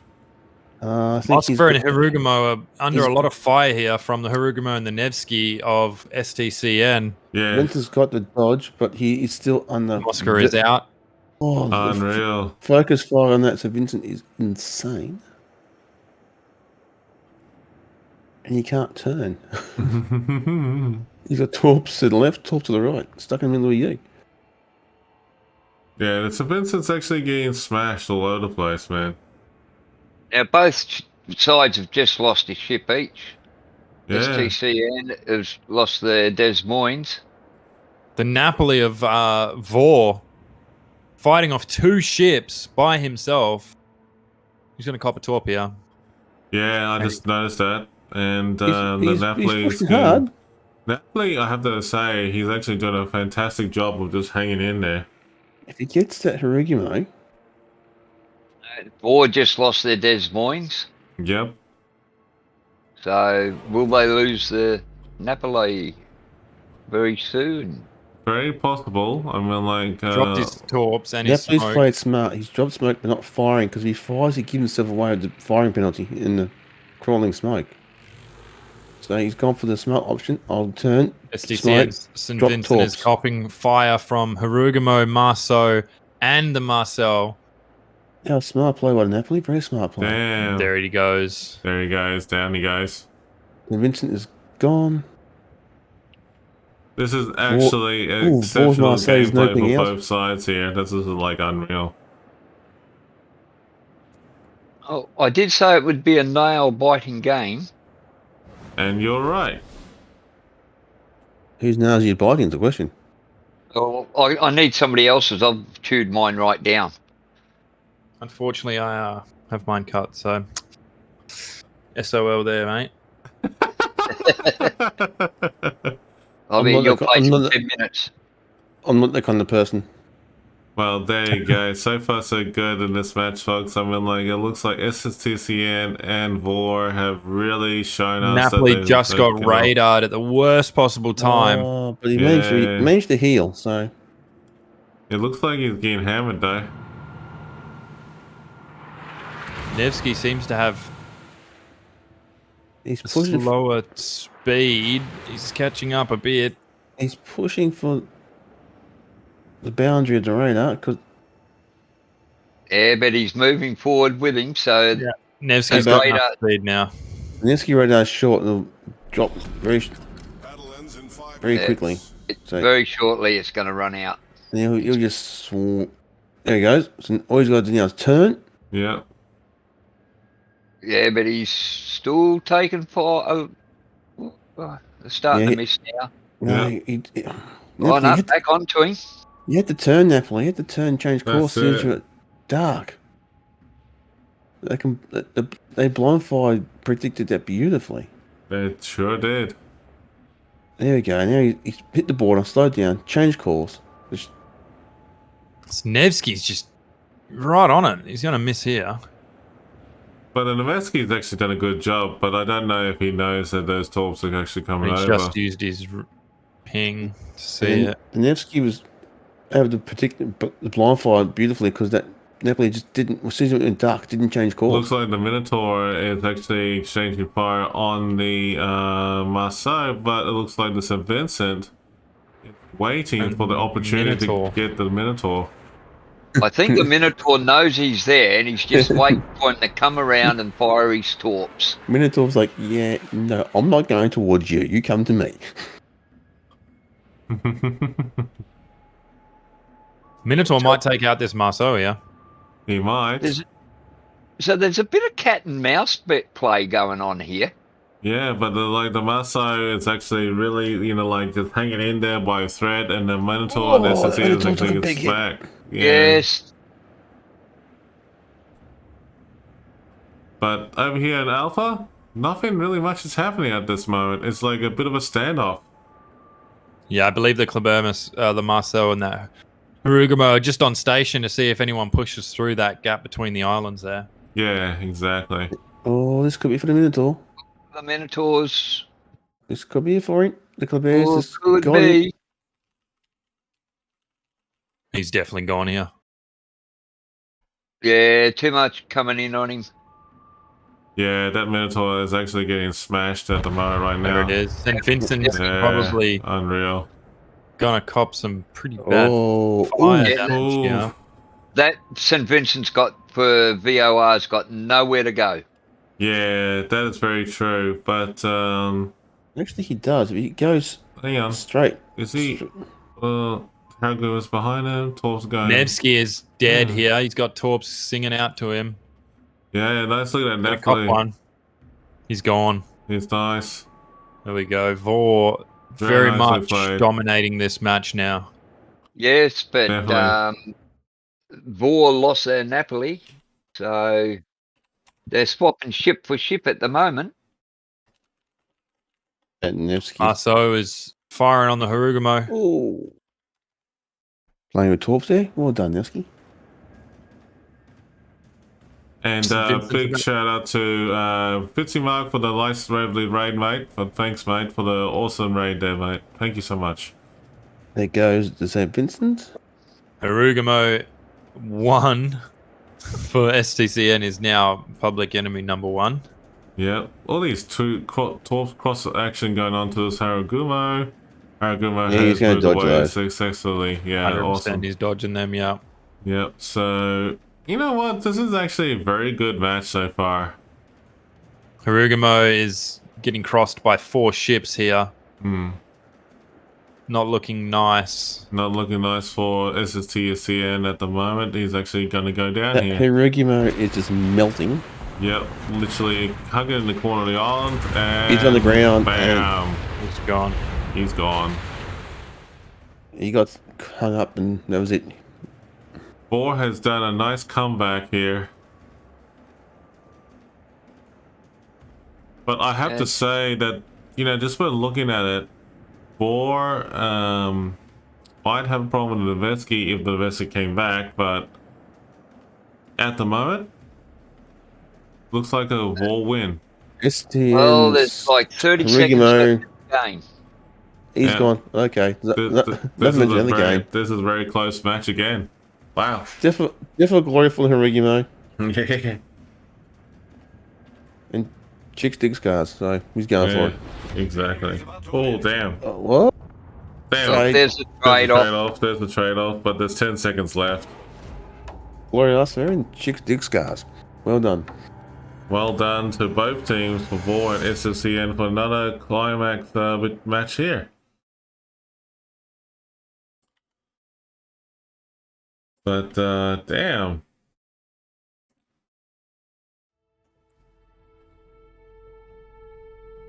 So that was a Vor win. That was actually very well done. That was what map was that? Map 3. Sea of Fortune, wasn't it? Yes, it was. It's Signs of War. So that was a Signs of War right there. So that's actually what you're looking at, folks, of the win between both teams. They're about to do a switcheroo in a moment here and swapping over sides again for the next map for North. So 2-1. 2-1? 2-1. 2-1. So that's actually very well played for both teams. So both those folks will be with you in a second here. What we'll do is this lovely cost chat between ourselves here. So go for it, Flack, Ian, and Tazzy. You got the floor. Let's go. I'll let Ian and Tazzy go while I start getting some admin stuff done here. Yep, same here. Okay, well, Sea of Fortune, again, it's a DD's map. And that was just proven with all the action going on with the DDs. What do you reckon, Tazzy? Not much to say, is there? Just the DDs came out and stole the show again. Yep, and that's what we've been seeing on most of the maps so far today and yesterday, was that big presence of DDs. I must admit, I was a bit surprised to see a Minotaur. No, good ship. Maybe a good ship. He did all right, but the Minotaur is pretty soft. As we saw with that double citadel that he got. You know, that just hurt that Minotaur something bad. So for the two people in chat, let's see what we're to give away here. Good luck, folks. MTN199 and also Oz Kagan, your winner of the COTS code there. Please message me. That's spelled Tazzy. And then, folks, in recognition for Flack. Hi, Flack. How you doing? So, folks. Hi, Flack. So when did you get here? I did mention on stream, if he gets to 1K followers, we will do a CC container. So, in that recognition for that, we will draw out a CC container and 3 subscriber camouflage codes in recognition for Flat for reaching 1K followers. So, ladies and gentlemen, the giveaway for this one right now has started for a CC container at the beginning. I will mention at the beginning. So, it's a CC container giveaway. Jump on in all servers, and the next giveaway after that is, well, subscriber economic benefits, you know, benefits. What's got me astounded this season, we're seeing a lot of destroyer play, but we're seeing a lot of the less stealthy destroyers. So jump Seems on to and be give very away. attack destroyer centered. We're seeing the big, tanky, fast, heavy baby cruiser destroyers. And don't forget to congratulate Flack for reaching 1K followers. Awesome. We're not seeing the traditional clan battle stealthy destroyer that's out there trying to spot, torp, and run. It's been, yes, I'm a destroyer, but you can see me. You know I'm coming for you. I've got my guns going.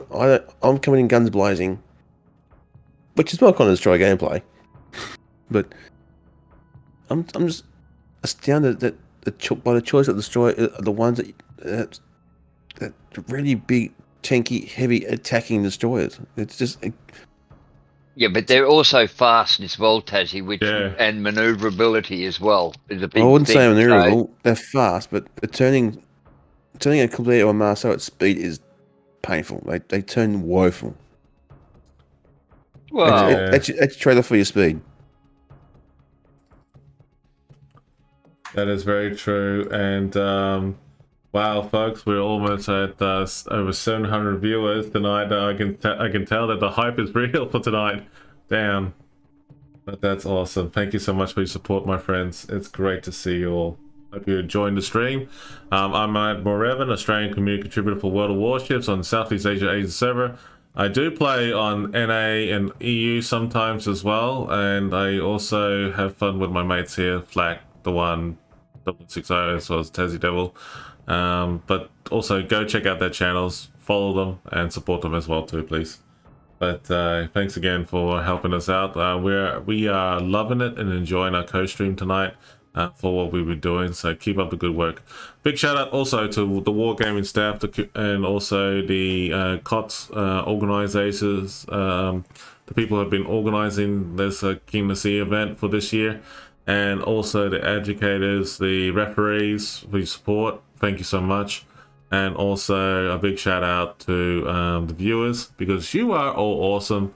And also, last but not least, we can't forget the competitors who made this possible in this tournament for SCCN, JC, AR, all the rest of the clans have participated, as well as like Funny and stuff like that.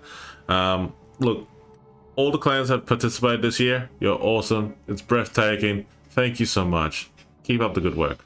We hope to see you definitely in the next King of the Sea for sure. But in the meantime, we are about to get ourselves ready for the next round. So let's do the next checks. Flak, take us in, please. So the next map that we are going to be seeing today is North. So this is map 4 out of the 5. If Vor take this, they are crowned King of the Sea champions. Yay. How crazy is that? How crazy is that it could come down to this one map now? If STCN manage to crawl this back, we'll be going to a tiebreaker final map to decide who will be crowned King of the Sea champion. Now, I know that Tassie and Ian love to talk about North when it comes to destroyers. So take it away, boys. Let's see how you go with this one. Come on, make it happen, boys. Let's go. You gotta love having a couple of DD mains on your channel, don't you? Oh yeah, absolutely. You can't go without that. Okay. I know nothing about destroyers. No, not at all. No, you think. Okay, again on this map, it is a lot of places for a DD to handle and hide. Unfortunately for the battleships, going in the islands is not a good choice for them to do, because that some of them have got an 800-meter turning circle, so they're going to get stuck between islands. And if they choose to go in a straight line, depending on what DDs are in there, they're just going to get hammered with torps.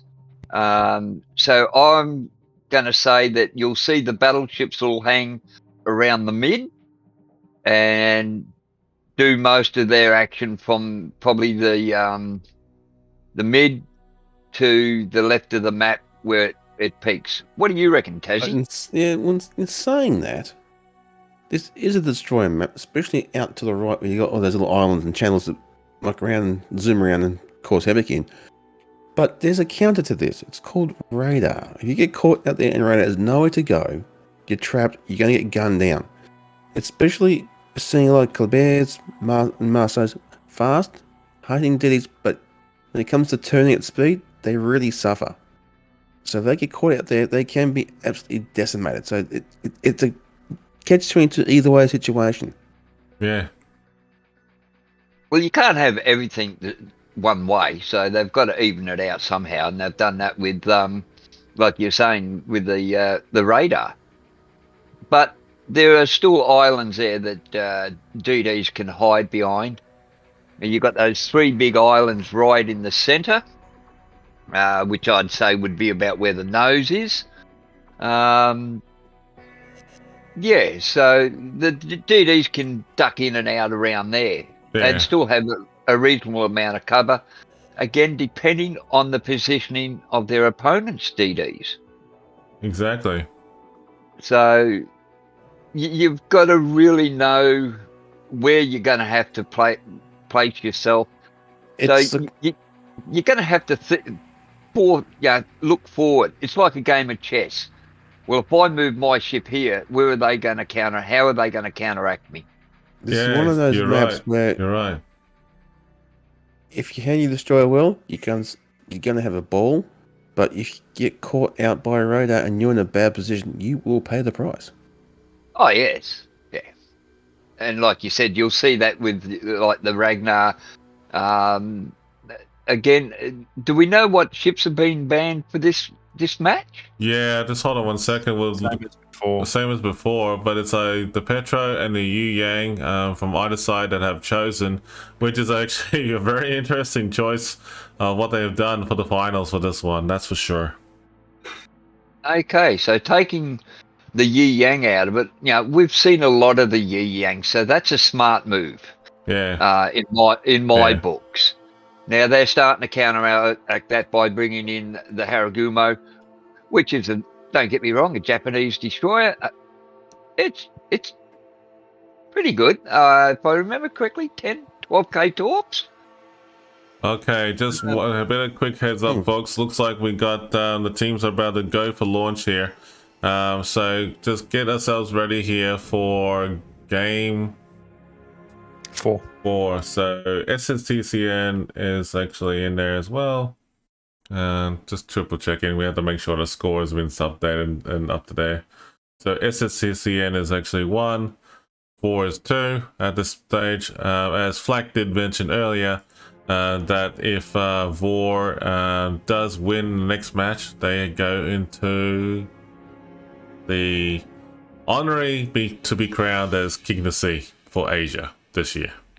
And what a break, right? Does that mean that they end up going to the internationals? That's right, they do. But here we go. This is it. But will STCN give us another anticlimax showdown? Well, ladies and gentlemen, it could go either way. Vor or STCN, let's go. Admiral Raven, I heard a little whisper that you're going to be streaming the internationals, possibly. Maybe. Who knows? Wow. Who knows? I mean, like, look, I'll be honest with you. We'll discuss that a little bit later. But ladies and gentlemen, this is game 4 for STCN versus Vor. Good luck. This could go either way.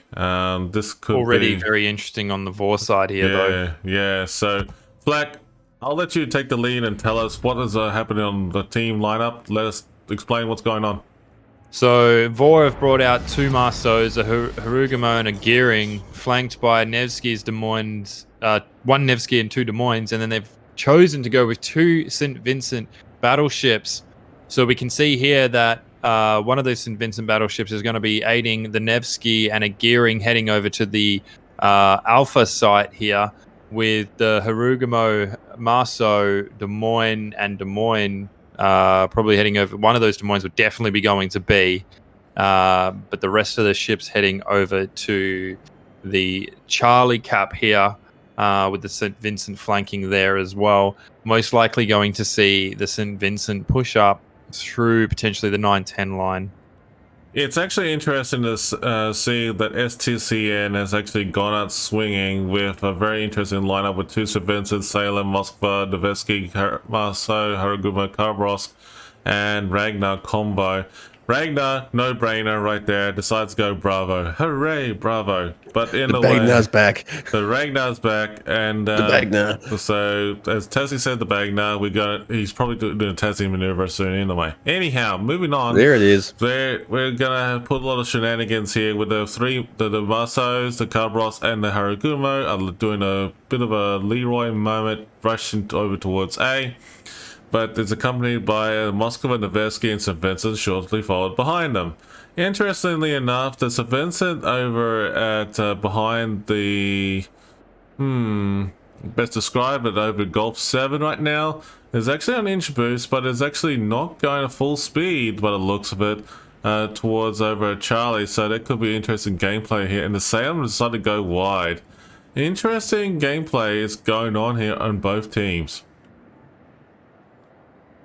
Marceau not going for the Charlie cap, just going straight down that 9 line.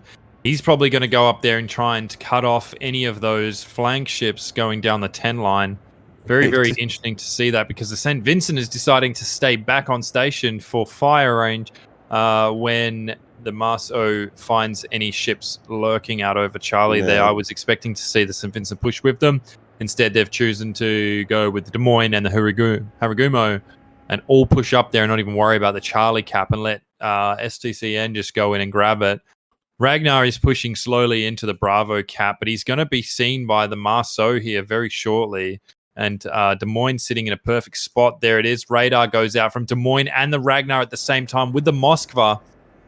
And also we have the Nevsky popping his radar. Look at that. That is a massive amount of radar popping at the same time. It was almost like they all said, let's all just radar now on both teams there. Yeah, that is bloody beautiful, mate. Look at it, all that radar, and the hydroacoustics will be kicking in soon as shortly. I can see that happening in a moment here. But all that torp action, the Vesky's got torp, the hydroacoustics going on, and it's immediately kiting away from those incoming torpedoes. But there's a lot of things going on pretty fast, pretty quick, folks. So we'll try our best to keep it up to speed. But there's a lot of things going on here. But I can see it that this could be a very interesting, tight, close match on both sides. The Marceau at sea has done the traditional DD move, straight down the outer channel. That's the first thing I do in my DD. Bruce, just letting you know that you've been drawn out as a CC container. You must message me on Twitch and let me know. Congratulations, bud. So the first starting points are ticking down over on the Alpha side here for STCN with the Marceau in point there. Lots of torps heading through that smoke just to clear any ships that potentially could be there. I wonder if that Marceau over at Charlie's going to swing down that little channel and come to the cap from the side. Anonymous Cheerer, thanks for the 100 bits. Appreciate it. That's standard destroyer plate. No, everything's staying out wide. It definitely seems like both these teams have got the nerves right now. Vor not really taking the fight to STCN, and same again on the opposite side. Both teams know what is at stake here. If STCN do not capitalize on this match, they're out, and Vork take it.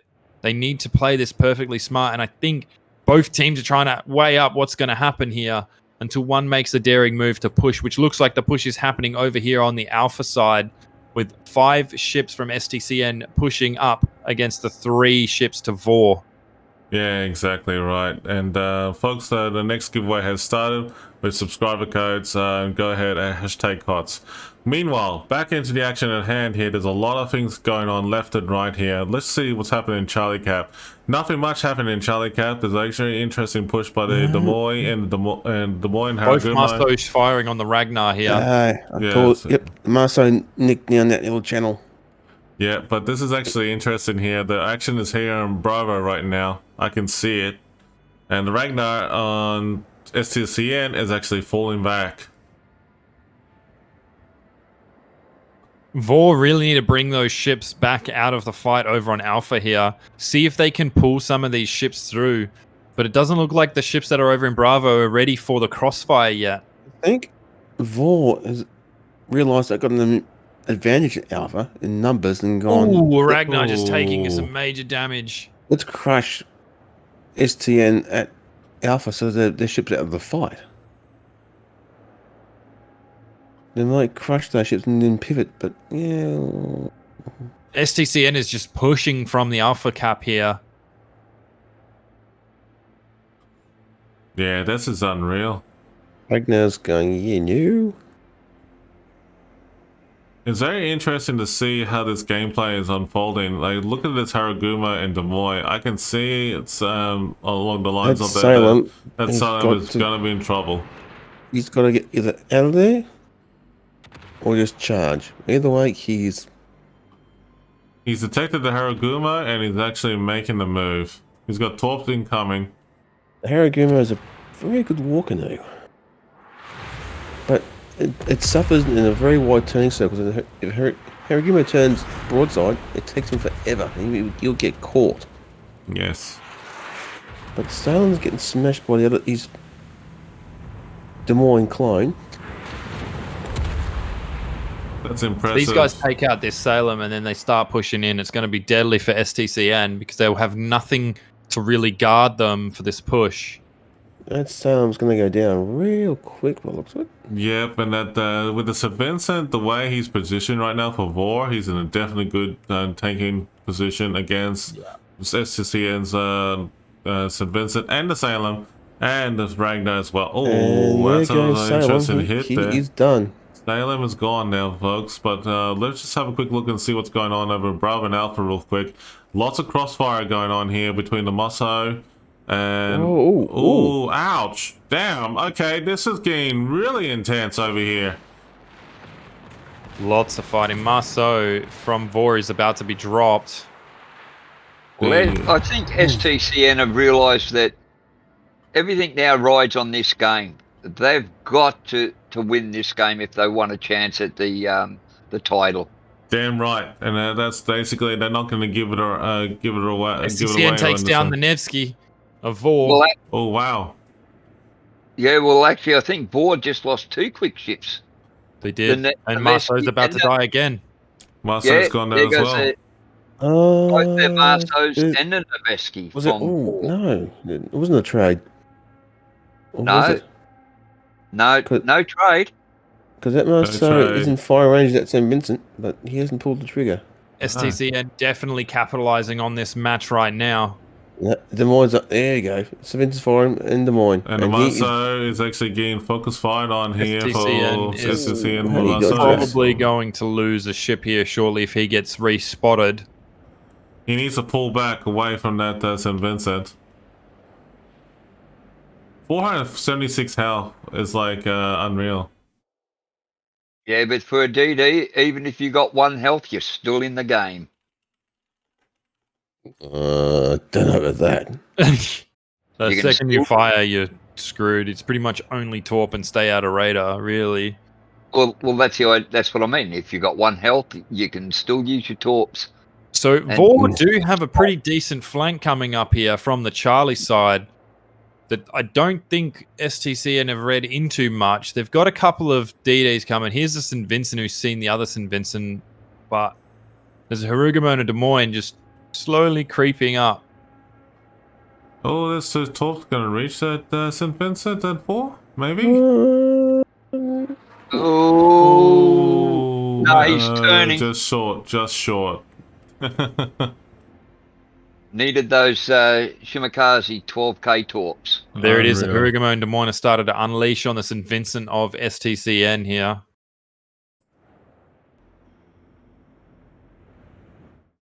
Moskva wants a piece of their action as well. He's jumping in on this. That St. Vincent's going, uh-oh. Oh, ouch.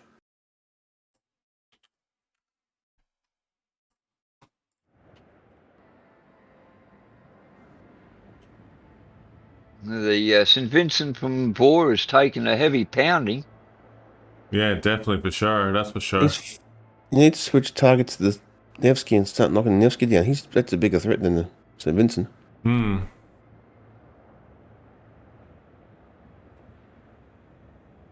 This is unreal just to see how things are panning out in this match so far. It's like so much action going on here.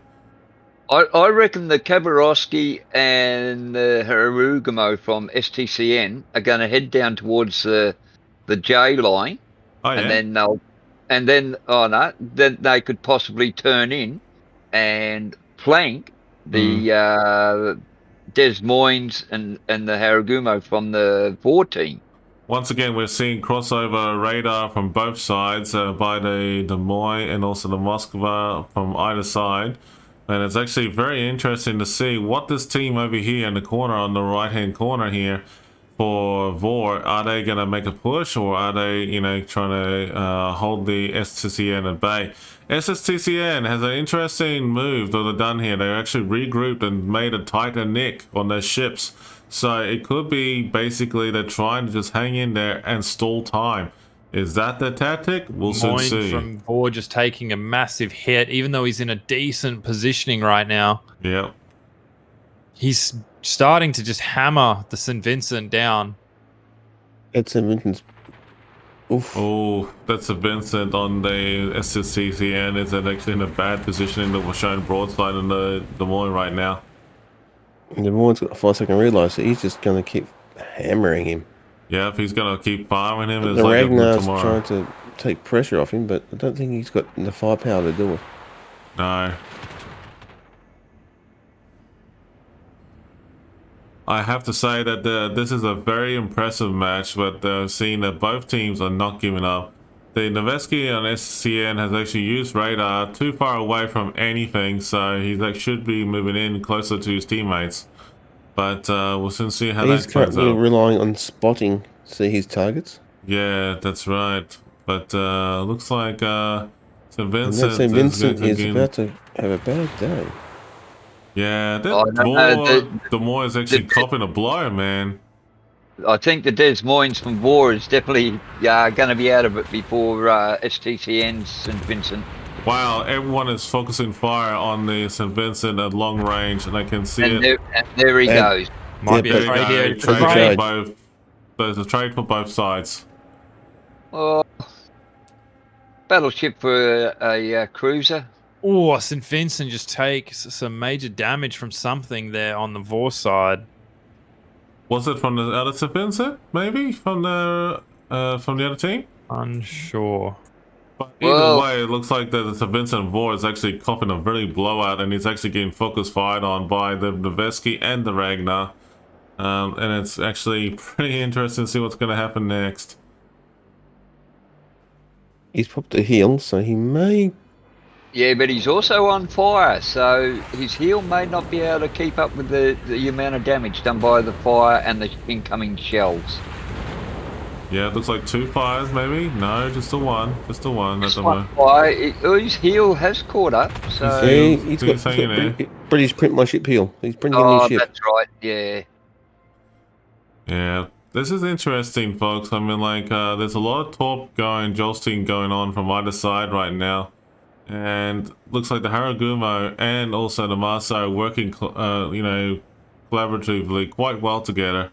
And they're not giving up without a fight here. They actually stalling a team here, so it's unreal.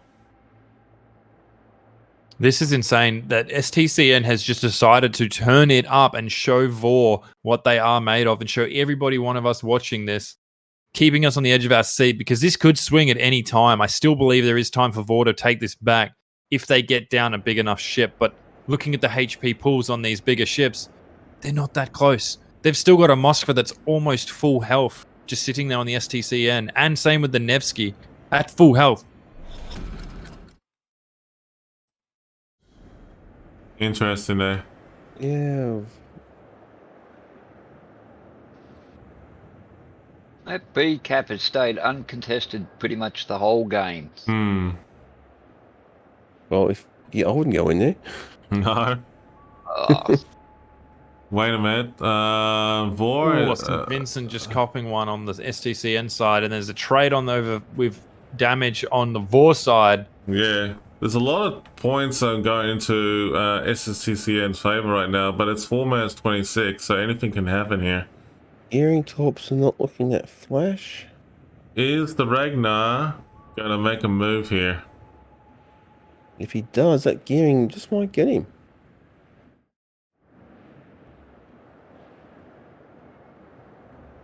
Oh, yep. He's got gearing in his sights. He wants to press a gearing.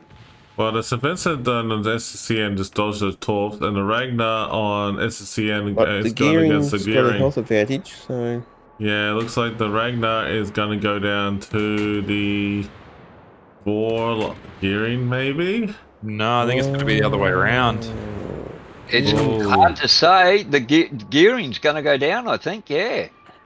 He's getting focus fired on by another, probably the Noveski, I think it is. What a comeback and turnaround. Fire he's no doubt, but he's done his job. He's took a big chunk off him. What a comeback. And look at the Cabros. He's coming in and swinging, coming over to aid his teammate towards Bravo.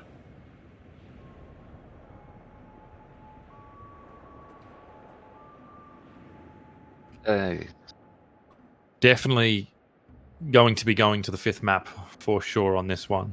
Yeah, this is an incredible showdown for both teams. What a game, folks. St. Vincent taking massive damage here on the STCN side. Yeah, but now the St. Vincent's from Vor is coming under fire from Nevsky and the Khabarovsk. As well as the STCN's St. Vincent as well. So these guys are definitely not giving up. They are firing everything they can. That is just unreal to see, like, you know, these two clans are definitely giving us what we need, an incredible showdown. And we asked for it, we got it. So that's unreal. So many torps coming through B right now. Yep. Yeah.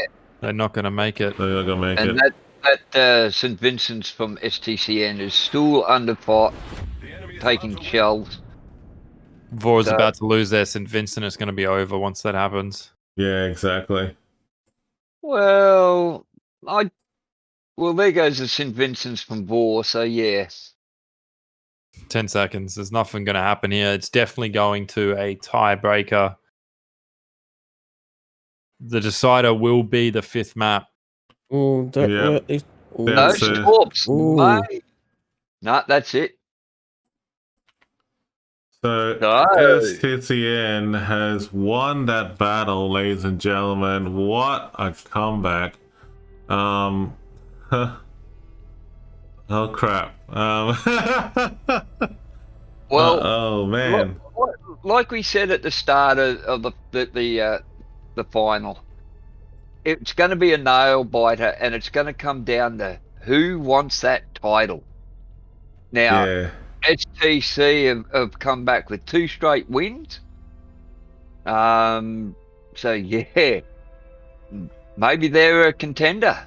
Maybe they'll knock Vor off their stool. Yeah. Well, we never know. I mean, like, look, you know, Vor has been there for quite some time in terms of, you know, in the finals, that sort of thing, for many times. So who knows? But Yogi Khan, Karale, and also 77 Dave, you are the winner of the subscriber camos economic benefits. You must message me on Twitch now, please, because like you are the winners of that subscriber camo. Alrighty, guys, we've also got a 10-minute break before this match gets underway.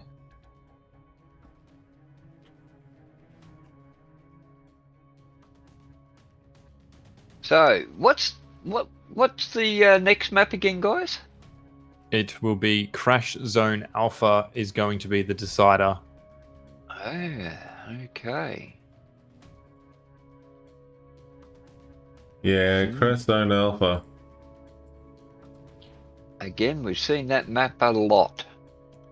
And last but not least, folks, we got 2 COTS codes to give away. Good luck. And just for everyone in chat, my giveaway codes are all done and dusted. Thanks everybody for jumping in. You guys are amazing for jumping into the giveaway. Congratulations to all the winners. And if you guys haven't won anything in my stream, jump into Revan's real quickly because he's got his final 2 codes being given away right now. Ian? Yes? Try again. What happened? You put exclamation mark knots. Oh wow, there's a lot of knots in that conversation. Did I really? Yes, you did. Oh, what a game. Fifth game right now, folks, is coming up. Literally, that is just unreal for both teams at this moment. So, how did it go again? Northern Waters was Vor, right? Yep. Tears of the Desert was STCN. Yeah. Sea of Fortune, Vor. North, that we just seen, was STCN. So Crash Zone Alpha is the decider. Yeah, this is what the match is looking like, folks. That is an incredible turnaround and comeback for both sides, mate.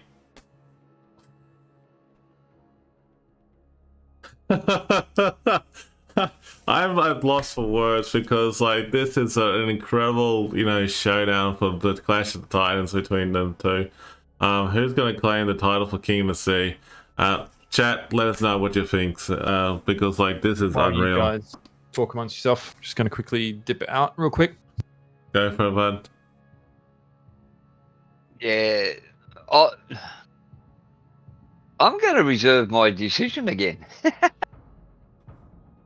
For the simple fact is, like you're saying, it's two apiece. It now comes down to this one game. So, are we going to see both teams just going to throw all caution to the wind and go head out and be extremely aggressive from the word go? Anything can happen, mate. Well, that is true. Now, again, Crash Zone Alpha, small map. If you've got 3 radar ships, you place them right, you can cover pretty much the whole map. Yeah, so we're just going to update that to Crash Zone Alpha, the map box. That's what it's looking like right now. So, Alpha Cap has been taken by STCN. Vor is taking Bravo Cap side of things in terms of the positioning. Yeah, this could go either way. Okay. This could go either way. Wow. This is incredible. I'm going to say, I reckon we'll see 2 to possibly 4 Harugamos. I'm back. Yeah. Welcome back. Welcome back. But yeah, guys, damn.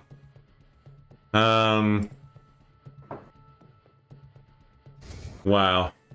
I think these two teams are now, after having a bit of a break just to reset, have a chat between themselves, re-strategize. I think it's going to be absolutely intense. We're going to have it's going to go one of two ways. Like I said last game, it's going to be either they're going to be fully aggressive on both sides, or one team's going to stay back and be really reserved. I think it's going to be more of the attack than the defense, in my eyes on this one, I think. Yeah, that's very true, mate. Radio, Flack, what DDs do you reckon we'll see? Because this is, I know you're not a DD main, but this is pretty much another good map for DDs. Honestly, I think we're probably going to see a Ragnar and Harugamos for sure. Yeah. Yes. Even potentially a Shimmer because of the massive open area.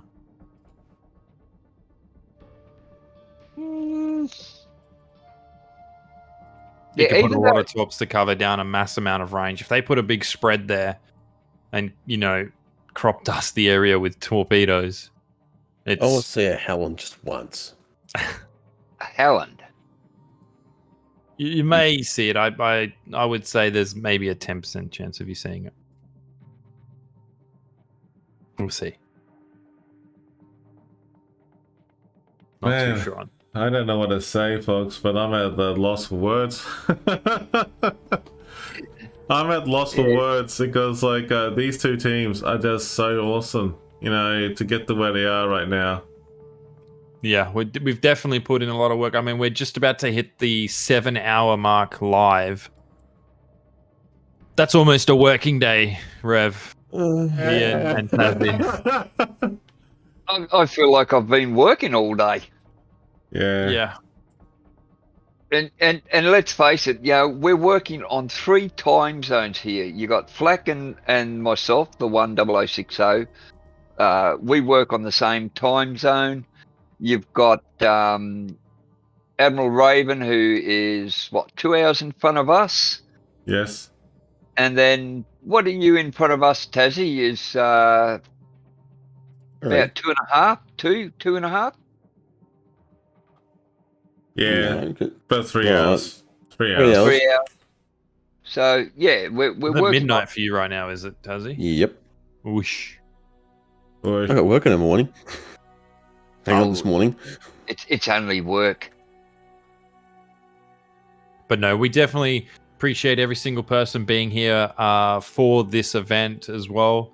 Like Rev keeps saying, he wants to appreciate and thank all of the organizers, the players, the community, everyone, the staff of Wargaming for this amazing event and tournament. It's definitely put on a show.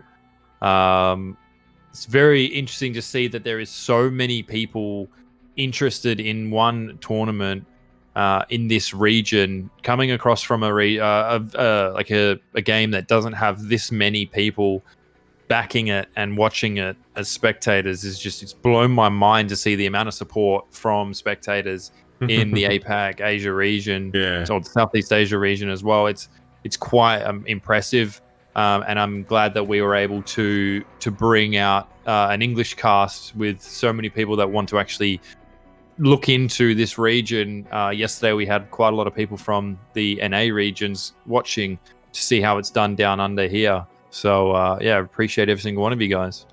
Well, let's face it, the Asian server is the best server to play on. Yeah, well, I mean, there's no argument from me in that one. But I will say this very openly that everything that we've seen here, folks, at this moment, is looking very good. The lead up to, the international finals. Whoever wins this, let me just put this out there. Whoever wins this for tonight or this year for Kingdom Sea, STCN and VOR have put on a very damn good show. And starting off the other clans, I will not say anything different, but I will say this very open to each and every one of you. It is a great show to see both sides, and it is awesome to see the final showdown, because they're about to do the checks now. So I'll tell you this much, I am sweating. I have the hype behind me, but at the same time there's the hype behind you too. And I will say this very openly, if VOR wins, they maintain the championship and also the title of King of the Sea for Asia, of course. But remember that even the champions can get defeated as well too. So it'll be interesting. We've just had one side that has been checked. We're on to the final staging. We're on to good to go. Getting ready now. We're about to have the go no goes from both teams. Yes, that's right. And about the big final showdown here. Big shout out to the commentators, the Wargaming staff, the Wargaming team, the COTS team as well, and everyone else as well for what you've been doing. So it looks like with the team, the final showdown is about to begin for Game 5. Both teams ready. Let's go. So go and get your drinks and sit down and be ready for a mind-blowing game. Good luck, everybody. Action Stations round 5 has begun for VOR versus STCN. The final match on the night, the grand finale for Asia, the regional finals of 2022 for COTS Asia. Let's get it on. Let's go. And crikey, already? Damn. Okay, VOR has gone out swinging with the St. Vincent's, Minotaur, Marseille, Napoli, Clavers, Cabros, and Ragnar. The STCN has gone out swinging again with the St. Vincent, Shikishima, Des Moines, Napoli, Moskva, Girin, Marseille, Shimikaze, and Ragnar. Lots of DD action here coming up. Alrighty, I'm over top of VOR right now, waiting to see where they go. It's going to be interesting. Do we get all ships off the mark? Yes, on Vor side, all ships seem to be moving.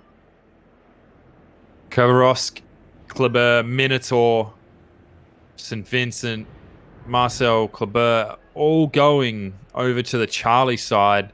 Ragnar pushing the B, so Lonesome with the Napoli looking like he's going to start heading over to the Bravo Alpha side with the St. Vincent also. So we've got, what is this? 3, 4, 5, 6, 2-1 split. Yep, that's true. And I'm actually looking at SSTCN's makeup here. This is interesting. They got the Marseille, Ragnar working together over towards Bravo Cap. Gearing's gone over towards A with the St. Vincent and Des Moines, and Moskva supporting behind it. The Shimikaze and also the Napoli and... Wait a minute. Yes, the Shikishima coming out over here to Charlie.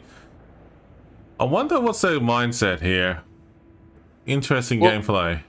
Well, one thing I have noticed with Vor, that they send the Napoli out wide. Every game so far that we've seen them where they've got the Napoli, they've sent it out wide. So, yeah, so they're not coming out as aggressive as I thought they would. They're playing it pretty conservative. Vor definitely want to keep Charlie as soon as possible and get there. They're literally voring to the floor to get there. Charlie's outgunned. Yeah. 100% Vor wants to take Charlie and hold Charlie and then just push back STCN out of the area, so they're kind of stuck in that Bravo Alpha region. If they pushing that Charlie, Vor has got a problem. Ragnar popping his radar very quick and early. They definitely want to see where the Bravo Cap's been taken from. This Shimikaze is en route for torpedoes. He doesn't be careful. Well, Charlie Cap has been taken by Vor right now at the moment. Early in the game, there's a lot of radar overlapping, and that Ragnar and Vor is yikes. That Shimikaze almost just copped the torp in the bow, and that was ever so close. Yeah, that's just unreal. That would have hurt the Shimikaze. Definitely so. There's more torps heading his way already. I did say that we were going to see a Shimikaze, and I did say that they were going to be covering mass ground with them torps, and they have. Oh, the Shimikaze is probably overturned itself towards the torp, and it's just shy of it. Very lucky, very lucky. But there's a lot of torp action here going all over the place over at Charlie and Bravo. So this could go either way. Oh, wait a minute. There's a lot of torps going towards this Ragnar over just at this. Ragnar's behind the island. He'll stop there in the cap. Yeah, look at this. This match, folks. My goodness, it's unreal. He's just outside of the cap. He's not actually. He's now reversing in. Is he reversing? Yeah, he is. He's reversing into the cap now. Here he is. Because the Marco is definitely still there in the cap. He's going to cop some AP here from the Minotaur. And there's some torps going in there onto him right now, so it could be a possibility that the Minotaur might get him. Who knows? He's pushing him out. That Marceau needs to. Those torps are looking good on the Marceau. Bad move. What is he doing? Just out of range. That was super close. Ragnar needs to push back into B if they're going to hold down this cap. Kleber is steaming in there past the Minotaur. He's like, hey, mate, just going to use you as a bump stop so I can push in straight into B. Mate, this is unreal. I mean, like, I don't know about you folks, but those who just tune in, this is an epic grand final so far. To see both Vor and SCCN going head to head here. Ragnar copping major hits here. Yeah. He's not done himself any favors. He's going to try and out heal, but he's just copping it. Yeah, he's actually just copping it every single blow for blow here at the moment. STCN takes Bravo for now.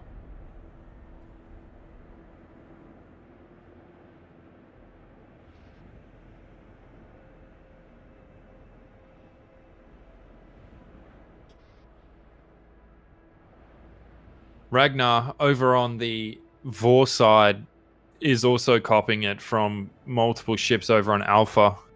It seems like Vor has just given up the push on Bravo for now, trying to get some more ships into range for this.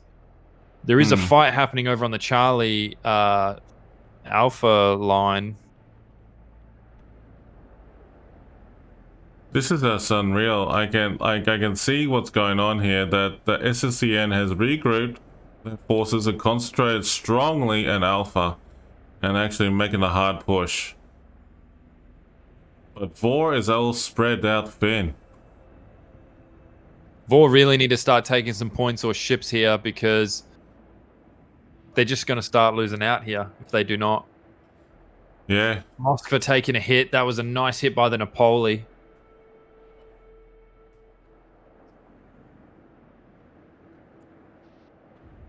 STCN is starting to pull back, keeping the Marceau on station at B.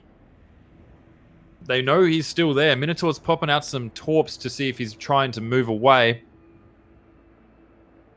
If that Marceau fires on the St. Vincent of Vor, he's given away his position. Moskva goes with a HE side. Barely minimal damage. Puts him on fire, though.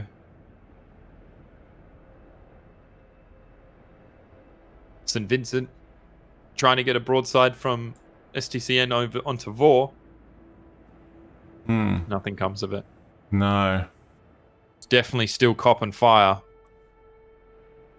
This could go either way. I mean, like, right Definitely now... looks like Vor is now starting to help out with the Marcel Kleber and the Khabarovsk with their Minotaur and St. Vincent moving onto station to crossfire now.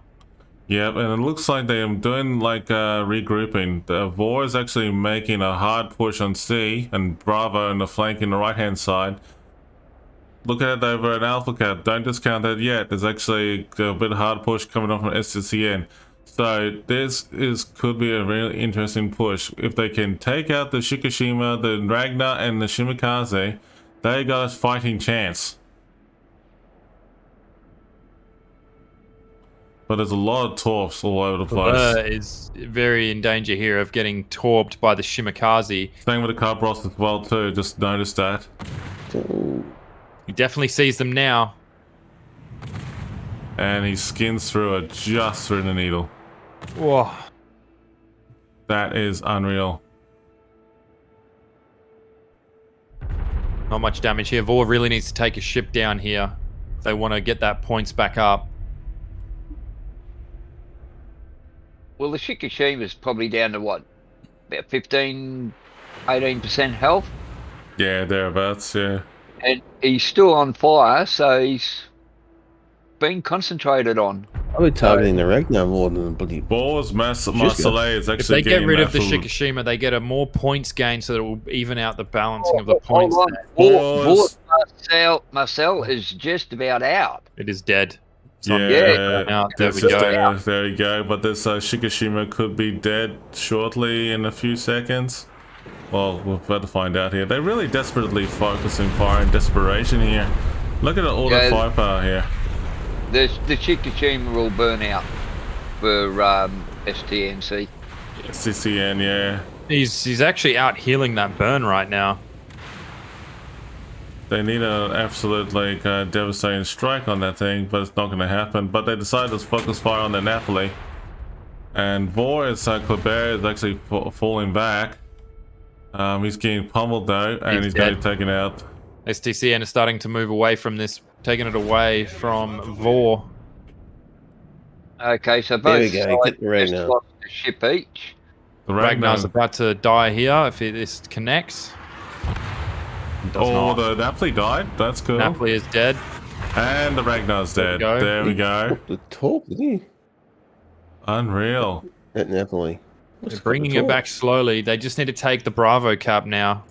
Yeah, Bravo cap has to be taken back in force. They definitely need to take the Bravo cap to get some points on their side and then start wearing down these ships as well. But look right down on the J line. You've got one of Vor's... Napoli just taking a torp from the Gearing. Yeah. Gearing sees him. He doesn't see Gearing. St. Vincent is now being radared. Sorry, he has been spotted.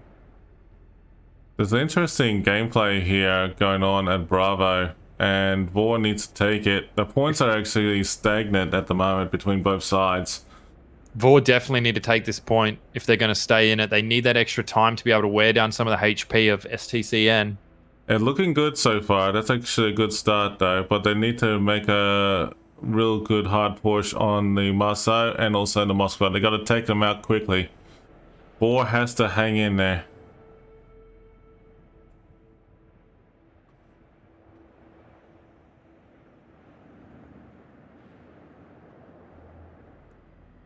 They're constantly being hit so that that timer is not ticking down, and now that the Marceau is in the point.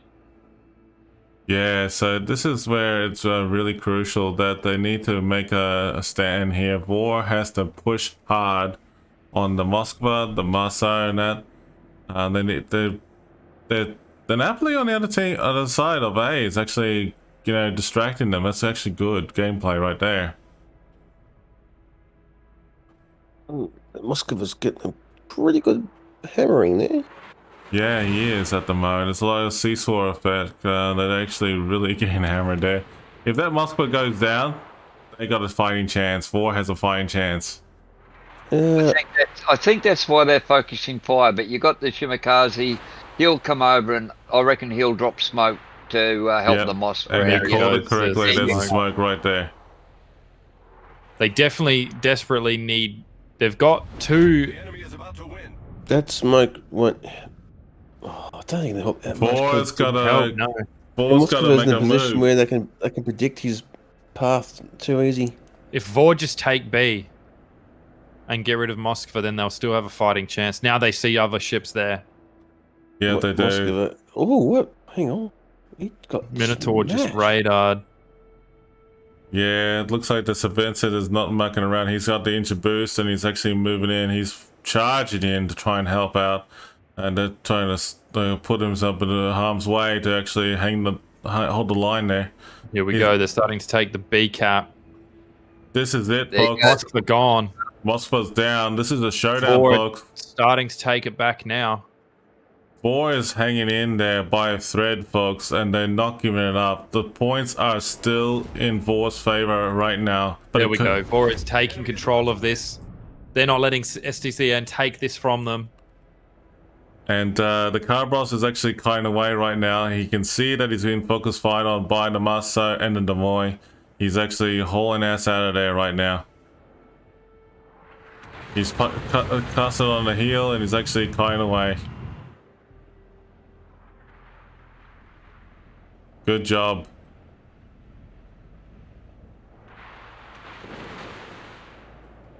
That's Dodging action intense. there. That is intense. Marceau's about to cop some AP. Yeah. But look at the Napoli for Vor. He's slowly sneaking up on the STCN's St. Vincent. Yeah, actually, that's a very good point. I'm wondering if he'll be able to get him on the broadside or something. Oh, he is. He's dead stopped. He's backing up. He's firing over. Firing the Carbros. Carbros? No, the Gearing, sorry. Gearing. Wow. A weird choice. He now knows that St. Vincent's there. I wonder what's going to happen here because the Napoli is making a move. Oh, secondaries. This is hardcore action right here, folks. Napoli's engaging with secondaries and definitely throwing everything at the St. Vincent. And the St. Vincent's guns were in the wrong. They were pointing to his bow, so he's got to get them around. Oh, he's got them around now, but he's going to go broadside to The Napoli. the Napoli as well. So yes, it was in a good position, he thought. But that Napoli's really unluckily- broadside to the St. Vincent. Napoli just deciding to smoke it up and take the cap, just to rub it in their face even more. This could go either way, folks. Holy crap.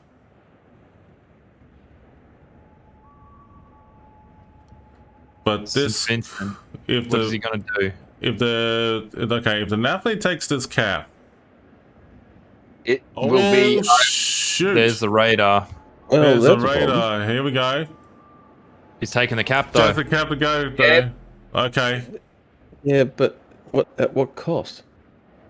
Distracting. He's distracted the St. Vincent and then Demoy. Yeah. Vor's attacking right now, folks. They're hitting it back now. They're not mucking around. It's taking the moment. Very well played by the Napoli there. So he may have been a decoy the whole time. Because, like I said, he came right along that J line. Look at these torps on the St. Vincent. Perfect. Yeah. That's 2 torps. That's good torps. 2 torps. Okay, hang on. Is there going to be a possible trade-off between the St. Vincent and Napoli, though? Des Moines is now being under fire. There's 15 seconds left. Oh, my goodness. No way STCN can come back from this. It's all over. Vor are our champions. What an awesome match between Vor and STCN. Well done to both teams. Well done to both teams. Ladies and gentlemen of the year of 2022, I bring you Vor, champions of King of the Sea, my friends. So basically, there you go. Vor is christened as champions of the King of the Sea for 2022. Ladies and gentlemen, a big, huge round of applause to them, but definitely well done. Definitely well done all round to these lovely champions right there. Holy dooly. What a match. They've won. Vor has won. So the strategy that Vor had there was to hang back at the start, let STCN get a couple of caps. They regrouped, sent the Napoli wide down the J line to act as a decoy. And come in from the flank and then push together. And that's what they did, and it proved so effective. That definitely worked very well. Vor, look, they almost kind of baited STCN in to think that they had got this in the bag. And then Vor deployed their actual strategy was just to start collapsing on them and bringing it down to the point where they had no return.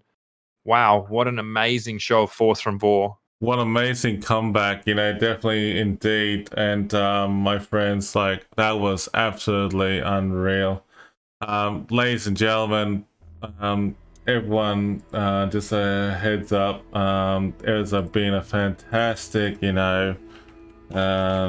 stream so far and everything, but big shout out to the Vor team. Also, STCN, congratulations. So now Vor move into the international. Yeah, Vor moves into the international finals. So we will do the final giveaway for the night, ladies and gentlemen.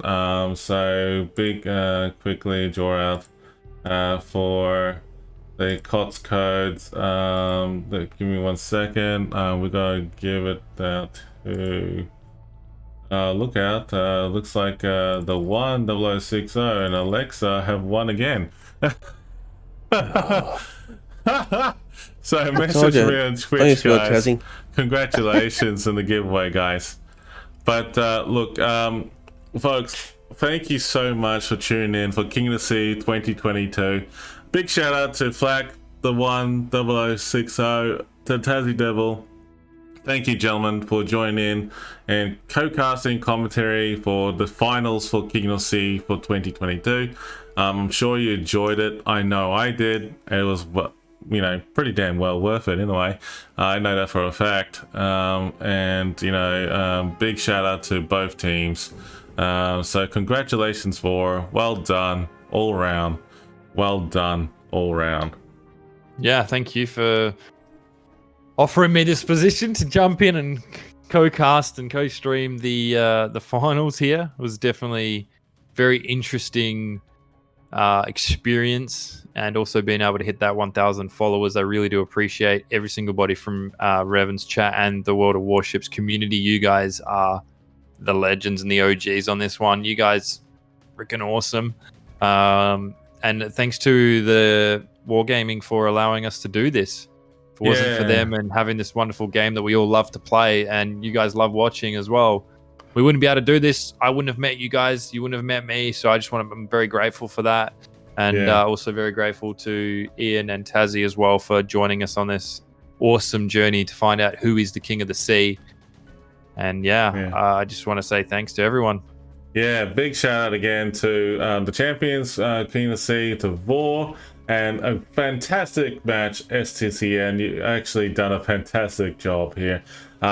Just to let everyone know, all these replays will be made available on my YouTube channel, and they will be made available on the forums as well for Asia, for you to check out at your own time and leisure. It will happen in a week's time, so give me time to do so, okay?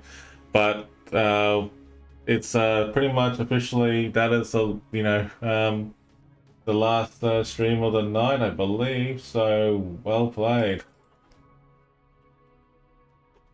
And I've got to say to you, Admiral Raven, the same as Flack. I do thanks very much from the bottom of my heart to give me the opportunity last weekend to co-stream with you. I had an absolute blast.